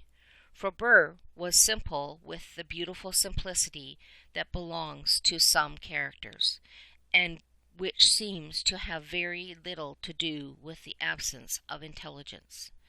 He was one of those lovable people that men are inclined to laugh at, not by any means in an unkindly way, but because their sense of humor is greater than that of their victim. Sometimes, indeed, the laughter is altogether a kindly nature, and, like Dickens' delightful Tom Pinch, the person who provoked it is greatly loved. Frobert was, in some respects, a Tom Pinch of the 7th century. To begin with, he was very ignorant of the world of men, and never suspected that there were people who would take advantage of his ignorance. Even the world of the cloister was to him a new and surprising world, and he saw and heard of many things, the very names of which he did not know. Perhaps he had already made some amusing mistakes, and was getting a reputation for the comical little errors that provoke laughter. Anyhow, he was one day made the subject of a very thoughtless, practical joke. There was a visitor in the abbey at that time, a certain religious man named Tuedolin, who had come to Luxeuil for purposes of study, and Brother Frobert was appointed to attend upon him.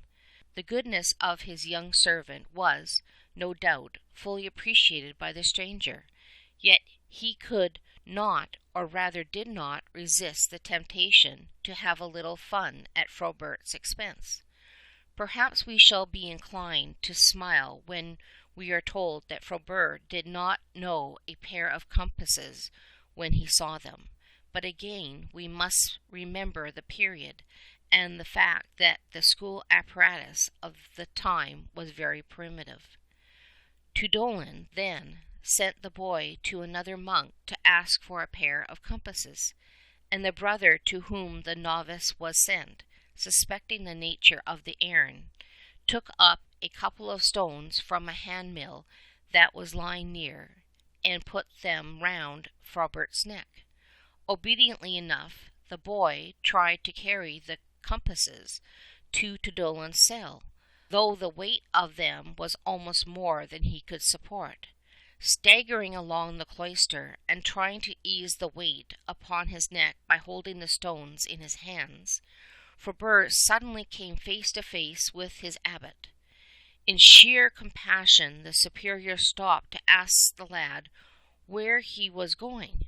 Very simply, Frobert explained that he was taking a pair of compasses to the visitor, who wanted them for literary purposes. Removing the millstones from the boy's neck, the abbot burst into tears, grieved to the heart that the simple lad should have been made a fool of by those who had every opportunity of knowing his goodness.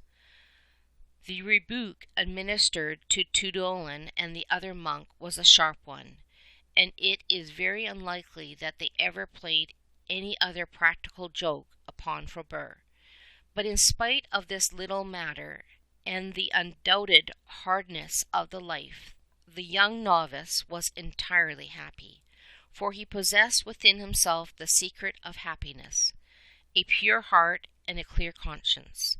Moreover, he knew that he had been called to this holy state of life, and that he was doing the will of God in all things.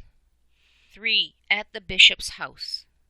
Being beloved to God, it was necessary that Frobert should be tried, and the trial came to him in a particularly unwelcome form. How long he had been at the abbey when his old friend the Bishop of Troyes called him from the cloister, we are not told, but we may be sure that the boy had finished the term of his noviceship, and he was looking forward to a peaceful if toilsome life within the dearly loved walls of Luxeuil. But the good bishop had not forgotten the gentle and modest little lad who had once sat in the cathedral school. The prelate liked to have holy people about him. Moreover, he saw great possibilities in this young peasant boy. So, much as it cost him, Frobert willingly obeyed, and passed from the peaceful cloister to the house of the bishop in the city of Troyes. But he did not cease to live as a monk. Hard as he found it to keep his rule and to follow the daily practices of the dear order amid his new surroundings, he relaxed nothing in the austere mode of living prescribed by St. The bishop's servants did not approve of his austerities, and when Lent came and Frobert ate nothing until after sunset, they became downright angry. Then some of them started a story that the young monk was a humbug, and that his pretense of fasting till evening was all nonsense. They said this to the bishop, adding that Brother Frobert kept a supply of food in his chamber and ate secretly. Probably the bishop did not believe them, but he thought it only right to submit Frobert to some little test. So, to the lad's surprise, his lordship told him that he could change his room and move into a little cell in the cathedral tower. Frobert was delighted, for he was now somewhat nearer to God's altar, and the tower chamber, though rather cold and desolate, was very quiet and peaceful. But he could not for some time understand why the bishop so constantly looked in upon him, at meal times, for example, and indeed at all sorts of extraordinary hours. However, his lordship was soon satisfied that Frobert had no store of provisions, and that his Lenten fast was no pretense. So, somewhat to his regret, Frobert left his chamber in the tower, only to find that the bishop wished him to prepare himself for sacred orders. 4. In after years. Frobert's great wish was to be hidden and unknown, But it seems as though the more he withdrew himself from public life, the more he was sought after. He could not even escape the notice of the emperor. Not only in the city of Troyes, but throughout the land, the fame of his holiness and his miracles began to spread. The good bishop soon saw that Almighty God had some great work for the young monk to do. This work was nothing less than founding of a new monastery. On land given to him for the purpose by Clovis II, Frobert built the famous monastery La Salle. Thus the monk, who had once been regarded as a simpleton, became one of the most remarkable abbots of his time, and ruled a community largely made up of scholars. For many long years he lived a holy and happy life at La Salle, spending his last days in the building of a handsome church. His strength seems to have lasted as long as the church was in progress. When it was finished, he knew that he had not long to live. It was near Christmas, and the abbot's great desire was to see the church consecrated on the feast of the Nativity. But the bishop could not well leave his cathedral on so great a day, and Frobert prayed earnestly that his life might be prolonged until the octave day of Christmas. His prayer was answered. When on the 1st of January the building had been solemnly dedicated to God, quietly and happily the abbot passed away. End of section 15. Recording by Linda Marie Nielsen, Vancouver, BC.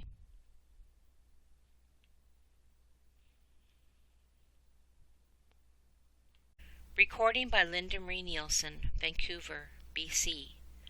Melor of the Silver Hand and Other Stories of the Bright Ages by David Bearne. Sheer Pluck. 1. If the world has an esteem for any particular virtue, that virtue is fortitude. Under the name of pluck, every man admires this quality and loves to see it in action. It appeals to men of every class, to the old as much as to the young, to women as well as to men. A lack of this virtue is peculiarly humiliating both to man and boy. Possession of it in any uncommon degree raises the individual to the rank of a hero. St. Thomas tells us that we may regard fortitude in two ways. One, as meaning of a certain firmness of mind and purpose. Two, as signifying firmness in the enduring and resisting of those difficulties in which it is hardest to have firmness. Fortitude, then, is a certain moral strength or courage, unyielding courage in the endurance of pain and adversity. With physical or structural strength it has nothing to do. The use of the Latin fortitude in connection with bodily strength is very rare. Its employment in English is the same sense, is said to be obsolete. As one of the four cardinal virtues, it is therefore strength or firmness of mind or soul which enables a person to do and to dare, to suffer and to endure without murmurs or complaint or depression. It is the foundation of, the source and basis of, all courage and bravery, of all patience in suffering, of all forbearance and magnanimity. In one word, it is manliness. The principal act of fortitude is endurance, says St. Thomas, and he defines endurance as the remaining steady and unflinching in dangers, rather than attacking. Endurance is more difficult than taking the offensive, he tells us. To attack another supposes that we have the upper hand. If we are attacked, the opponent is probably the stronger. Again, endurance supposes a long time, but one may attack by a sudden movement. It is harder to remain long immovable than with a sudden motion to move forward to an arduous task. To prove that mere physical courage is vastly inferior to fortitude is unnecessary. The task will be like the flogging of a dead ass. Perhaps only a very small boy or a very foolish man has ever ventured to deny that the ruling of oneself is harder and braver thing than the taking of a strong city. Nevertheless, in the minds of many there is a lamentable tendency to confuse animal courage with moral bravery, and to prefer a spirit of mere brutal combativeness to that grand endurance of pain and suffering which can alone raise a man to the rank of the truly heroic. Disgusted with lifelong reading of the lives of men who became less heroic the more he knew of them, Edward Fitzgerald exclaimed, "I think there is but one hero, and that is the maker of heroes." We may applaud this sentiment even while we point out that if the incarnate God is the maker of heroes, those heroes have lived or are living. Know you not that the saints shall judge this world? Asked St. Paul of the Corinthians, and he reminds the Thessalonians of the coming of our Lord Jesus Christ with all his saints, and again that he shall come to be glorified in his saints. There never was a saint who was not also a hero. But of how few of these heroes, so called, whose names are honored by the world, can we say that they were in any degree saintly?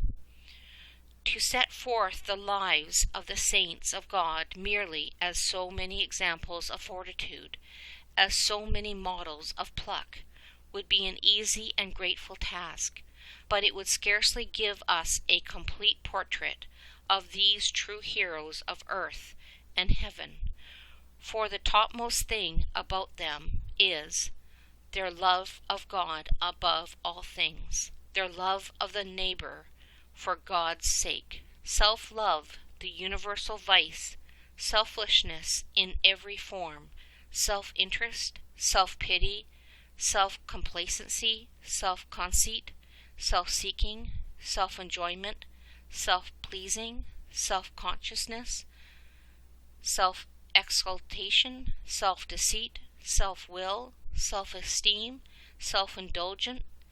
Each and every one of these bad qualities was met and fought and done to death by the saints of God. They are saints just because they were not lovers of self. They were canonized not so much because of the external wonders they wrought, nor because of the miracles they performed, but precisely because they loved God and their neighbor in a degree that was in every sense of the word heroic. 2. Among the many early saints who are renowned for their courage, the young Simon Stylites is a magnificent example. Born in the year 390, he lived in Sicyon, a little town in Cilicia on the borders of Syria. His father was a poor shepherd, and like Joseph and David, the boy looked after his father's sheep. One day in the depth of winter, when it was impossible to lead the sheep to pasture, the young Simon went to assist at the offices of the church. Whether he heard the Beatitudes read and commented upon the first time, we are not told, but it is certain that their meaning came home to him that day with great force. Blessed are they that mourn, blessed are the clean of heart. These in particular struck the 13-year-old boy and made him thoughtful.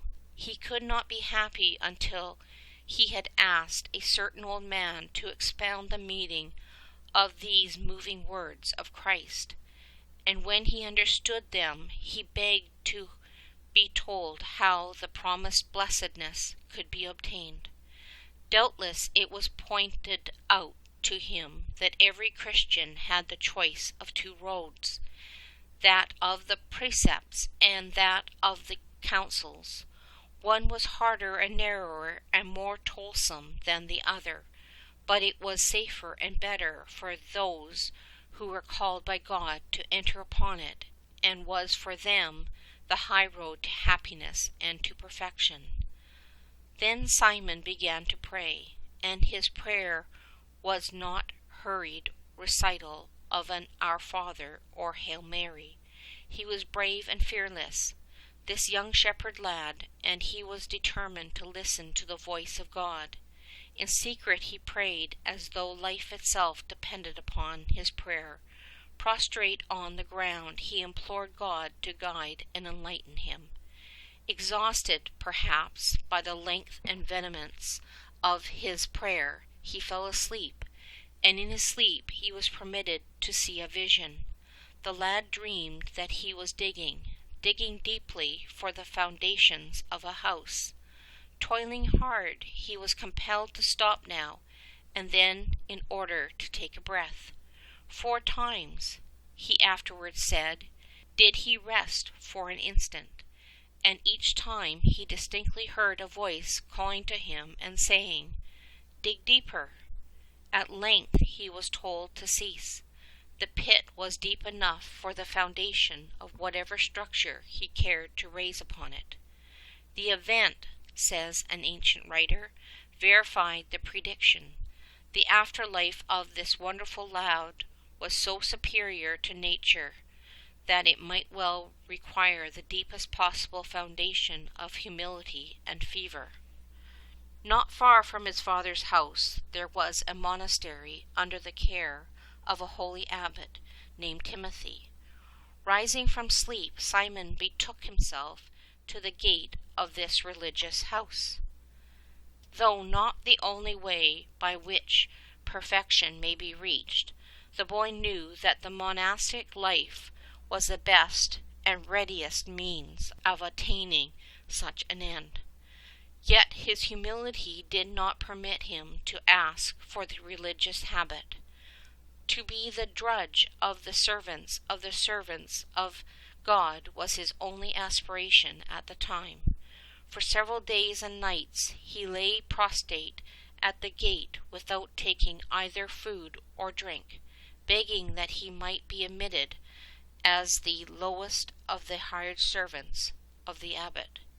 His request was eventually granted, and for 4 months, with great fervor and affection, he undertook the meanest offices of the abbey.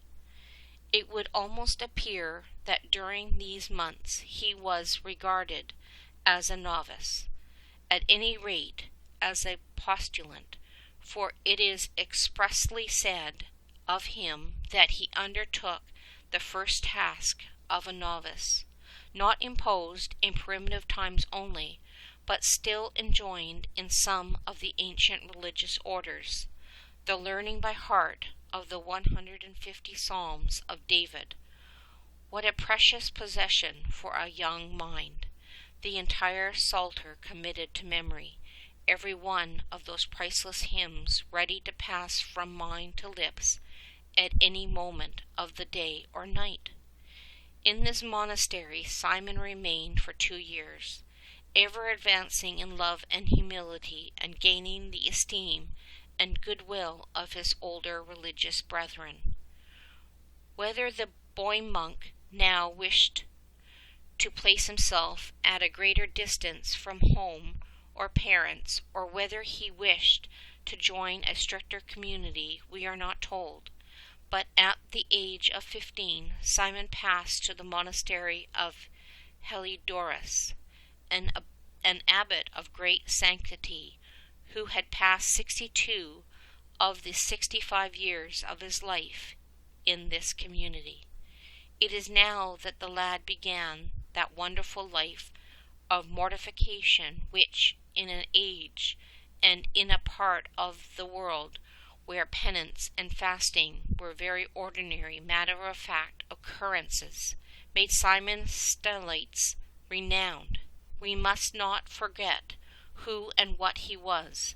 As a poor shepherd boy, he had lived a simple open-air life, and his food had always been the food of the poor.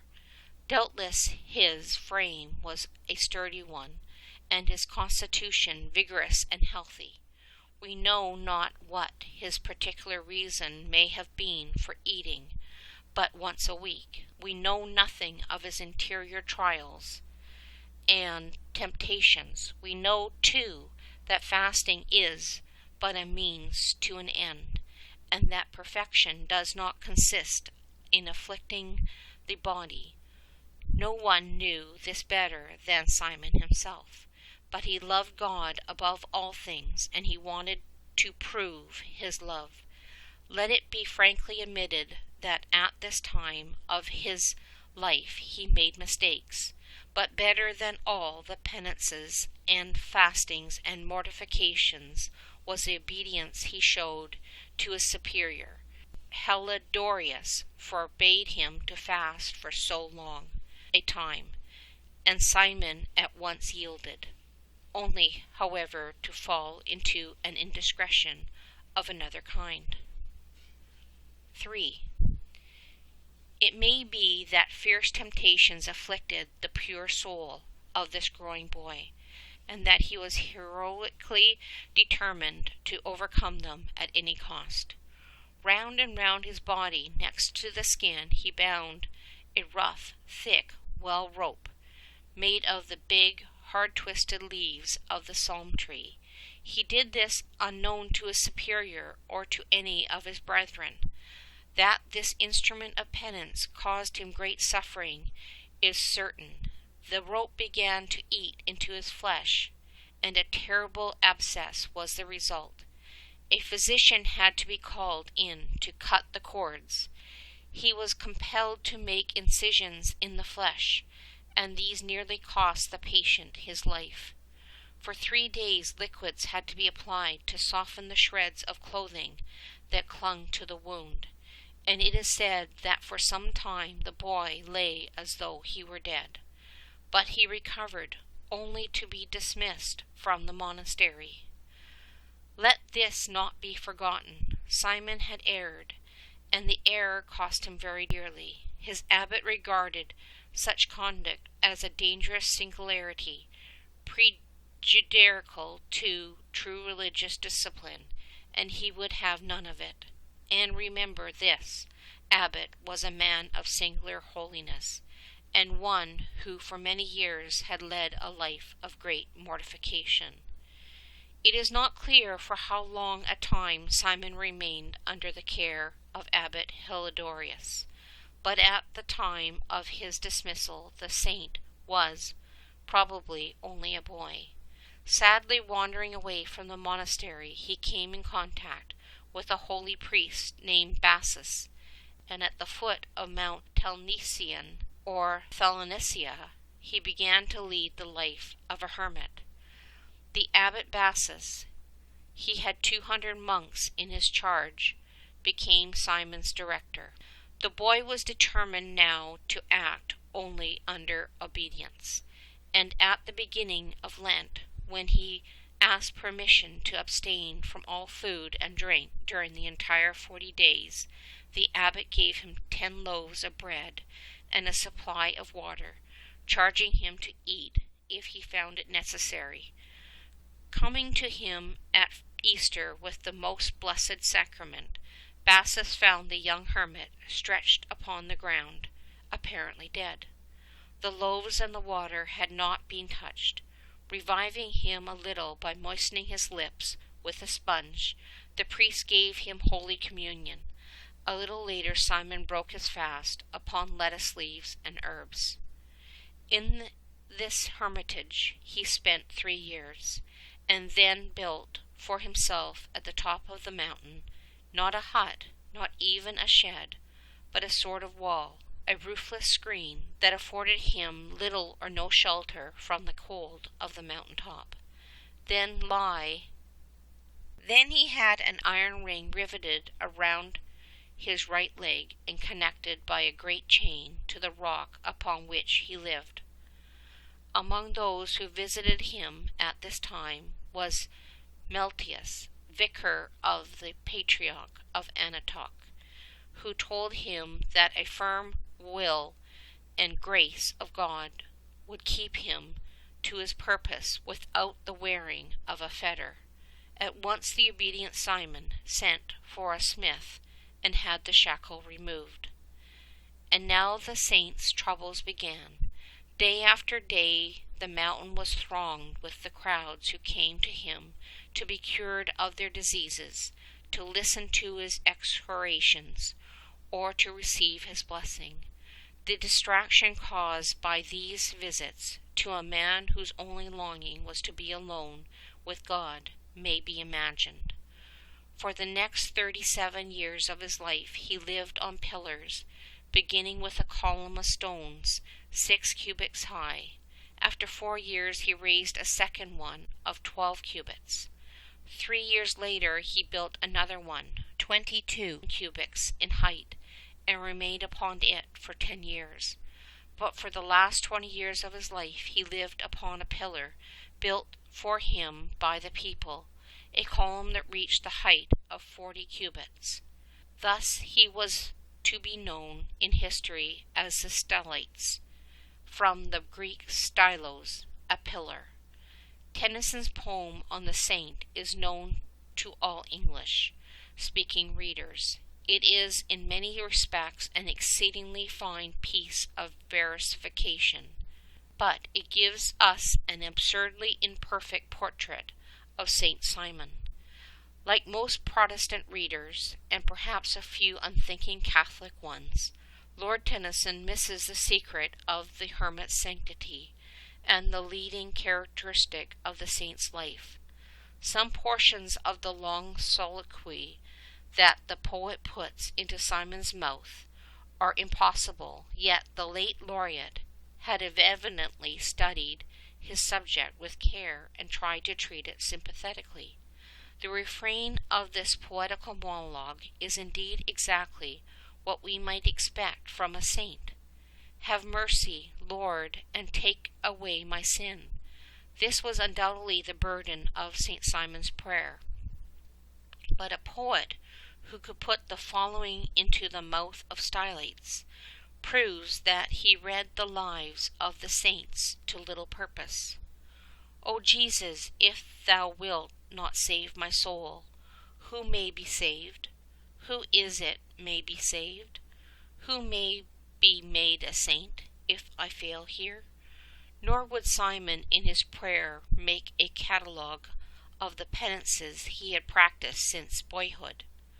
For not alone this pillar punishment, not this alone I bore, but while I lived in this white convent down the valley there, for many weeks about my loins I wore the ropes that hauled the buckets from the well, twisted as tight as I could not the noose, and spoke not of it to a single soul, until the ulcer eating through my skin betrayed my secret penance, so that all my brethren marveled greatly. More than this I bore, whereof, O God, thou knowest all. We have already pointed out that for this particular indiscretion the young monk was dismissed from his white convent, and we may be quite sure that afterwards he bitterly regretted the not speaking to a single soul of such self-inflicted punishment, even though he might be conscious of having had a good intention in the matter. He would certainly not look back upon it with complacency, or offer to Almighty God a singularity that, for the time at least, deprived him of his vocation. Tennyson was a great poet, and there are some wonderful lines in his St. Simon Stylites, but the laureate's grasp of the principles of the Catholic faith and practice was always a very loose one. It can never be repeated too often that mortification is not in itself sanctity, that itself is not the quality that raises a man to the altars of the Church. Sometimes it is a contributing cause to holiness of life. Sometimes it is the natural effect of an overpowering love of God. Such mortifications as these of the Stylites are not only imitable, but they are not the actions that make him dear to the Catholic heart, that his penances were truly heroic, and that as an example of fortitude he is wonderful even among the saints, may be granted, but his claim upon our love and veneration comes precisely through his ready obedience, his profound humility, and his perfect charity. Bidden to descend from his pillar, twice every day he preached to the people, and his influence for good seems to have been almost unbounded. Not merely Christians, but pagans and barbarians crowded to hear him. We read of an entire nation being converted to the faith through his sermons and miracles. Persians, Armenians, and Iberians made long pilgrimages to hear him. Emperors, kings, and queens came to consult him. The Empress Eudoxia was rescued by him from the heresy of Eutychius. The Emperor Marcan came to him disguised as a poor pilgrim. Solitary as he was, Saint Simon did not live for himself alone. Happy were they for whom he prayed, and blessed was she who bore him. For we are told by a disciple of his that after his mother's death the saint's prayers for her were most fervent. Ever regarding himself as the vilest of sinners and the outcast of the world, his charity and sweetness to others had no limit.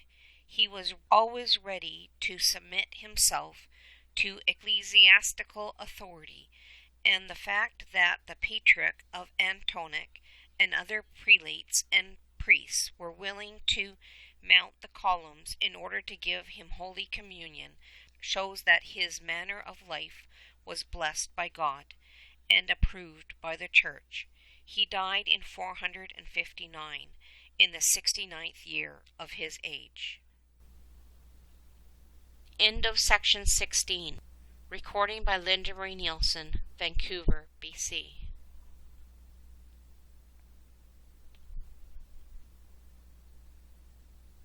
Melor of the Silver Hand and Other Stories of the Bright Ages by David Bearne. The Story of Ephrem. In Nisibis, 1600 years ago, lived a lad named Ephrem. He was the son of poor parents who were good Catholics, and who had indeed suffered much for the faith, for they lived in the terrible times of the Emperor Diocletian. And the wonder is that they are known only as confessors and not as martyrs. Their son gave them much trouble. The wrath of his high spirits is his ruin, says Ecclesiasticus. There is danger in mere high-spiritedness, unless it is kept in check by prayer and sacraments. In itself it is a lovable quality enough, and one that, joined to the fear of God, is likely to result in something very good. The light-heartedness of the saints is a proverb. But high spirits in conjunction with a fiery and passionate temper, and a careless, heedless disposition, is bound to bring a man into great trouble, sometimes to irretrievable ruin. Ephrem's high spirits were of this description. Laziness opens the door to every kind of sin, and he seems to have been incurably idle. Ripe for mischief of every kind was Ephrem, for if he was sent on an errand by his parents, he acted like the young man in the parable, saying, "I go, sir," although he only made a pretense of going. He had some knowledge of the Catholic faith, but according to the customs of the age and the place, his baptism had been put off. At first sight, stone-throwing on the part of a country boy does not seem a very serious matter, though when it is recklessly continued it may lead to very sad results. Wanton cruelty is quite another matter, and when we hear of Ephrem setting to work deliberately to stone a cow that was in calf, and continuing this until the poor beast fell dead, we feel that unpromising material is a very mild term to apply to him. The day upon which this happened, he had been sent by his parents on an errand to a neighbouring town, and it was on his way out that the boy seems to have stoned the cow to death, spending hours at the task, for he drove it before him into a thick wood, and it was sunset before the animal expired. During the night it was eaten by wild beasts. Returning home the next day, Ephrem met on the road the poor man who owned the cow. Not suspecting that it was dead, but knowing something of the lad's character, the man asked him if he had driven the animal away. The only answer the poor fellow got was a torrent of abuse. Congratulating himself upon his escape from what might have been a serious charge, for the Syrian law in regard to property was a severe one, Ephrem was again sent out of town on some business for his parents. In passing through the wood, he came across some shepherds who proved such good company that he loitered with them until nightfall. It was too late then to continue his journey, and so he stayed with them all night. When morning came, there was a great to-do. During the night, the fold had been broken into, and some valuable sheep carried off. That Ephrem was in league with the robbers they never doubted. They thought that he had got up in the night and shown the way to the thieves, pointing out the best and fattest sheep. The boy protested and swore and cried, but they would not listen to him. Prison, said they, was the only place for him, and to prison they dragged him. Now, in the matter of sheep stealing, a crime for which men in our country were hanged not so many years ago, Ephrem was entirely innocent, and when he found himself locked up, he began to cry very bitterly. There was no one to help him, no one to pity him. It was his first experience of prison life, and he found it painful. And yet there was worse to follow. To lie all day on this little heap of straw with heavy irons locked on his ankles was bad enough. But what of the trial that awaited him? Boy as he was, he had heard much of the awful tortures that were inflicted upon prisoners in the courts of that still pagan country, of the sentences of lifelong slavery, of fearful mutilation, and of terrible modes of execution. In a land that was still heathen, mercy was almost unknown, and Ephrem had not the smallest reason for hoping that his tender age would be a plea for pity. He knew that boys as young as himself, even younger, had been condemned to die on the gibbet for breaking the laws of their country, that some indeed had suffered the fearful death of crucifixion. The boy was not alone in his gloomy prison. 2 men awaiting trial lay in chains in the same vault as himself. Both were accused of serious crimes, and both declared that they were innocent. Well, this struck Ephrem as being very curious, and he began to think about it a good deal. Of the crime with which he was charged, he knew himself to be innocent. Was it possible that his fellow prisoners were equally guiltless? One night he dreamed a dream. He thought that some very noble-looking person came to his side and said to him, "Ephrem, why are you in prison?" At once the boy began to declare his innocence.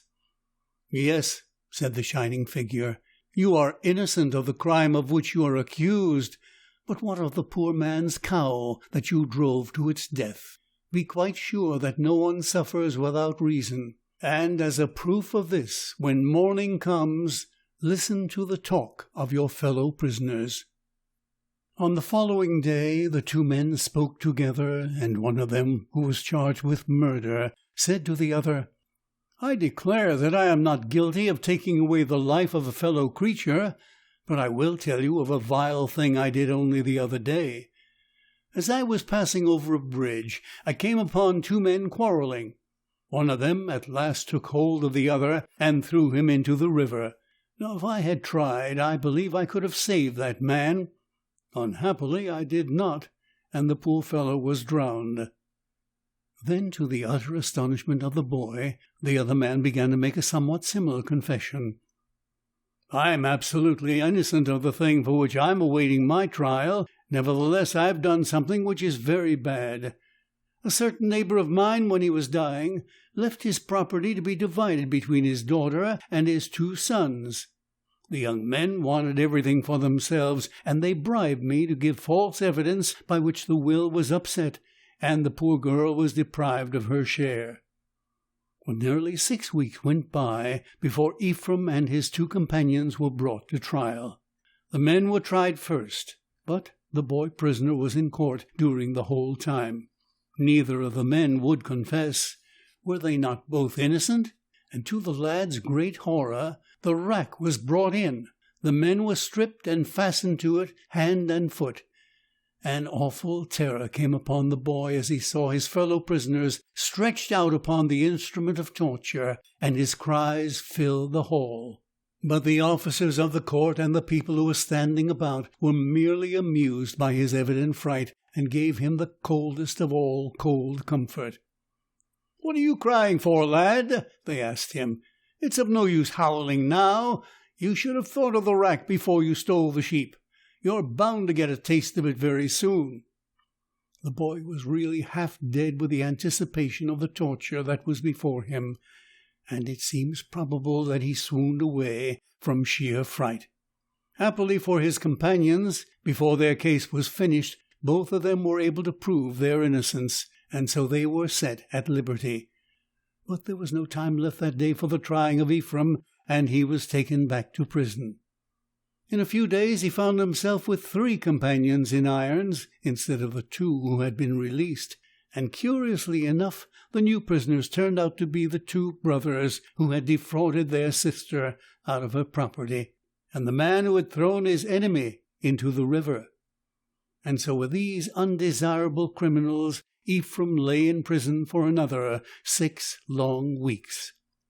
A wretched time it must have been for the boy, with the terror of the torture still hanging over him, as well as the trial, at which it seemed quite possible that he would not be able to prove his innocence of the robbery. It is no wonder that he began to pray. Though still unbaptized, his good Catholic parents, the very thought of whom was an agony to him as he lay in prison, had carefully instructed him in the Christian faith. And like many another poor sinner, now that he found himself in serious trouble, he turned his thoughts to God. He could not but feel that there was a certain fitness in his punishment, and yet the horror of the rack was, naturally enough, strongly upon him, and with all his might he prayed God to have pity. At length the day came when the prisoners were chained together and brought to the place of trial. Again the grown-up criminals were examined first, and again that terrible rack was brought into operation.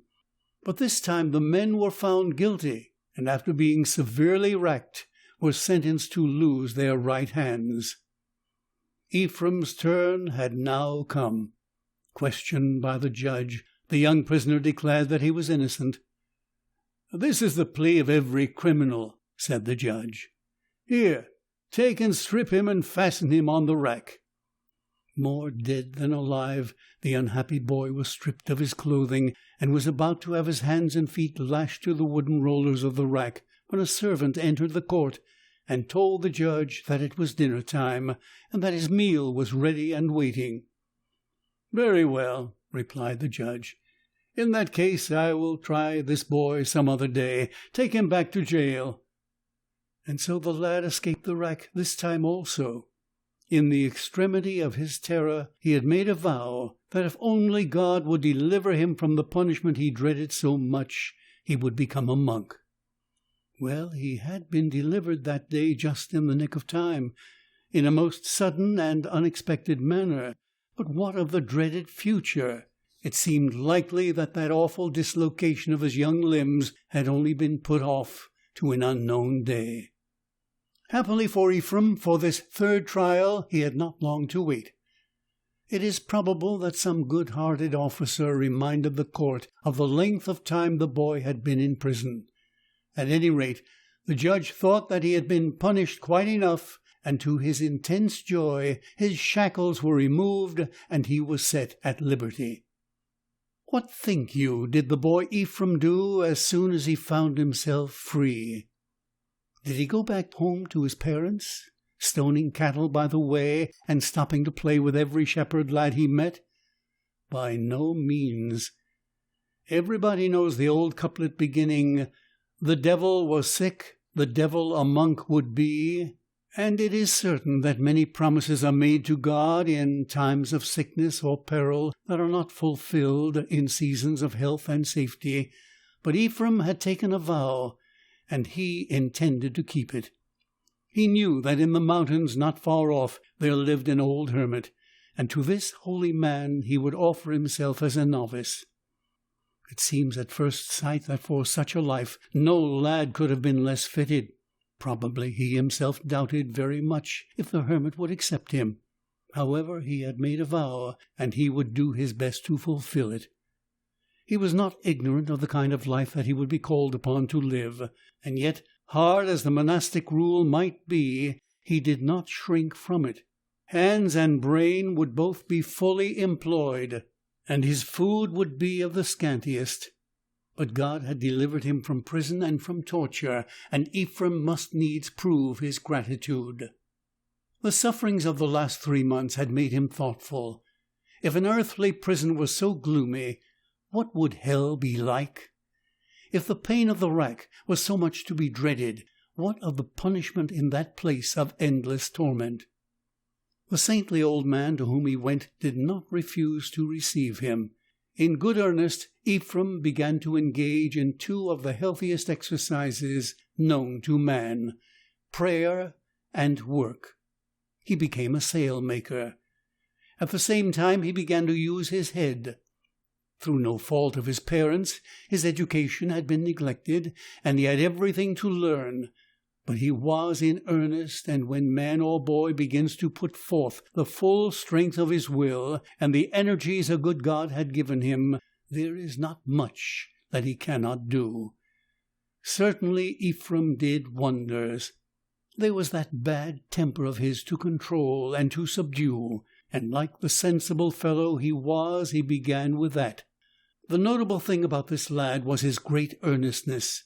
God had been good to him. Ephrem was bent upon proving his gratitude. Sorrow for sin became his chief exercise. He was determined to repair the past. But he had not withdrawn himself from the world in order to lead an idle life. Brain and hand were now fully occupied, and he was earning the bread he ate. In this way he bade farewell to idleness for evermore. For the rest, had he not put himself under the obedience of a holy and experienced abbot? And is not everything possible to the obedient? No boy, no man becomes a saint in a day. Naturally bad-tempered, he had to struggle hard with his irritability and ill humor. The point is that he did struggle, and that every such struggle, however unsuccessful it might seem to be, was a victory. Once, after he had fasted for several days, and was just going to sit down to a mess of herb pottage, the brother, who was carrying the bowl, let it fall. "Well," said Ephrem cheerfully to the rueful-looking monk, "if the pot won't come to me, I must go to it." And so he took his seat on the floor and picked up what he could from the broken basin. Ephrem's baptism made him a new creature. The past was forgiven, the sins of his youth were washed away, grace was offered to him, and he accepted it fervently and thankfully, used it determinedly and assiduously. Henceforth he was all for God. His was no half conversion. applying himself to manual labor, and at the same time exercising his memory by learning the whole of the Psalter, he gave himself generously to the duties of his vocation. It was soon discovered that his abilities were of a high order, and his superiors encouraged him in the study of philosophy and theology. After long preparation, Ephrem obtained leave to go to Edessa in order to hold conference with certain holy hermits who lived in the mountains close to that city, and here he remained. Receiving the holy order of deacon, he began to preach, and his incredible fervor and zeal bore immense fruit. He who in his own life was such a wonderful example of penitence won from God the great gift of touching the hearts of sinners, and numerous were the souls that he brought to Christ. He was possessed of an extraordinary faculty of natural eloquence. Words flowed from him like a torrent, which yet were too slow for the impetuosity and multitude of thoughts with which he was overwhelmed in speaking on spiritual subjects.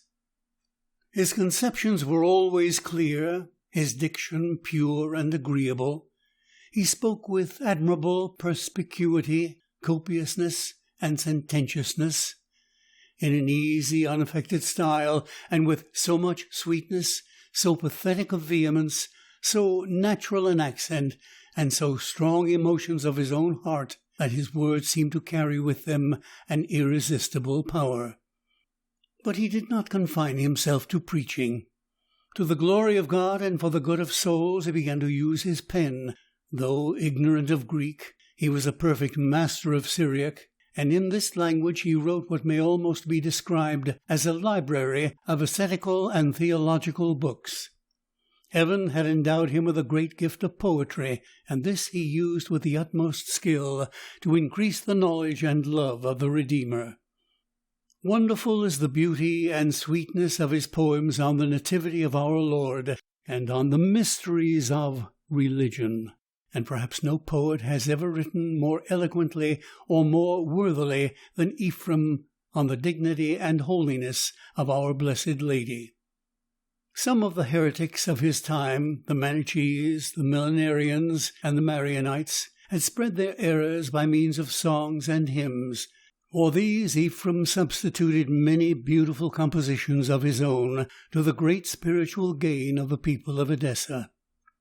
If the life of St. Ephrem, for saint we must now call him, were not so well authenticated, and if so many of his writings were not in evidence, we might indeed hesitate to believe that the more than unpromising material of his boyhood could have been moulded to the shape of a doctor and a father of the Catholic Church, and of one of the greatest masters of the spiritual life in the 4th century. It is true that the early life of this saint is told in different ways by different authors, and this is easily accounted for. Ephrem himself frequently related the story of it to his monks, and, as often happens in such cases, in writing it down they were not all equally accurate.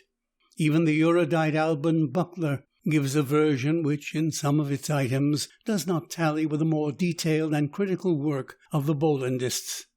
Indeed, it seems as though Father Butler thought that St. Ephrem exaggerated the wildness and sinfulness of his youth, though this learned hagiologist admits the stone-throwing episode, the false accusation of sheep-stealing, and the boy's subsequent imprisonment and trial.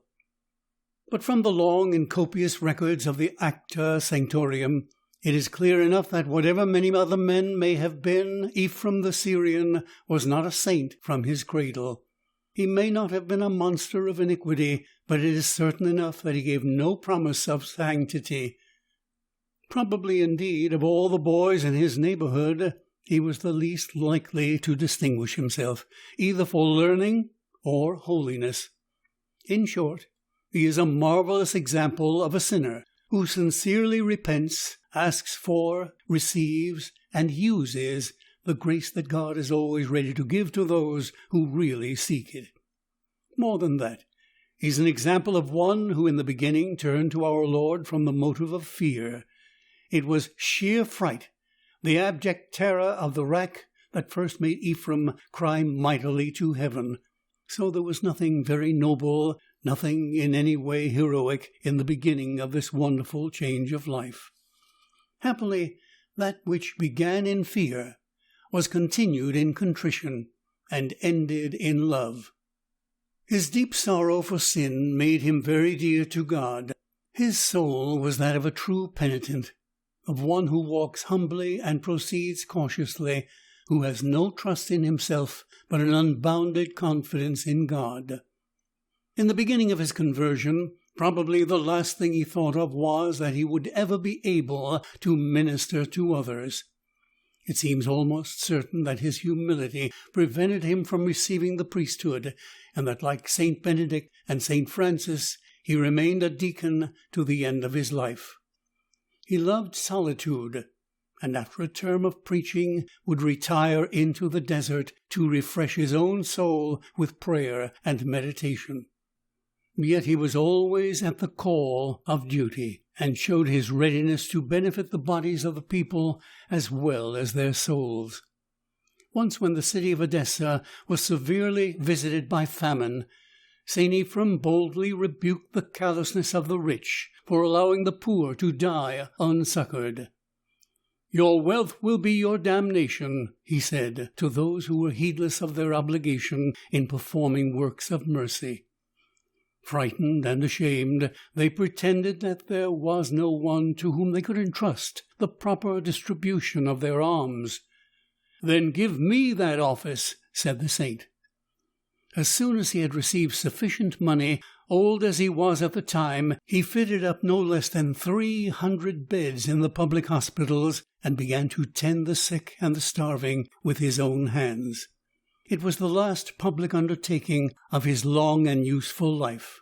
It was as though the great God had kept him alive until the cessation of the famine, for when his services were no longer needed, he returned to his cell and died after a few days' sickness. At the time of his death, which took place about the year 378, St. Ephrem had reached a very advanced age, but the date of his birth is not known. Ancient writers tell us that he was very tall, and that his countenance was singularly sweet and beautiful. In his old age he stooped considerably, and though his eyes were often swimming with tears, his features were wonderfully calm and serene. His devotion to the adorable sacrament was very great, and among the last words that he wrote we find the following: "Entering upon so long and dangerous a journey, I have my viaticum. Even thee, O Son of God, in my extreme spiritual hunger, I will feed on thee, the repairer of mankind. So it shall be that no fire will dare to approach me, for it will not be able to bear the sweet saving odor of thy body and blood." With his last breath he preached, and the entire population of the city crowded to the door of his cell.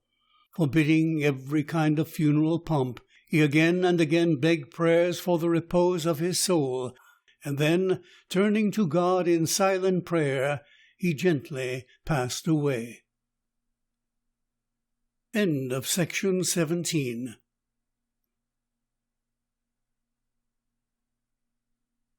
Recording by Larry Wilson. Melor of the Silver Hand and Other Stories of the Bright Ages by David Bearne. The Bishop's Dinner. Robert from his country cell obeyed the big cathedral bell. Bishop of Rheims, and the monk was he, famed for his blithesome sanctity. Walking slowly as he was wont, his server laddie marching in front. Returning home through street and square, the saint recited his office prayer. A rich man met him, and thus did say, "My lord, pray dine with me to-day. Dinner is ready, the board is spread. Come in and bless our daily bread." "To-day I may not dine with you, for a holy mass I am overdue," smiled the good man. "I must hasten back, for as yet the bread of heaven I lack. Then if with me you may not dine, you shall have at home a dinner fine. A client has brought yon big fat goose. Here, lad, take this, and don't let it loose." Struggled the boy with the cumbrous bird, tightened his arm the goose to gird, and ho, he waileth, well a day, for the crackling monster had flown away. Loud was the cry of the server child, soft was the voice of the bishop mild, to console the lad, his only care, till he resumed his morning prayer. Presently every passer-by saw a big bird high up in the sky, saw a great goose come fluttering down over the roofs of the ancient town. Soon o'er Rigobert's holy head hovered the goose that lately fled. Soon it lay in the city street, prone at Rigobert's saintly feet. Then the boy with a gladsome cry recaptured the monster eagerly, brought it safely to Gemmacoeur, right to the bishop's very door. But not for the spit was that goose designed, on it the old saint never dined.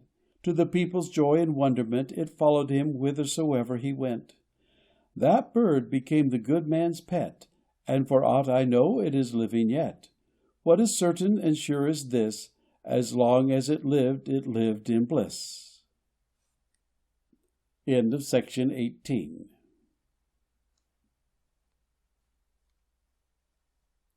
Recording by Larry Wilson.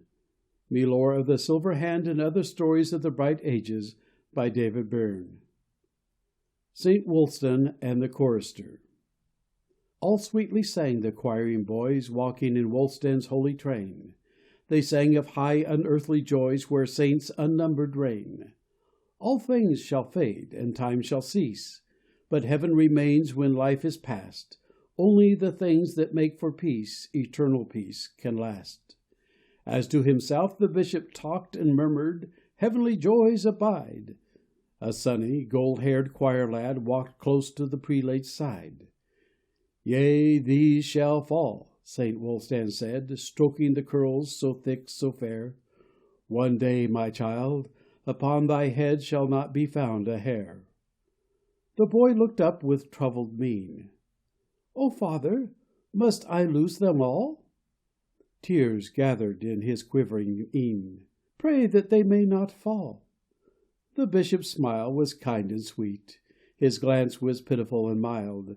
An inward prayer he did repeat, blessing the singing child. While Wulstan lives, my little son, you shall not lose your curly shock. From off this head shall fall not one soft, silky, golden lock. Years fled, so old-time writers tell. True was the thing that Wulstan said. From the grown man not one hair fell, until the saint was dead. End of section 19. End of Melor of the Silver Hand and Other Stories of the Bright Ages by David Bearne.